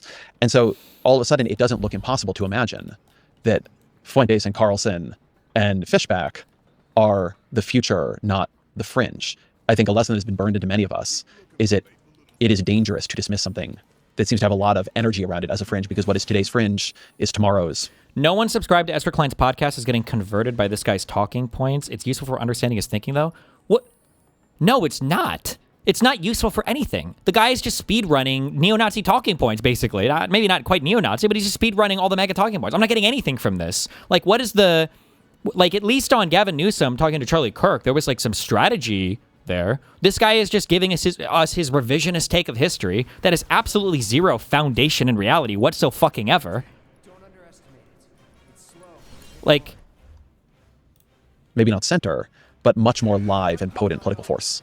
And would you say that you saw that happen on the left between 2014 and 2024? Absolutely. Yeah. In part, I think you guys are about to learn some lessons we learned. Yeah. It's not even remotely the same. How could you even compare the two? The worst that the left got was the college shit and the cancel culture online shit got pretty bad. I definitely agree with that. The right has us teetering on the edge of World War III, and the United States has thrown its position away as the leader of the free fucking world because the guy in charge gets all of his news off of fucking Facebook and X. These aren't even remotely the same thing. Well, we had our moment, now you guys are having your moment. Blah, blah, blah, blah, blah. Really? Yeah, I mean, maybe so, but I would argue that actually the right has done a better job at managing it. And I think we'll see, and I hope I'm right, that with something like the Fishback campaign. I think of James Fishback as a human meme. It's amazing. He's if you take the mimetic energy from that corner of the online discourse and turned it into a human being, it would look and sound like James Fishback. Yeah. But the reality is that once those ideas gain contact with the people, the culture, the institutions on the right, they're not going anywhere. Let me try to frame this more in terms of... And the point on diversity. By the way, what this guy just said, this guy's just a giant... Just curious. Hold on. See if anybody can think of what I'm alluding to, okay? So this guy's just a giant fucking meme, right? He's crazy. Our institutions obviously wouldn't support him. He's a wild, insane dude. He's saying crazy things. He's like racist. He's hateful. Like this guy, I mean, like he's just a wacky, loony fucking dude, right? Like this guy just, right? This is every single fucking thing these guys said about Donald Trump. The exact same verbatim. Nobody took Trump seriously in the beginning of the primary. Nobody. Halfway through the primary, people didn't even really take him that seriously. It's the exact same shit. But once Trump got in, every single conservative became the most ardent Trump defender on the planet. There's more in terms of arguments I've seen you making. Sure. And tell me, if I get a chain in this wrong, you tell me where. I will. Right? I think you now have a problem with a racialist right. I think watching the takeover of conspiracies after Kirk's murder has been sobering or scary for a lot of people on the right. Don't do that. To watch people accusing Israel of it, to eventually see people accusing 21 USA of it, or some kind of plot from the people around him, I think has been, for major figures on the right, to be making those arguments has seemed to me to be a kind of shocking moment for a lot of you.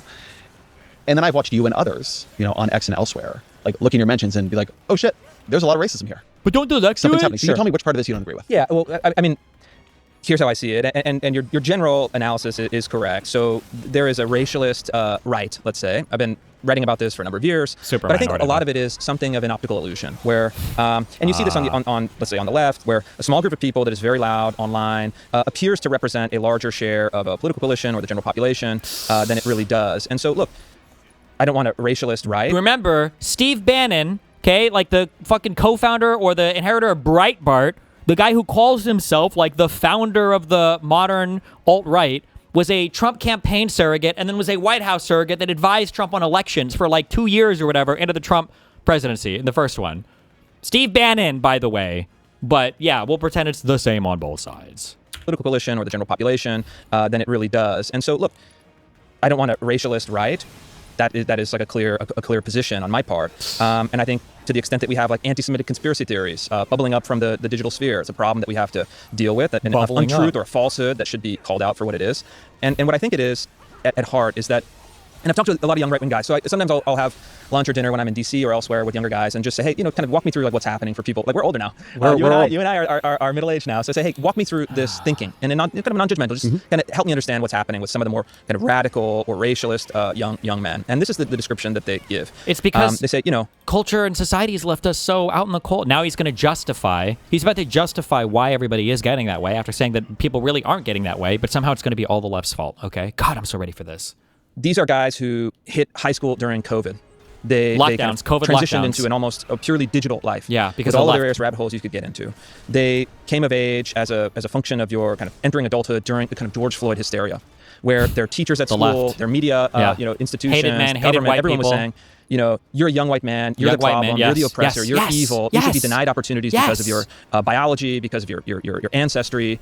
And essentially that they were programmed by the kind of George Floyd hysteria into thinking racially. And instead of what I think is the proper and the correct response, which is to say, we've got to move beyond this. We're going to fight this racialist thinking on the left, on the right, wherever it comes from. Yeah. They essentially psychologically submitted to it, but then reversed the polarity. I don't think that's a good way to pursue it. I don't think on the kind of philosophical question it's right. I don't think that from the practical political conception it's fruitful. But so in a certain way, it's like, I get it. I understand it. Young people are responding to the left. Kind of in a position of growing up and having a chip on your shoulder. I think it's extremely destructive. And what I see as the antidote to this, at least within my political coalition, is to be an older brother figure to say, hey, I could get why you think that. However, the actual path to success is this other way. So I don't think that this is like predetermined. I actually think that young people have their brain isn't locked in its ways. And so I think you want to bring people who are frustrated towards a better path. And I think that someone like Candace Owens, who's just like driving people into a ditch, you have to kind of guide them away from that. So I think first there's truth to that narrative. I do think that one of the things that happened over the past decade or so, and this is something I talk about in my first book, Why We're Polarized, is there's a huge upsurge in telling people that the right way to understand life, like he's not like fully incorrect, but this is maybe it's just like Israel Palestine, like everything is like people just tell one side of the story. Like we're just only going to talk about the left. We're not going to talk about like people look at black people and it's like George Floyd, what's going on there? George Floyd, true, but people looked at like the when Obama mentioned that Trayvon Martin could have looked like his kid, and Republicans in the United States lost their fucking mind over it. Or when Obama said that the whole Henry Louis Gates thing, when he got arrested outside of his own fucking home, that maybe the cops acted stupidly. Ben Shapiro cited those two things as like radicalizing moments in his life against Obama. So why would you be surprised when a whole bunch of people look at the George Floyd situation like, man, I don't know, maybe people hate black people in this country. It's kind of weird, right? I mean, like, but there's no accountability ever. It's the adult-child version of politics as well. Like, Republicans can only respond to their environments. Democrats have to rise above and do better. America is all through the lens of identity groups. And when you tell people to look at identity groups, they will form a more coherent sense of their own. And a line I have in that book is, identity activates under threat. Sure. And so the more you tell people that their identity is a problem, the more they're going to begin to defend that identity and feel that identity and begin to self-define around that identity. So I think all of that happened.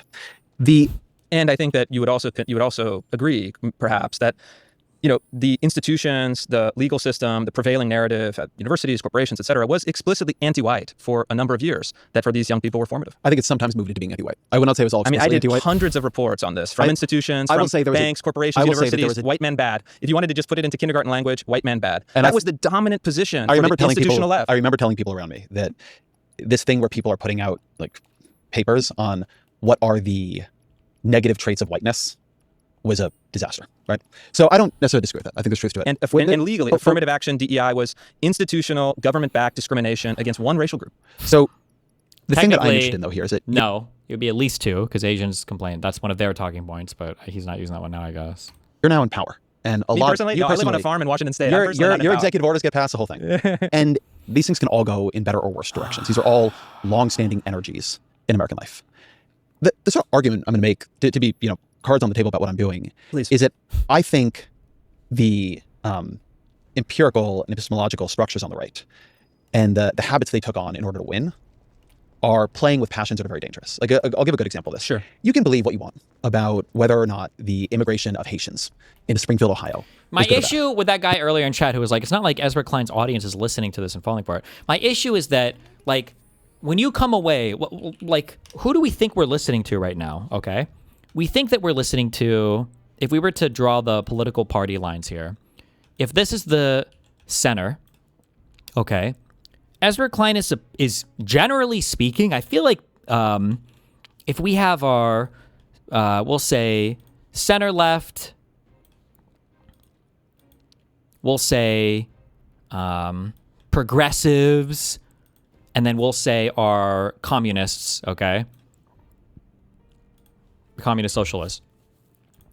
The impression I think that most people have is that Ezra Klein is quite close to right here. He's on this like progressive-y, like almost far lefty kind of thing. I think this is where most people in their minds have like Ezra Klein kind of clocked. It's like a little bit, like quite a bit further left. Maybe not all the way on this like super progressive side, but I think this is where the average audience assumes that Ezra Klein is.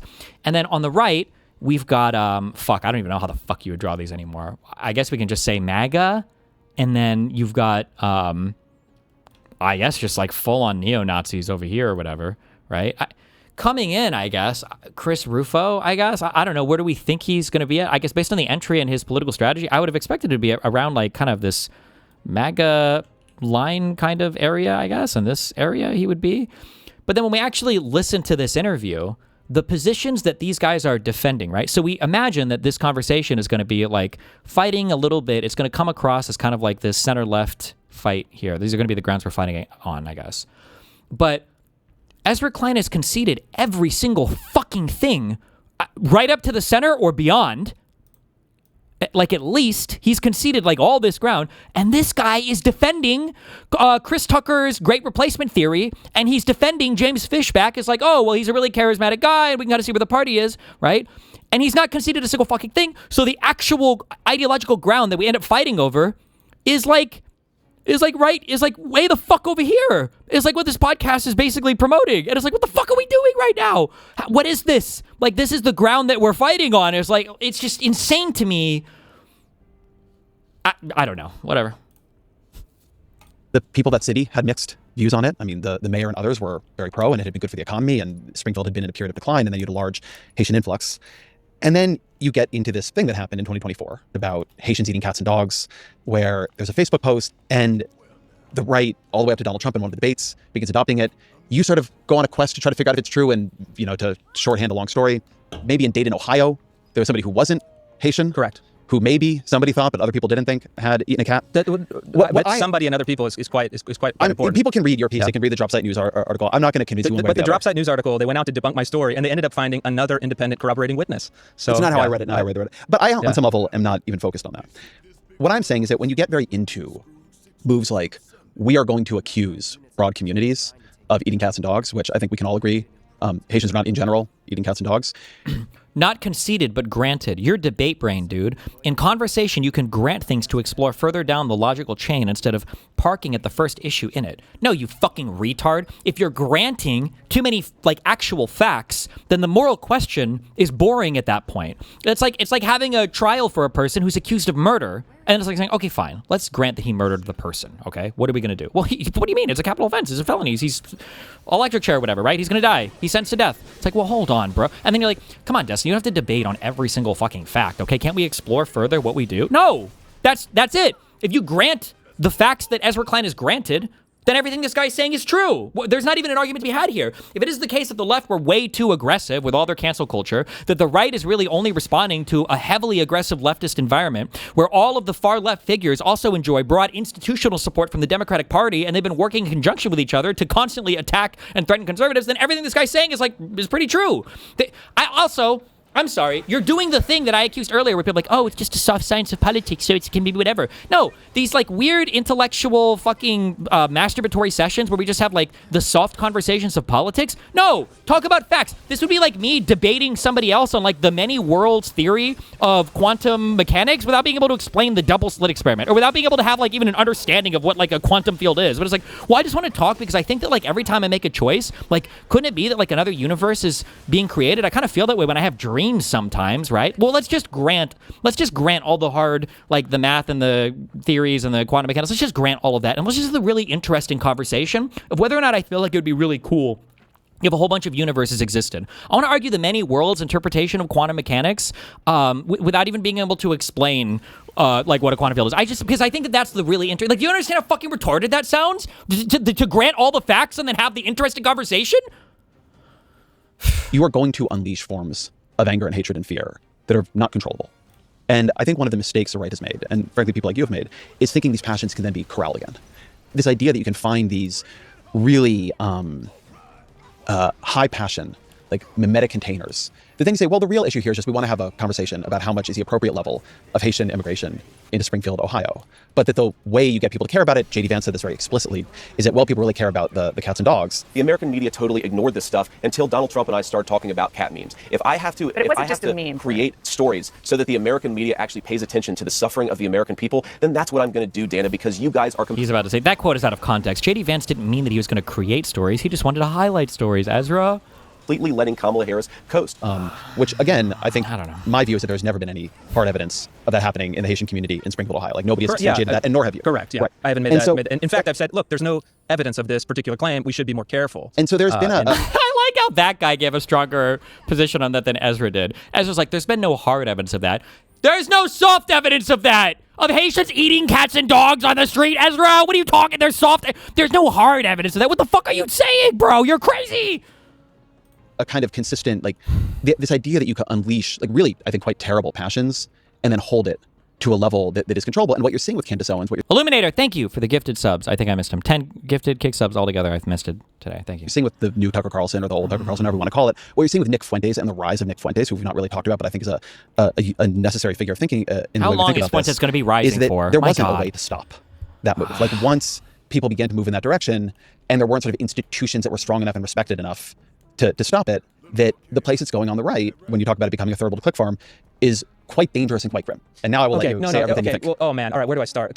You're wrong. I gave you a lot. You're wrong on so much. Problems. I mean, one is that, you know, and I'm doing reporting in California right now that has stories that have a similar kind of, let's say, shock value. For example, we did a story on migrants from Mexico and Honduras who come to San Francisco and get free sex change surgeries from the California state Medi-Cal system. This is a kind of explosive story that is true, that represents, I think, a lot of these underlying questions about homelessness policy, about immigration, et cetera. look, if it's true, it's fair game, and there's a way to handle these stories in a responsible way, that you ensure the facts, that you present it fairly, and that you use it as a method of changing public opinion. That's how it's supposed to work. And so I think that the idea that there are taboos that cannot be crossed because they will unleash these kind of unspecified or vague, dangerous passions, I think is a problem in two regards. One is that if you're going for truth seeking, Wait, somebody said he was one of the main guys spreading the Haitian dog shit. Is that true? All right, let's settle it. I will provide a $5,000 bounty to anyone who can provide my team with hard, verifiable evidence that Haitian migrants are eating cats in Springfield, Ohio. Deadline is Sunday. Go.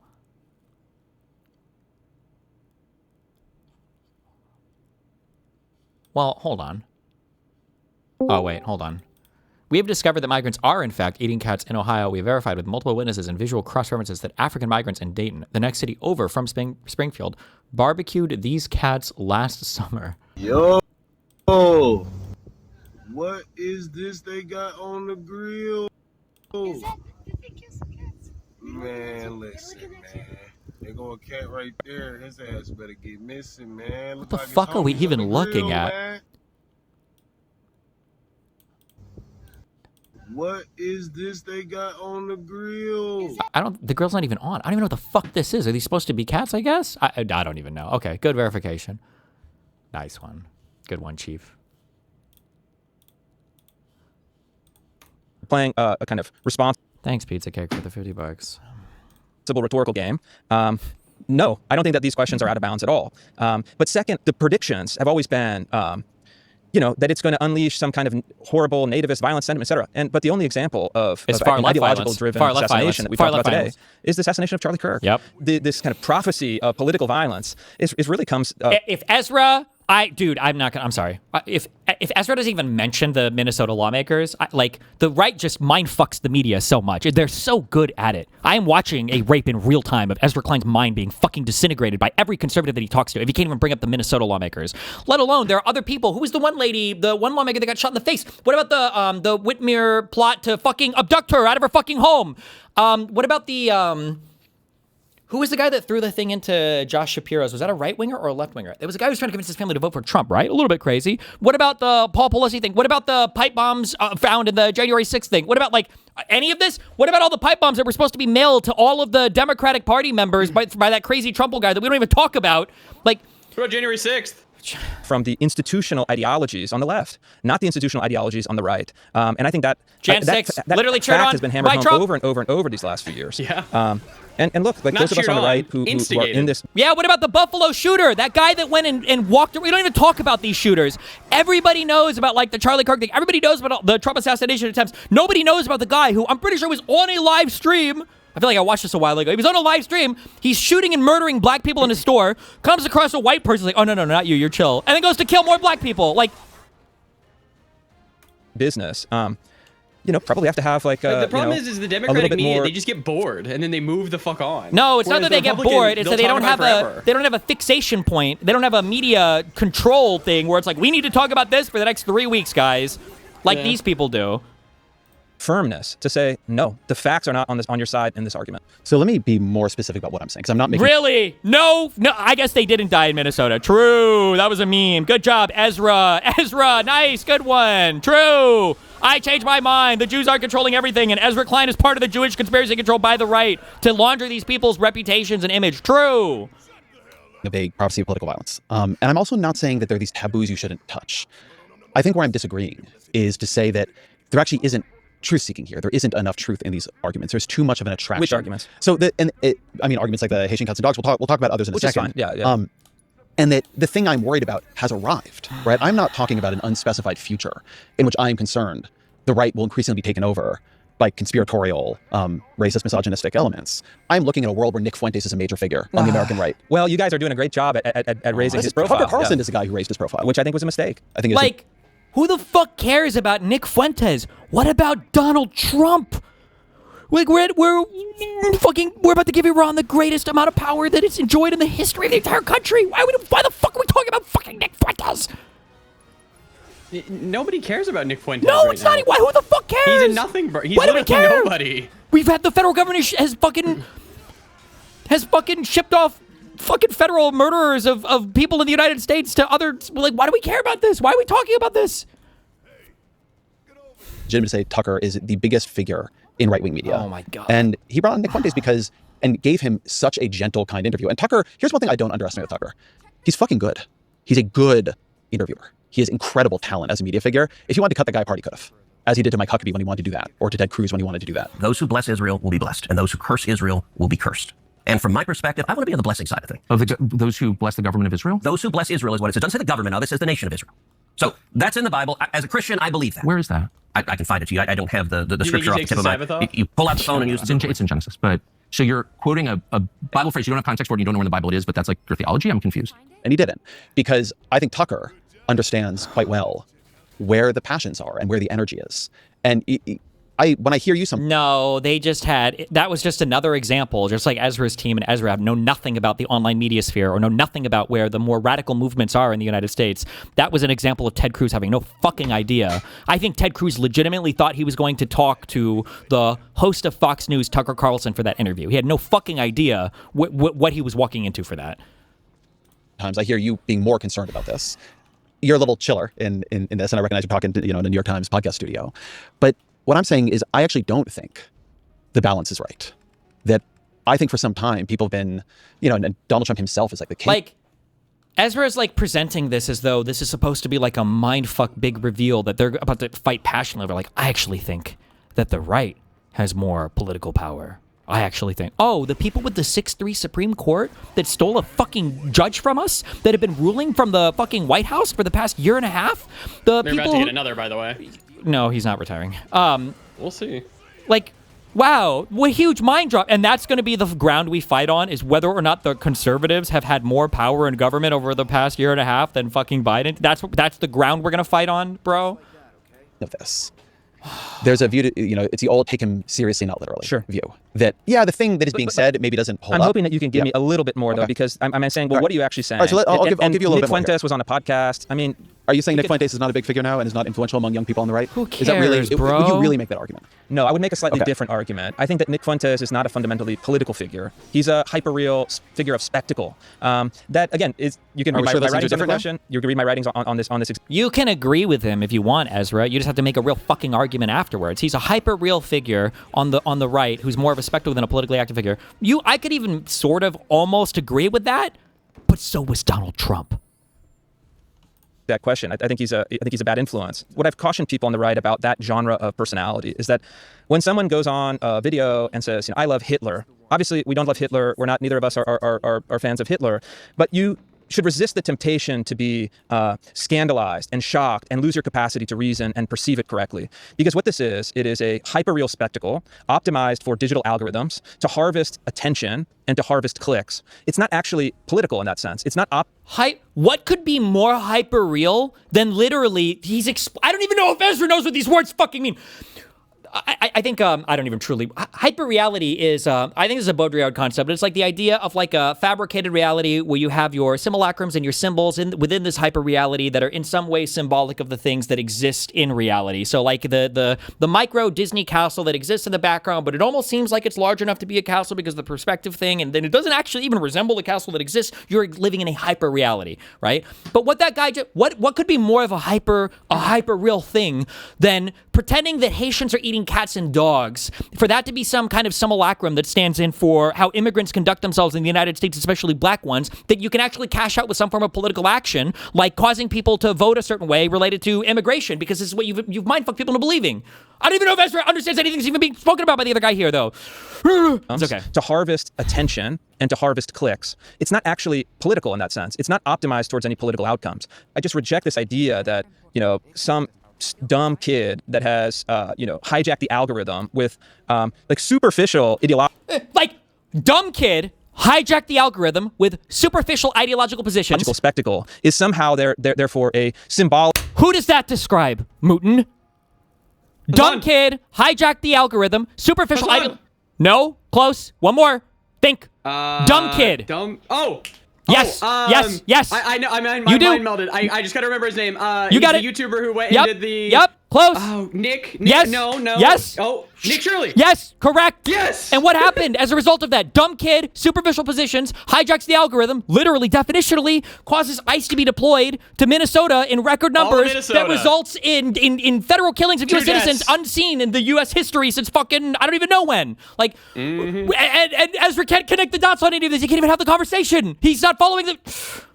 With like superficial ideological spectacle is somehow therefore a symbolic of where the right is going as a whole. I think hyperreal is doing work in this argument that is not actually connected to what hyperreal means. I can imagine somebody sitting in front of me, even sitting in front of me here in 2015, and us younger, handsomer. Yes, yeah. And you tell me this about Donald Trump. Tell me what. That listen. Yeah, but you you're all past are being that. easily provoked. That is true, but you're you're looking past... at a hyperreal, algorithmically oriented, attentional spectacle and treating it like it's a serious political force. And then maybe if I had been wiser about what Donald Trump represented and the way in which the hyperreal and the real were going to converge in the life that we actually lead here, I would have said, sure, okay, he's no, kind of there. attention is the fundamental currency of modern American politics. Sure. Things that we have actually fewer defenses against things that feel fundamentally ridiculous. Things that this is an era of the trickster spirit, not the earnest energies.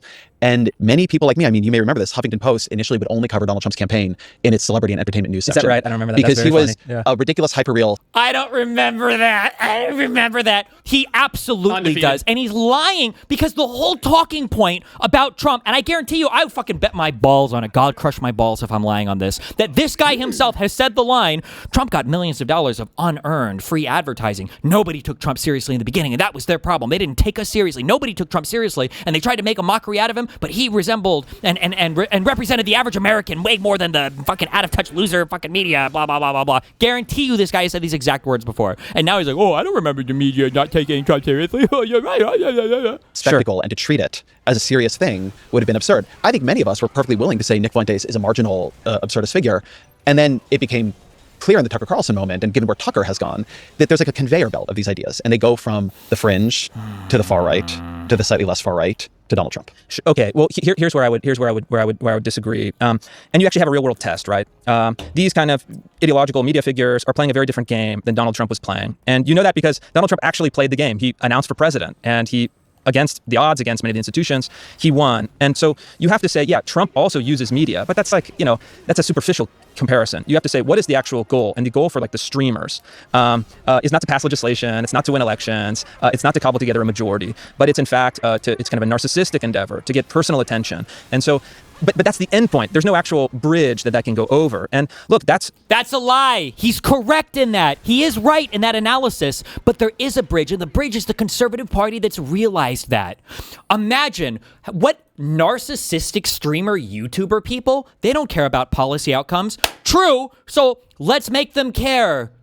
Let's make them care. What would be the best thing we could do with a bunch of narcissistic streamer people? How about giving all of them the fucking Epstein file binder, and having them fucking pose in front of the fucking Capitol? Yeah, what better narcissistic endeavor than this? Than connecting policy and politics to narcissistic streamers? Or how about this? What if we actually fucking start having a week or two where we literally host podcasts in the fucking White House, where we bring these fucking losers in, these Charlie Kirk losers, these Benny Johnson losers, we bring them into the actual White House and have them do podcast episodes in here. You are connecting and this guy knows it. We're also having people in the cabinet whose wives are doing podcast episodes with fucking everybody. Yeah. It's retarded. And this guy's acting incredulous that there's no connection here. There's not on the left. He's right on that. On the lib left, there's not, because Ezra sure as fuck is not connected to any part of the Democratic Party doing anything effective right now. That is true. And that's why Ezra can't fathom it, because he hasn't stepped outside of this world. He's part of the infinitely cucked lib left.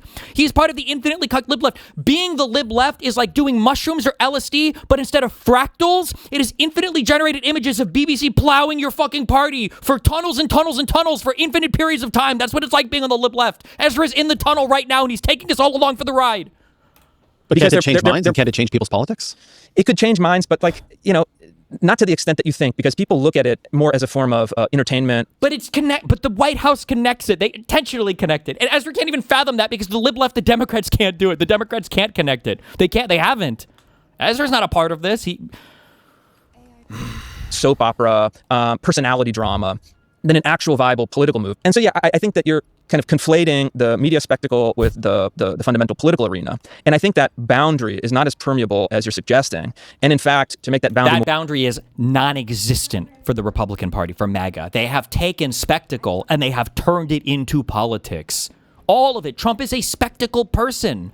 What do you call it when Trump is tweeting out, tonight, a civilization is going to end? What is that if not spectacle? It has to be spectacle because these guys themselves say that Trump's not being serious. What is that if not spectacle? We have a president who engages with social media more than any other fucking boomer on the planet. What is that if not spectacle? It's social. It's public. It's media. It's the news. It's the president of the United States. How is that not political? It's about things that are happening politically. How is that not policy? Like, you want to talk about, like, hyper reality? Yeah, we're holding UFC championships on the fucking lawn of the White House. What the fuck? How is that not spectacle? Or explicit is better, in my view, for my own kind of political desire, but also better for the country. And so when I see, when I see the kind of online right and the New York Times both doing like puff pieces on the latest kind of right-wing figure, right? It was David Duke and then it was Richard Spencer and now it's Nick Fuentes. This is a stock character in American discourse and I just refuse to take the bait. I don't think David Duke is a marginal figure. I mean, I will say You don't think David Duke is a marginal figure? Here's what I mean. I think John Gans, who's he's a great Substack and is a sort of interesting history-based theorist of American politics. He's got this book about the 90s called When the Clock Broke, I believe. And I've had him on to talk about the book. And the argument he would make about David Duke, about a bunch of figures who rose in that period, Patrick Buchanan, Samuel Francis, is that if you look at what they were figuring out about politics, I mean, David Duke, by the way, we should note, ran for office. He did not come that far from winning for Louisiana governor. In the 90s. Sure. Who cares? There was a style... Bro, the 90s? Motherfuckers were popping their AOL CDs into their fucking DVD drive. I'm sorry. It would have been CD drives. There weren't even DVDs yet. To get on the fucking internet. What do you... Bro, politics is... Why are we talking about this right now? Holy shit. Of politics that they got kind of quite good at figuring out. And Gans's view, and I agree with this view, is that much of what the populist right is today is built on that, often quite explicitly with Samuel Francis and others. Okay, make your case. Absolutely not. I mean, look, for those of us who are... Look, I'm in the institutional right. I know the people. I know the personalities. I know the organizations. That figure... is a pain in the ass. Nobody wants it. Nobody likes it. Nobody believes in it. And in fact, that figure, as we found out recently with the revelations about the Southern Poverty Law Center, is not only a useful tool for institutions on the left, but in many cases was actually secretly funded by the kind of left-wing civil rights outfit known as the SPLC. Which we were talking about David Duke? Not David Duke in particular, who knows? But I'm saying that... You're saying David Duke is maybe a left-wing plant? Yes. 100%. I think that's Why are you laughing, you fucking retard? He's so fucking stupid. That's the entire point of the SPLC indictments, you fucking moron. He even alluded to it. I'm sorry.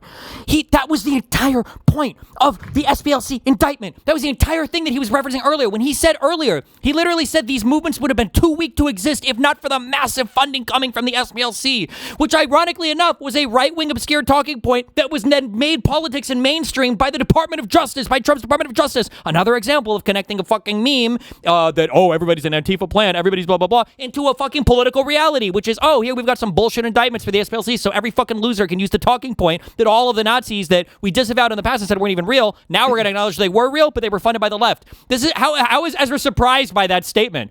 Wait, what? You think that they were majority funded? What? How can that be a surprise to you?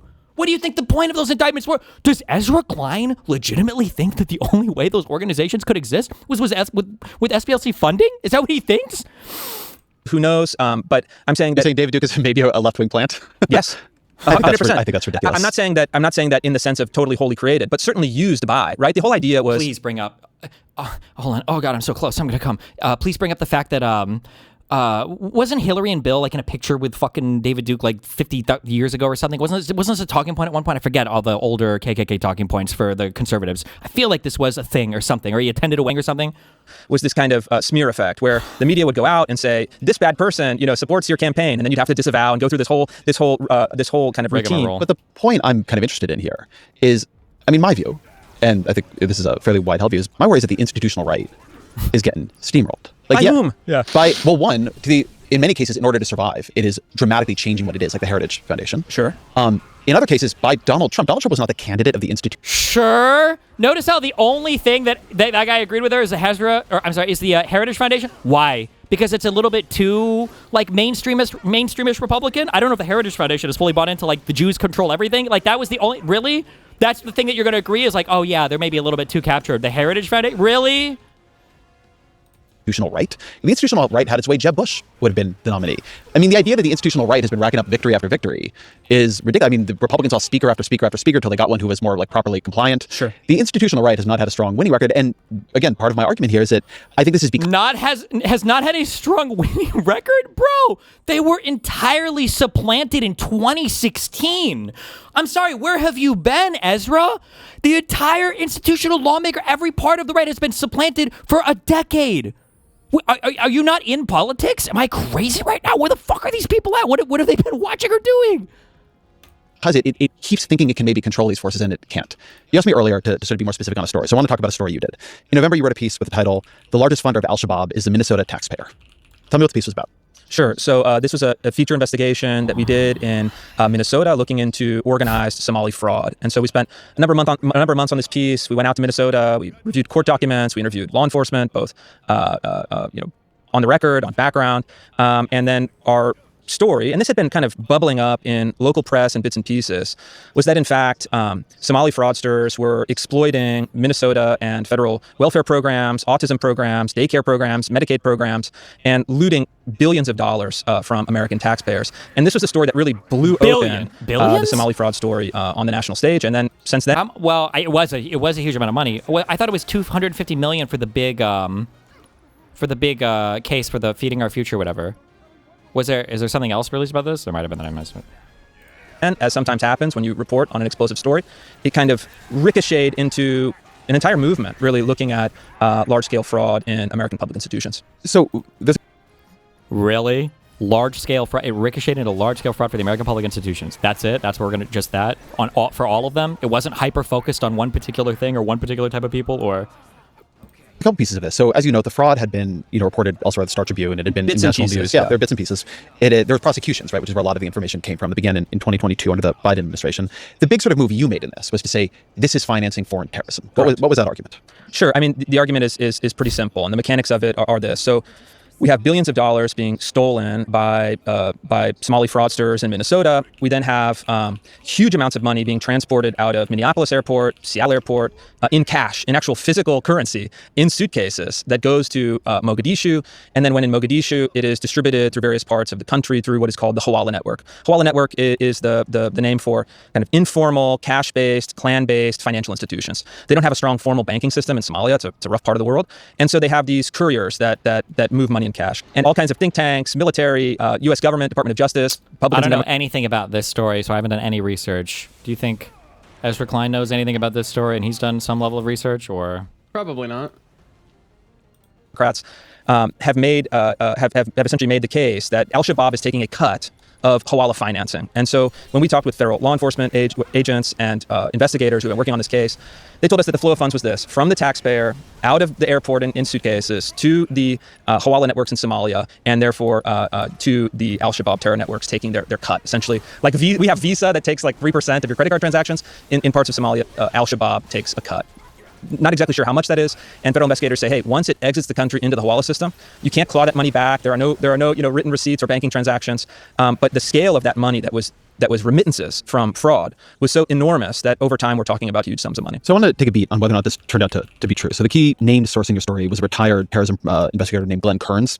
He later came out, claimed that he was misquoted. He said later the story was bullshit. Oh, so we're going to finally get into the weeds on one particular story, and holy fuck, thank God, Ezra Klein may be fucking prepared for this one section. Well, while letting him fucking mentally destroy us for the past hour and a half. Finally, maybe. Okay. And that he did no on-the-ground investigating in Minnesota. The two top prosecutors of the fraud in Minnesota said the perpetrators were motivated by greed. There's no evidence of terrorist financing. Do you still stand by that? Of course I do, yeah. And a couple things. So the Glenn Kearns detective is very odd. We have him. One of the, some guy said this on my Kiwi Farms thread, actually. And it's true. One of the ways, I've said this a lot, that you can tell, I call this that table thing, that you can always tell somebody's full of shit, is when they have a belief, that belief is based on some pieces of evidence, and then you go through the evidence, and every time you take away some piece of evidence, the belief actually gets stronger. Like, what the that shows you that the belief was never founded on evidence in the first place. Oh, I call this the floating table, right? How much weight can this table hold? 100 pounds. Well, I kicked one leg out. How much can it hold now? Now it can hold 150. Okay, I kicked the second one. It's almost ready. Now it can hold 300 pounds. Okay, it has no legs now. Is it on the ground? No, my table can hold 10,000 pounds floating in the air. Like, it's fucking retarded.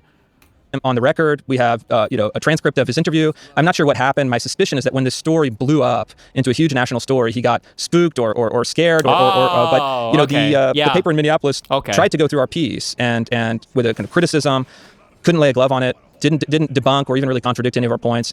You had one source who knows, don't know his personal circumstances. But he was the only named source.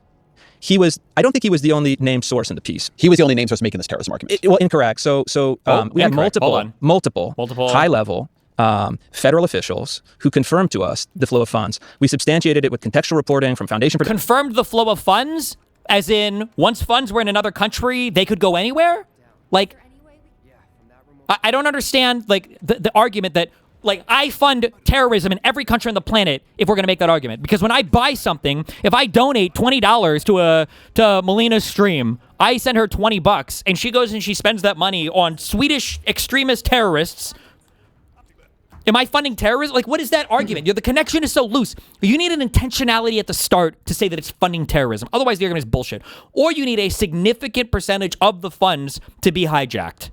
Not just like the flow of funds. Anytime somebody says some shit like the flow of funds, what do you mean? What percentage of the funds? Do people know about this at all points in the transaction? How much are we talking? Defensive democracies, from the United States Military Academy, from the Department of Justice. We were saying simply, logically, if we know from a variety of sources that Al-Shabaab is skimming off the Hawala network, and we know from a variety of sources that money is moving through that network from fraud committed in the United States, it's a logical syllogism, right? A, B, C. A logical syllogism. What a fucking joke. Are you oh my God. It's okay. And so we know that this to be true. And I think that idea that because they weren't motivated by terrorism is not something we alleged and is essentially irrelevant. The facts as they played out were that... Do you see what he just said? It wasn't motivated by terrorism. They didn't. So it's exactly what I just said. It's exactly what I just said. Money is going to some country. Once that money's in that country, it's impossible to say where exactly it goes. And there are bad elements in that country that can skim money off the top of any money in that country. Therefore, anything happening in the United States is funding terrorism. Like, it's... something we alleged and is essentially irrelevant. The facts as they played out were that through that network from fraud committed in the United States, it's a logical syllogism, right? A, B, C. And so we know that this to be true. And I think that idea that because they weren't motivated by terrorism is not something we alleged and is essentially irrelevant. The facts as they played out were that the Al-Shabaab terror network benefits from fraud in the United States that has passed through their financial system. Your piece is actually quite careful, right? I've read the piece, I've read it carefully. And you're right, you don't allege that the point of this is to fund terrorists. Then when you sort of promote the piece, your tweet is, Somalis are stealing billions of dollars from American taxpayers. Good job. You're getting a little bit more into the context because the piece will never do that. The piece doesn't have to do that. All the piece has to do is lay some weak factual foundation and then they can narrativize the rest. Sending cash to terrorists back home. It's time for @real Donald Trump to revoke temporary protected status for all Somali nationals in the United States. It's time for them to go home. And he's going to argue that it's factually true. Somalis are stealing billions of dollars from American taxpayers and sending cash to terrorists back home. He's going to say that it's factually true. But what do you think when you read this? That there is an intentionality here. That they're literally stealing money from American taxpayers because they want to send it to terrorists. Not that it happens to be that some terrorists might skim some part of that cash, maybe, if it goes to some part of a country, maybe. @real Donald Trump to revoke temporary protected status for all Somali nationals in the United States. It's time for them to go home. And I have, I think, 2 or 3 issues here. 2 or 3, all right. Let's go through them one by one. Yeah, we'll do them. I'll give them to you. You have a limited number of people, right, committing crimes. They're being prosecuted, right? The prosecutions begin under Biden. This is not like a swept under the rug thing. You guys did not come up with this. You didn't find it yourself. And they were stealing a lot of money. I mean, that part is true. The sending cash to terrorists back home, as you say, you have a more complicated link to the piece, and then you could... Like, so, why even say complicated? It's misleading. It's a fucking lie. It's misleading. It's a fucking lie. You're giving an intentionally incorrect view of how those people are intending their funds to be used. I don't support the Chinese Communist Party. I do not personally support it.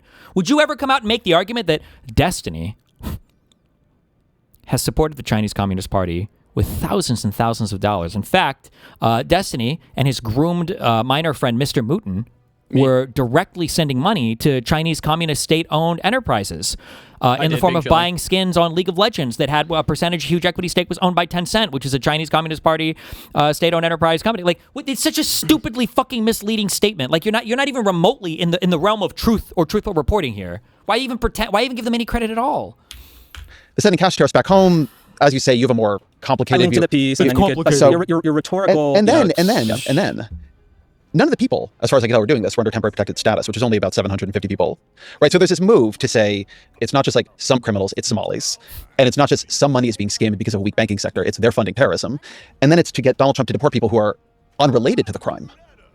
Okay, so a couple points on that particular argument. So the point of the piece broadly, it raises the question of immigration. And now he's going to do the thing that we did with the mass migration with Tucker Carlson earlier. Can nobody see the maneuvers? Does nobody know politics on the No. Earlier, they had a segment where they talked about how Tucker Carlson says that mass migration is being intentionally done by institutional aspects of the United States in order to invade and destroy the white population by replacing it with a foreign-born population for demographic change. Okay, this is a neo-Nazi great replacement conspiracy theory. And then this guy was like, well, let's back up. Like, he is right that there's a lot of immigrants coming to the United States, and it's like, that's not the fucking point. And it sounds like he's about to back off this now. It's like, well, there was fraud. The point of the piece broadly, it raises the question of immigration, cultural compatibility. And if you talk to people with an expert in Somali culture, as we did, and the history of Somalia, as we did, you get the clear sense that in Somalia, there is a kind of kinship and clan-based culture that is prevalent for a variety of historical and social reasons. And because there has been a weak central government, contested central government in Somalia in the modern period, there is a feeling that exploiting the central government is permissible. And I think the underlying point, which is very uncomfortable, not just for people who are small. A clan-based government, a clan-based system where members of the family are favored, where there is a huge benefit to exploiting the favor that you might get from said central. What? Who the fuck does this sound like right now, by the way? What was the largest DoD contract ever written to Eric Trump's fucking retard company? What was the Jared Kushner flying around the world with that Witkoff retard who doesn't even know where the fuck Russia is on a map, is trying to be our lead negotiator using Russian-provided translators, who has this World Liberty Financial that Trump is enriching himself with? Like, the businesses that have to go to Trump and personally beg for forgiveness in order for him to greenlight their companies to get through tariffs? What, the Swiss people who sent him a fucking watch for reprieve from tariffs? Like, who does this sound like? Bro, I'm getting psyoped so hard. I don't even know if this is a real person. Maybe Ezra's just replaced by a fucking robot. Permissible. And I think the underlying point, which is very uncomfortable, not just for people who are small L liberals, but even for many conservatives, is that actually all national cultures are not equal. And in fact, because immigration is a group-based or national border-based system, you have to be prudent in which nations of origin you prioritize in immigration. And so I think the record on Somalis in the United States and elsewhere on many of those metrics is not good. You have low levels of education, high levels of welfare dependency, and you have these cultural incompatibilities, let's say. And so, again, in a prudent, national interest-based immigration policy, I would put Somalis down lower on the list, and I think that's perfectly defensible. Who are probably some of the most... I actually don't know for Somalis because there's been a lot of them. I know, like, for Kenyans and Ugandans, I think they're some of the highest educated, highest compensated groups in the United States, just because they tend to come over because they're more educated. But it's not like we're taking, like, truckloads of Somalis en masse. It's not like I wish we were. All the poor... Why? Well, they make good food. Okay. We're not like... Just popped in and haven't seen this video. Where does Rufo rank among MAGA demons in your eyes? Less than Ezra Klein does, who, I don't know, he should not be having these conversations. Ezra should not be having these conversations. He doesn't understand the political climate. He doesn't understand the environment. He doesn't know how to do propaganda. He doesn't know how to recognize propaganda. He doesn't seem to have a strong command of historical fact when it means standing up to the person he's talking to ever. I don't know what this is, except for like for basically laundering every single conservative that comes through his program. National interest-based immigration policy, I would put Somalis down lower on the list, and I think that's perfectly defensible. I don't have a problem saying that American immigration policy should serve our interests. Sure. Should not just be omnidirectional. We just grant all of that. Okay, good, true. Saying is that to take a crime committed by a limited number of people, then say this is something about an entire group of people, and you should deport these unrelated people, Like that is a bad thing to do. And that's not what he argued, though. I don't know if you're even in the realm of understanding the ideology. What he just told you was they analyzed the country. He's not using the word race because he knows that that would be like a trigger point for you. So he's just speaking around it. Like a 6-year-old trying to win a debate against a 4-year-old is basically what's happening here. But he already said they analyzed the country, the culture, the nation, the history, and they know that there are just certain groups of people that you don't want here from countries, not ethnically, but just from certain countries. So it doesn't matter that you're telling me that some Somalis haven't committed crimes. He knows that they're more likely to. People. And you should deport these unrelated people. Like that is a bad thing to do. And to yoke this sort of larger argument you're making to this much more kind of tendentious, well, some of the money that goes because of this fucked up system back in Somalia can get taken by al-Shabaab. To finish the thought, and then I'll let you take it where you want to take it. That is, and that's part of this larger point I'm trying to make to you, which is that you are not putting like passion in service of reason. You're unleashing things here that are like first going to really harm people. Like, I don't know if Ezra is like not understanding it. Like, Ezra, what you're identifying is a thing that he doesn't want to acknowledge because it's intentional. Like, I don't know if he just doesn't realize that, right? It's like having a conversation with a frat boy and you're like, you are dumping tons of GHB or Rohypnol or whatever the fuck into this drink that you're serving to these girls. Like, we need to have a conversation about what happens when people take this. Because I don't know if you're aware of this, but I think that when you're serving these drinks to these women, and then when they're passed out naked, and you and your boys are fucking her afterwards, you might actually be maybe, like, that might be rape. So we need to talk about, like, mass dumping, like, all of this stuff into these drinks. We need to have a serious conversation about this. And it's like, are you fucking retarded? You're acting like you're helping him to discover that he's using a strategy that might lead to bad outcomes when this guy is intentionally using that strategy because he wants the bad outcomes. Nothing wrong, right? These Somali temporary protected status, I mean, many, as you say, Somalia's a tough place. Many people flee it for completely reasonable reasons, and we honor them for doing so and trying to make a better life for them and their families. Like, they did nothing wrong. I think you actually do believe in many things you've written in, like, the primacy of thinking about the individual. If you want to say that our immigration policy should not favor Somalis, fine, fair enough. But our immigration, the temporary protected status is based on group designations, and in fact, Somalis, Haitians, but the people are going there who did not do this crime. Right? We agree on that part, right? Hold on. Well, let me take it in pieces. So you can't pull a single concession out of him. He can't even get one single concession out of him. Do not recognize the asymmetry here? You can't get one single concession out of him. A couple of kind of factual problems here. You said a limited number of people committed these crimes. I'm actually not sure that that's true. Thank you. And I'll explain it. Correct. That's right. Genotype is what causes phenotype. To these people, to a race realist, and I now know, I don't give a fuck what this guy is a race realist. He is a white identitarian. He's a white nationalist. He believes in phenotype is the characteristic that emerges from a genetic thing, okay? Phenotype is a physical thing that emerges, and then the genotype is the genes. People believe, like this guy, believe that certain genetic clusters of people, certain ethnic backgrounds, will always produce a certain thing. Culture, to these people, is a phenotype, and there's an underlying genetic background that emits certain cultures. That's what they believe. And if you go back and you listen to what this guy says, or if you listen to what he's about to say, everything will map on perfectly to that. All right? It doesn't matter that some Somalis have been caught. There's probably more that have done it. It doesn't matter that some haven't done it. Eventually they will. We know, because we know the country they come from. We know their background. We know their history. We know what they do now. We know all the crime there now. It's because it's it's an essential part of their ethnic identity. Couple of kind of factual problems here. You said a limited number of people committed these crimes. I'm actually not sure that that's true, and I'll explain it why I believe that. If you look at the actual schemes committed by Somalis, for example, for autism services, you had members of the Somali community opening up fake clinics with fake patients that were receiving, kind of fake treatment. And what we're looking at is actually a non-insignificant number of people that were involved or had knowledge of these schemes as they were unfolding, because you're talking about thousands of patients, larger family sizes, and secondarily, prosecutors told us over and over and over, we're just looking at the tip of the iceberg. We don't have the prosecutors, we don't have the investigators, we don't have the manpower to actually unravel all of these fraud schemes. And so let's just say the median estimate, kind of responsible estimate, is $5 billion. Well, they've only uncovered fraud schemes in maybe $300 million.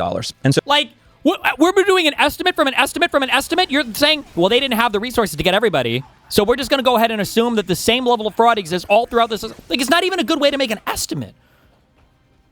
So that did he say billions or tens of billions earlier fraud is actually only 300 million of discovered fraud. And then it's just, trust me, bro, there's billions and billions more that we haven't uncovered yet. Bro, give me a fucking break. So that would indicate that actually the vast majority of the schemes were simply kind of vanishing through your fingers. And so you're actually getting what I believe is, because also the Somali community is very concentrated and geographically tightly integrated in kinship networks, I actually think you're getting the complicity or knowledge of actually a non-insignificant part of this community. Are most Somalis in Minnesota? Proof of that.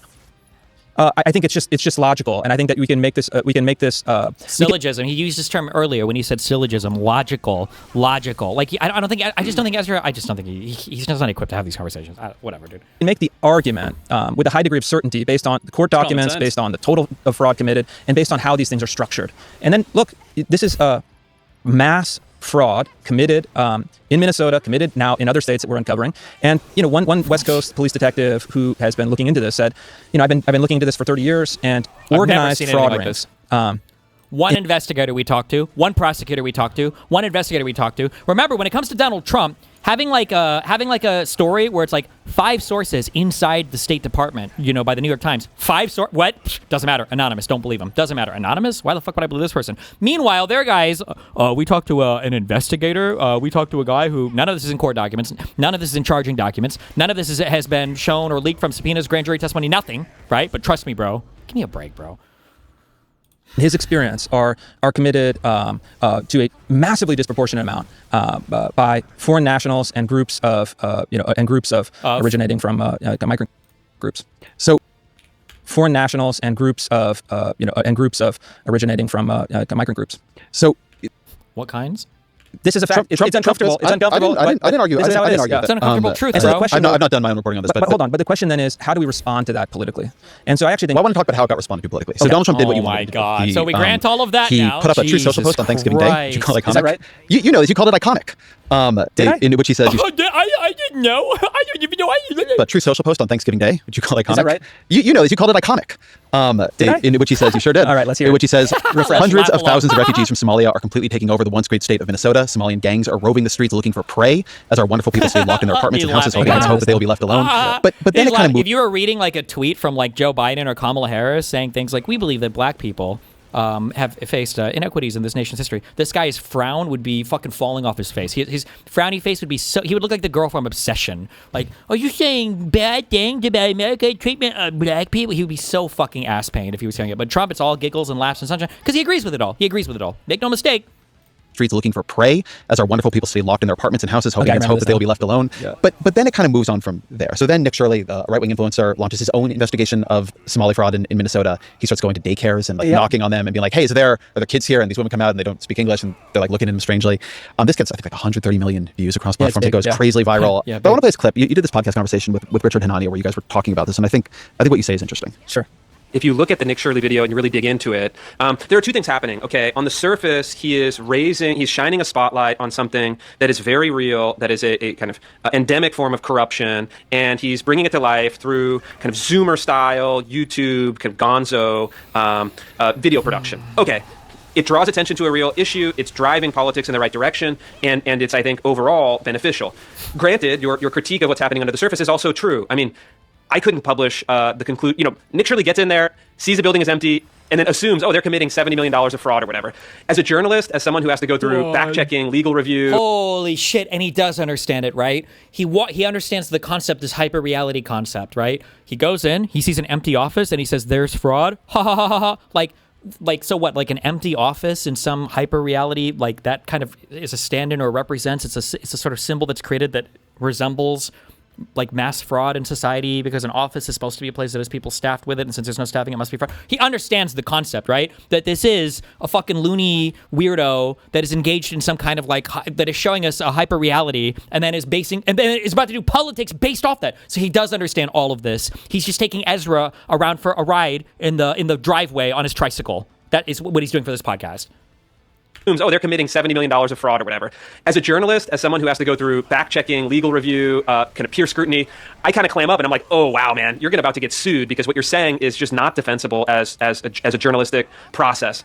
So the reason I found that to be such an interesting quote is that I feel like both sides of what we're talking about are in there. This video is not strong. Let's put it that way. That there's a lot. You can't go and be like, show me your kids. And when they don't show the kids, be like, this is a fraud. You don't have any kids. On the other hand, you have this like, contrary feeling that, well, it may not be Did true. you hear that they let like, this is a fraud. You don't have any kids. Said the same about white people. This guy would be losing his fucking mind. This is also why I hate bigots and racists. They're so fucking fragile, and they think it's so goofy and funny whenever they're making fun of other people and they can't handle anything on their own side. They're the weakest that the white race has to offer every single fucking time. On the other hand, you have this like, contrary feeling that, well, it may not be true, but it puts attention towards something real. It's like in line with where I want politics to go. It does become a huge issue. We'll talk about like what it leads to. Oh my God, you're describing the exact same thing earlier that he said doesn't happen. So I mean, how do you balance that? Yeah, I mean, well, first of all, it's a free country. Everyone has the First Amendment right, and so therefore, you can't say I don't like this for these reasons. Therefore, you shouldn't be able to do it. But I think so the ADL and the SPLC and everybody else has a First Amendment right? Yeah? Hello? Where were those arguments earlier? Remember, the Democrats must act with supreme morality at all points in time. They're the adults in the room. They have to act proper. However, whatever is legally permissible is allowed and should be that way, culturally preserved. It's just another instance, an example of the right being under-institutionalized. And so what I would say is that an ideal, say, outcome or method would be to take someone that has charisma, that has courage, that has curiosity, someone like Nick Shirley, and then integrate that person into an institution to put up those... This did happen. He had official support from X, and he had all of the paperwork and everything that was given to him by Republican Party insiders. This isn't even contested. It's known. The guy that was even in the video in the first place with him, I think was a Republican Party dude, and they tried to launder the same story a year earlier on the local media networks, the same exact claims, with the same exact places. This is known, but he's just pretending otherwise because Ezra doesn't know. Guardrails to refine and really improve the product itself, and then to use that attention toward productive ends. And so that would be like the ideal. That's the kind of thing that I think would be good. But the reality is that on the right, the media is so fragmented, and the media institutions are not that strong, not that well developed. Fucking lie. And in many cases, highly risk averse. They're so strong. They're so developed. Highly risk averse. You're telling me that the same Republican Party that somehow was able to break bread with fucking Andrew Tate is risk averse, that was putting crazy podcasters? Benny Johnson, who was part of an organization that was found to have been illegally funded by Russian money through illegal wire transfers and fraudulent wire transfers, they put that guy in the White House to do a podcast. That's risk averse? Steve Bannon, the founder of Breitbart, or I think he inherited. I don't think he was a founder, but he got control of it later. That they put that guy as a Trump surrogate? That's a risk averse, people? Donald Trump, who tweets out the craziest shit you've ever seen in your entire fucking life, like it's a fucking daily task on not Stardew Valley. Problem? What's the name of the stupid fucking game? What am I thinking of? Animal Crossing. Do you have daily tasks on Animal Crossing? I hate this motherfucker. Oh my God, get me out. Reasons. And therefore, there's an entire territory that is ceded to people. I don't even know if Nick Shirley is right-wing. I'm not sure I would even categorize him as that. I think the story landed in that particular manner. But you have people, independent... obvious reasons. And therefore, there's an entire territory that is ceded to people. I don't even know if Nick Shirley is right-wing. I'm not sure I would even categorize him as that. I think the story landed in that particular manner. But you have people, independent... He's not left-wing. Let's say citizen journalists. I think that was the phrase for a while. There was great hope in the citizen journalists. Love citizens, love journalists. Citizen journalist is one of those things, like, it sounds good in theory, but in practice, there are some real limitations. And so it is what it is. What are you going to do about it? This is the kind of thing where, as an individual, my only reaction is to say, you can put out a kind of suggestion for remedy, but it's not within my direct control. I guess the thing I'm asking, not as an individual, but as an activist and an analyst and somebody influential in the administration that responds to these stories, yours, his, by deploying a giant ICE and Border Patrol deployment to Minnesota. That deployment ultimately, and the fighting around it, leaves Renee Good and Alex Peretti dead. Minneapolis calculated the economic impact of the raids at least around $700 million. Joe Thompson, the acting U.S. attorney in Minnesota, who was leading the fraud investigations, he was quoted quite a bit in your original piece. He resigns in anger after Trump's Department of Justice demands his office investigate Renee Good's wife. So, I mean, to me, I look at all this and I say, like, that wasn't beneficial. This was catastrophic. I mean, it harmed people's lives. It led to people dying. It was bad for the Minnesota economy. Good, the rioter? It led to the fraud stuff getting, completely sidelined. And the person who was pushing it resigning. That this did not go in a good direction, in part because it wasn't based on good information. But now, looking back at the whole thing, do you disagree with that? Yeah, I would disagree. So well, of course, I would agree with certain points, but I would refine them and disagree with others. So, I mean, the fraud work is continuing. The vice president is now chairing an anti-fraud task force. They've significantly increased the manpower to look into fraud. That said, it was a bad strategic decision to deploy force, Customs and Border Patrol, ICE agents, with that kind of force posture. It's a no-win situation. And I was advising against it from even the previous summer. And so in that particular case, I would say it was ill-advised. And I think that finally the administration has learned that. They reshuffled DHS, they reshuffled Customs and Border Patrol. And if you want to create deportations at scale of illegal immigrants, you have to do so in what I've kind of called an invisible manner, in a personal manner. You have to change banking regulations, financial transfers, remittance fees, employment verification to incentivize self-deportation. Because the idea that you could deport people by simply like sending in armored cars with ICE agents on the side is delusional. It's never going to happen. I think there's part of the right that wants that kind of macho imagery, but if you look at the underlying substantive policy that you want to enact, I think it's detrimental. And in fact, the situation in Minneapolis, again, in that sense, did not achieve the stated objective for reasons that I and others had predicted. Pick up on the front. And to me, it's also it's annoying to me personally. What were his tweets, by the way, when ICE was doing their massive deportation, or I'm sorry, their massive deployment out to Minnesota? Was he actually out here saying like, "Oh, this is a big mistake, guys, don't do this"? Was he actually? Because I think fraud, huge winning issue. No one wants fraud. It's a huge problem in the country. If you could just focus on that, you could rally not only Republicans who are traditionally, small government, but you could also bring into the coalition moderate Democrats who want good.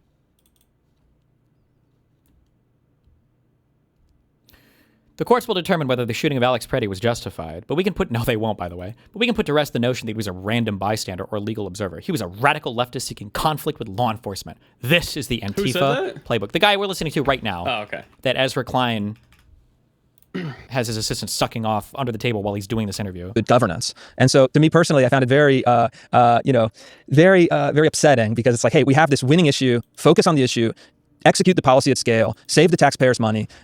You're giving someone a nicely wrapped gift, and you just wish that they would take it.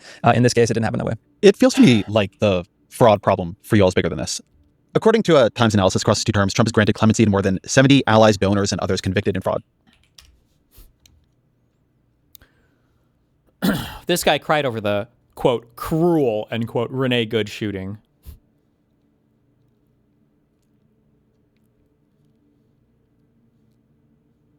Why does this tweet even show up here? Alex Preddy, the guy who came with a weapon of mass destruction to a protest? Pepe.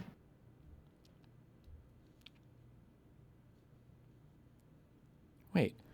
I want mass deportations, and these tactics just seem to be making ICE's job harder in the long run by creating even more opposition and interference to them carrying out their duties. They should hire more professional agents with higher IQs who are capable of being cunning. This sounds more similar to the guy's position that he just said he had. Oh, I don't think mass Hold on. What did this guy say before? Hold on.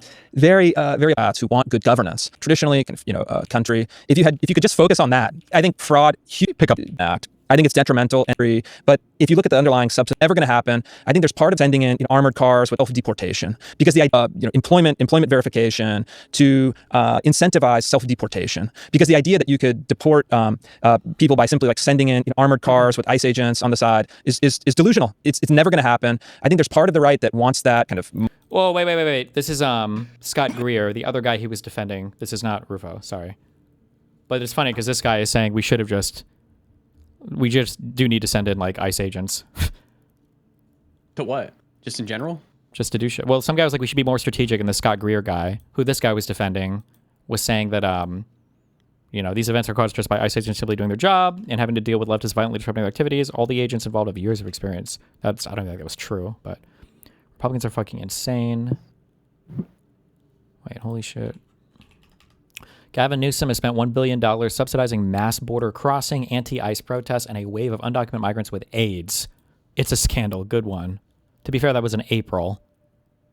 So 3 months ago. Maybe he's changed his mind. You can't spend $1 billion anymore? Yeah. Macho imagery. But if you look at the underlying substantive, again, pick up on the front. And to me, it's also. It's annoying to me personally because I think fraud, huge winning issue. No one wants fraud. It's a huge problem in the country. If you could just focus on that, you could rally not only Republicans who are traditionally, small government, but you could also bring into the coalition moderate Democrats who want good governance. Isn't the issue that fraud and so to me personally, I found it very fucking deal right now. Sure, but it's just this. He's just talking about like the Trump admin should be focused more on like winning issues and should be using better strategy. But like, how could you ever think the Trump admin would use strategy when Trump himself has shown himself to be a fucking retard who's incapable of thinking strategically about almost anything? Like, this is a fantasy. It's a delusion to think that would have ever been the case. Fooled by the big Yahoo. very, very upsetting because it's like, hey, we have this winning issue, focus on the issue, execute the policy at scale, save the taxpayers' money. You're giving someone a nicely wrapped gift, and you just wish that they would take it. In this case, it didn't happen that way. It feels to me like.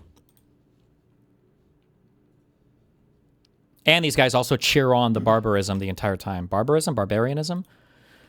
This happened? What is the totality of circumstances that led to this outcome, the shooting death of this? As more footage emerged, the story shifted. Alex Preddy was an agitator seeking violent conflict with the law. Leftists are slaves to their euphemisms. Alex Preddy wasn't trying to be a decent human. He was trying to disrupt federal law enforcement operations, disobeyed lawful orders, resisted arrest, and, in the melee, caused officers to fear they might be reaching for his gun. Wait, how does this guy feel about January 6th? He was a huge supporter of it, obviously. Oh, okay. People already like those tweets. By the way, this was obvious even before the video came out today. Preddy was seeking violent conflict with law enforcement, even after damaging his ribs and receiving warnings from his family. The question is what radicalized him and when.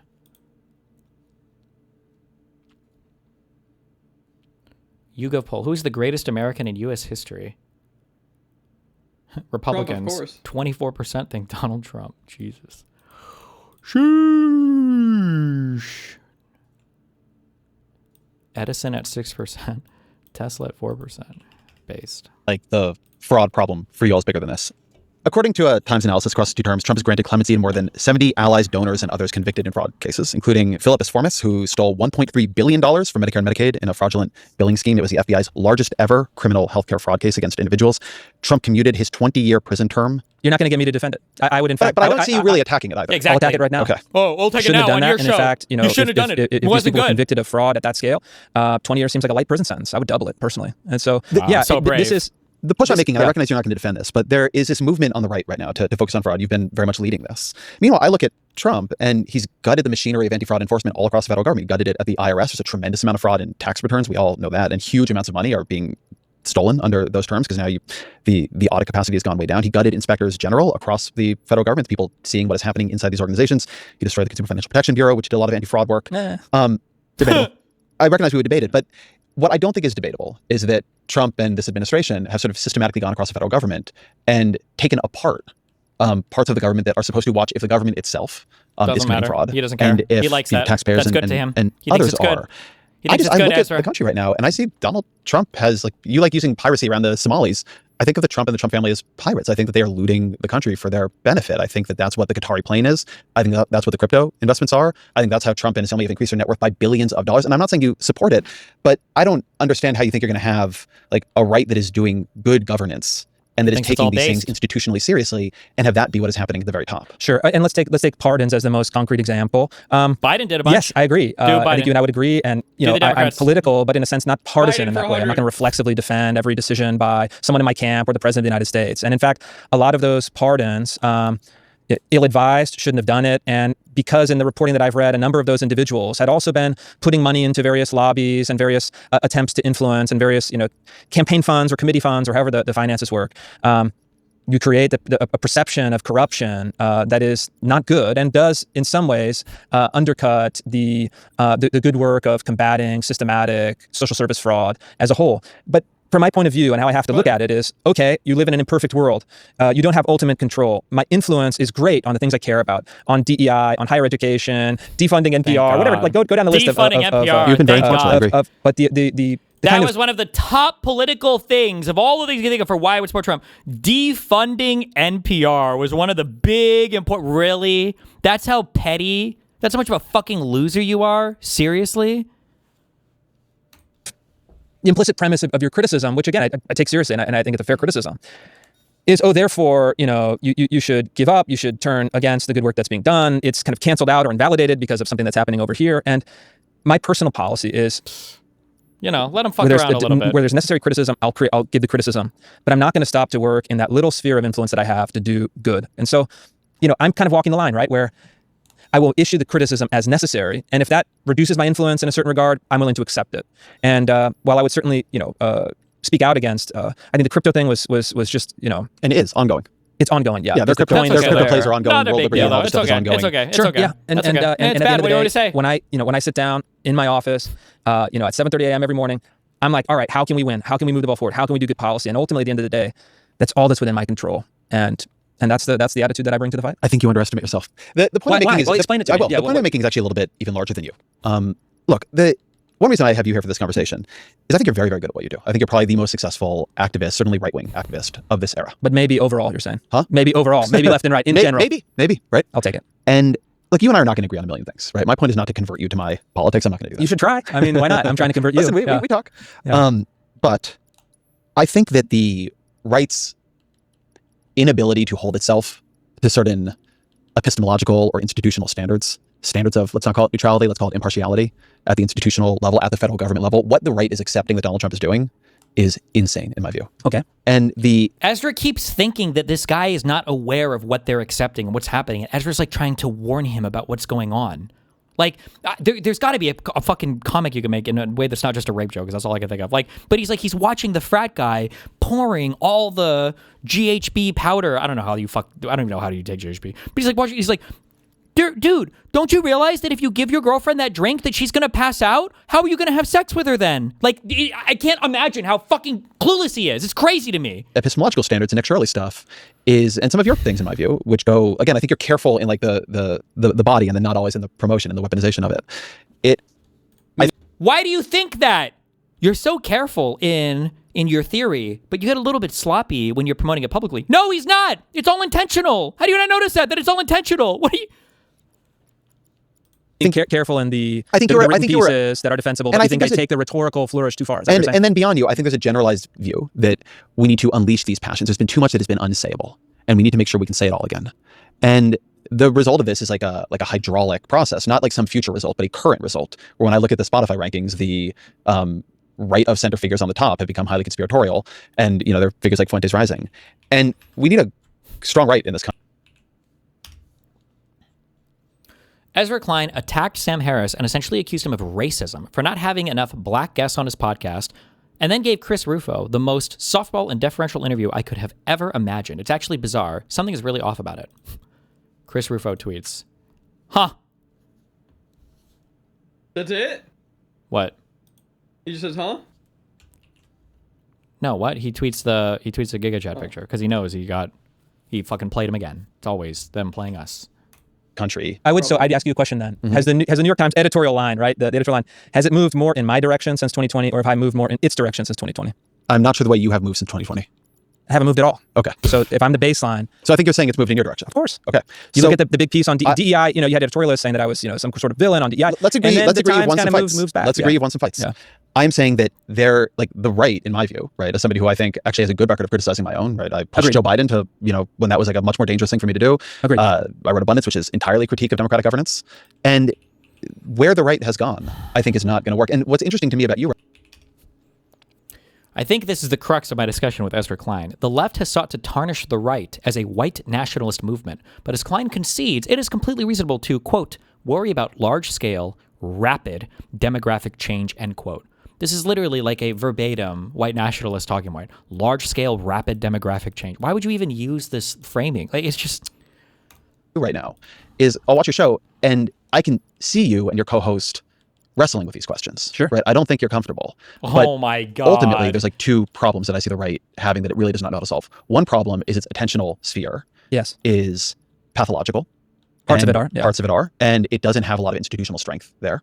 And the second is that you cannot challenge Donald Trump. You can sort of say some things he's doing you don't like, maybe wouldn't fully support, but Donald Trump is the Sun King and he has to be obeyed, or you get, if you go too hard and he's shown his ability to do it, if you go too hard, you get like pushed out in a way maybe you can't come back from. And those two things are allowing a tremendous amount of bad ideas, of actual corruption, of just institutional and non-institutional rot to occur. And like, we're all going to pay for it, because right now we're all living under right-wing governance. So I have a lot of worry about this, right? I don't need this, my point is not you should become a liberal, but the right has some real issues. He's gonna yell at Ezra Klein. I would agree that the right has some real challenges, and this is universal, right? There's no entirely virtuous, effective, disciplined political movement. Every political movement has a certain fermentation, a certain amount of internal conflict. You have to figure out how to resolve disputes, settle questions, and what I've tried to do, especially in the last, say, year and a half since Trump has become president again is bring a lot of those conversations into the open. And I think that while there are these real challenges, the epistemological machine of the right has some real weak spots, some real flaws, some real vulnerabilities. While Trump's kind of highly individualized, charismatic presidency that is charismatic rather than legal, rational, or traditional, the Max Weber triangle of legitimacy and authority.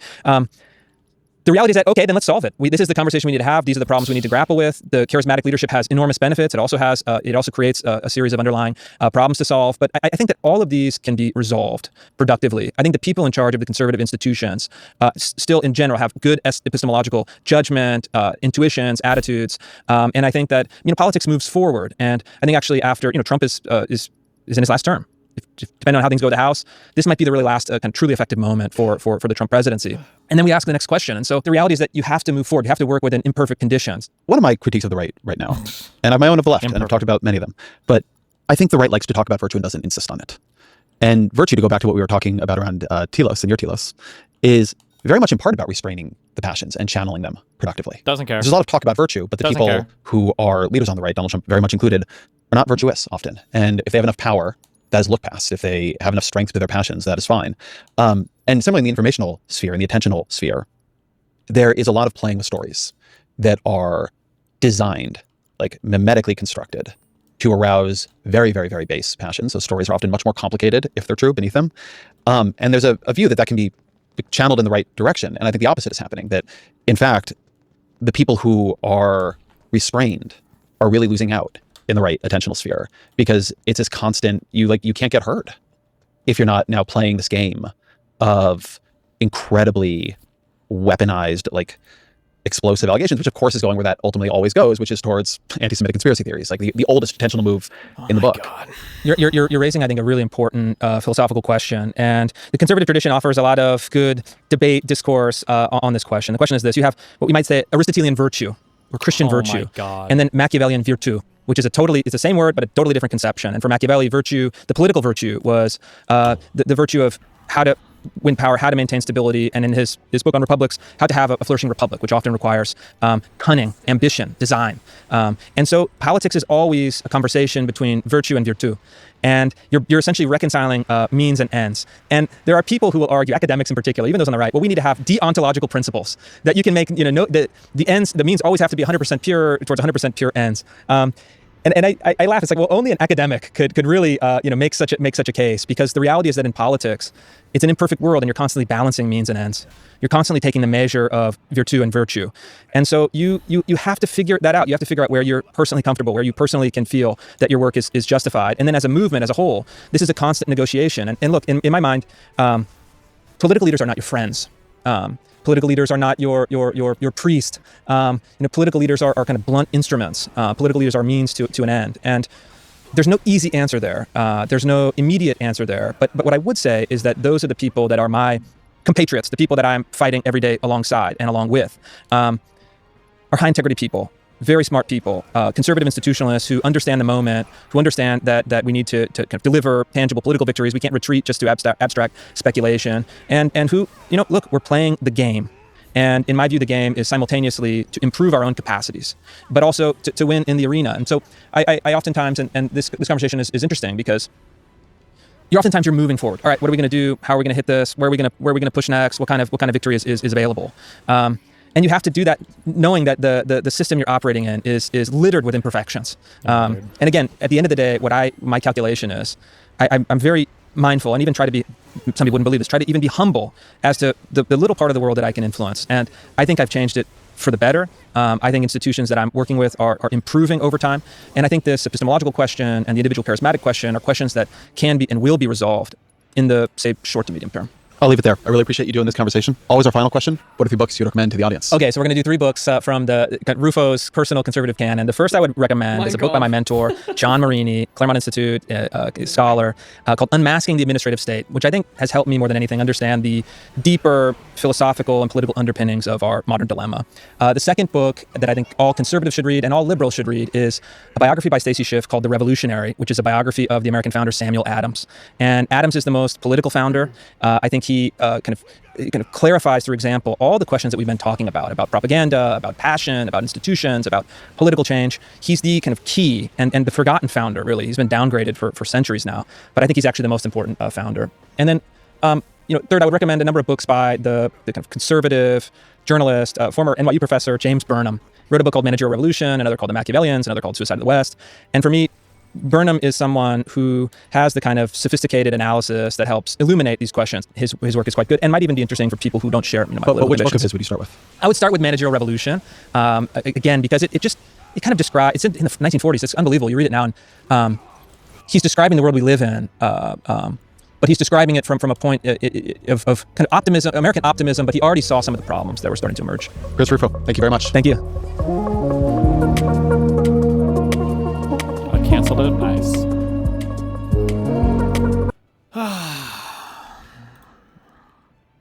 Okay. Thoughts? It's just pure slop.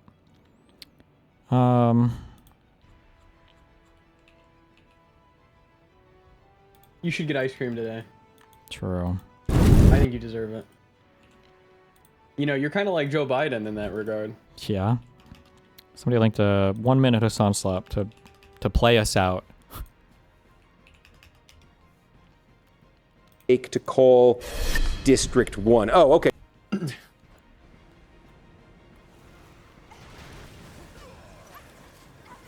Hank Bet David subscribed to NBC News just so he could have Steve Kornacki, Mr. Khaki, read his goddamn name out and his goddamn statement about being a numbers guy in the middle of his serious broadcast. What's funny is he has no clue what this is. Okay. So let's pick up right where we left off. Well, I can't give you the exact answer to that because I'm not the decision desk. But what the decision desk has told us, and if you were watching, you might have seen this earlier from Adam Naboa relaying an update that they wanted to see more vote. They were talking about seeing more than 80% of the vote. Thank you, Hank B, for the question. Thank you, Hank Bet David, for the question. This is our impact, man. Hassan reacts to one of his very obvious community members subscribing to NBC News just to say that they're a numbers guy. Y'all be so dedicated. Good one.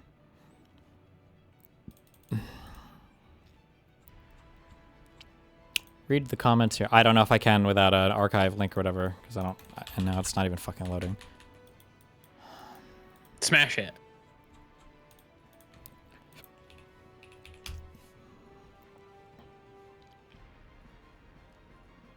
The comment section is closed. And the web page does not work for me. Oh, wait, nope, there we go, hold on. Oh, sorry, maybe it needed to be on this monitor.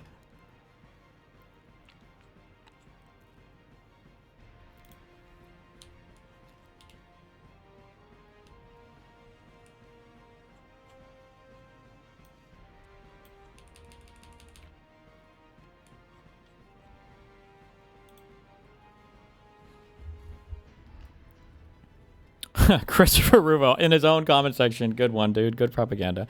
I enjoyed this conversation with Ezra, especially a place where he provided pointed criticisms. Although there was a temptation for all of us to retreat to our various corners, it's better for the country to have a rational right and a rational left that can engage. God, this reminds me of the comments on my old fucking videos talking to these Daily Wire people. I appreciate your comment here and your call for rational dialogue. You were the first public thinker who challenged my assumptions about conservative thinkers.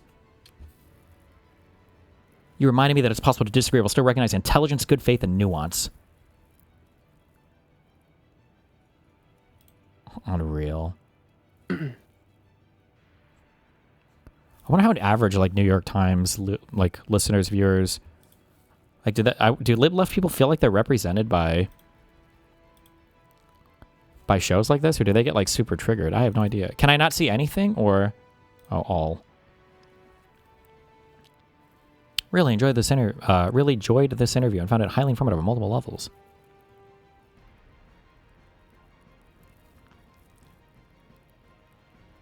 Rufo squirmed out of any real accounting for the Trump admin's many, many outrageous ethical transgressions. True. The leader of your movement, our corrupt and criminal president, one of the most despicable human beings ever. True.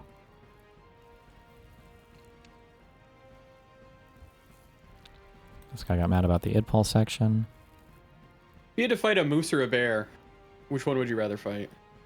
A moose or a bear? I don't know, probably a moose? I think I'm going bear. Okay. I don't think you could kill a moose, man. I don't know if you could kill a bear. Yeah, I don't know. That's a tough one, huh? What is the moose is going to kill you? I guess he could trample you, and he could He's got antlers, too. use the antlers. But if a bear Yeah. touches you with any of its hands, I'm pretty sure you're just dead. Yeah, those are razors.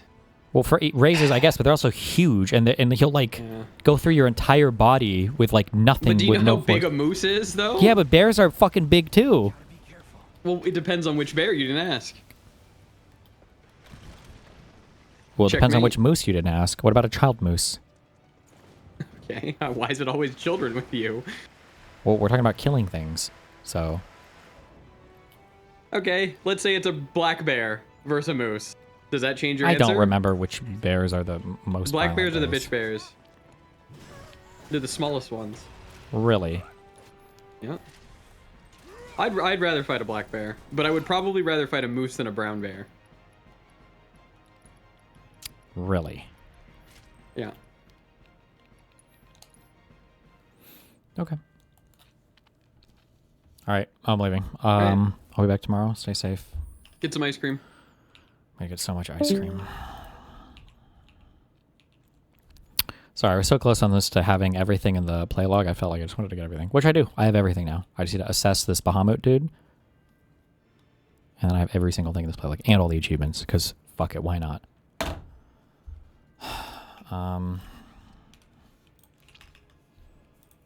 We'll do the 4x3 before we leave. Fuck it. You're missing the Shimmer combat thing? I think I can only do that after I beat the DLC. Pair, flint, suit, bout, swipe, message, game, Tinder, match. Okay, things that you can do on Tinder. You can swipe, message, or match. But then you've got Tinder, flint, and match. Okay, so match is the word.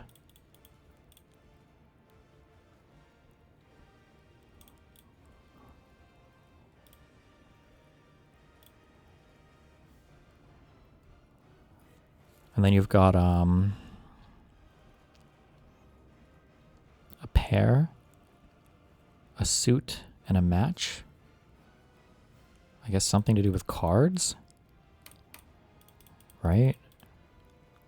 Do you have match cards? I know you can have a pair, you can have cards of the same suit, and then about a game or a match. Oh yeah, true, that's what it is. Oh, things that go together well.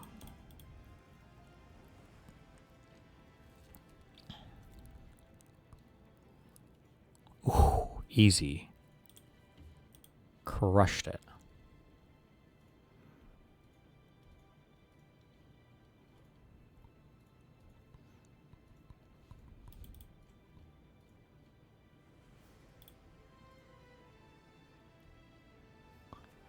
Move chat, you dingling. Oh, get fucked. All right, be careful. I love you guys.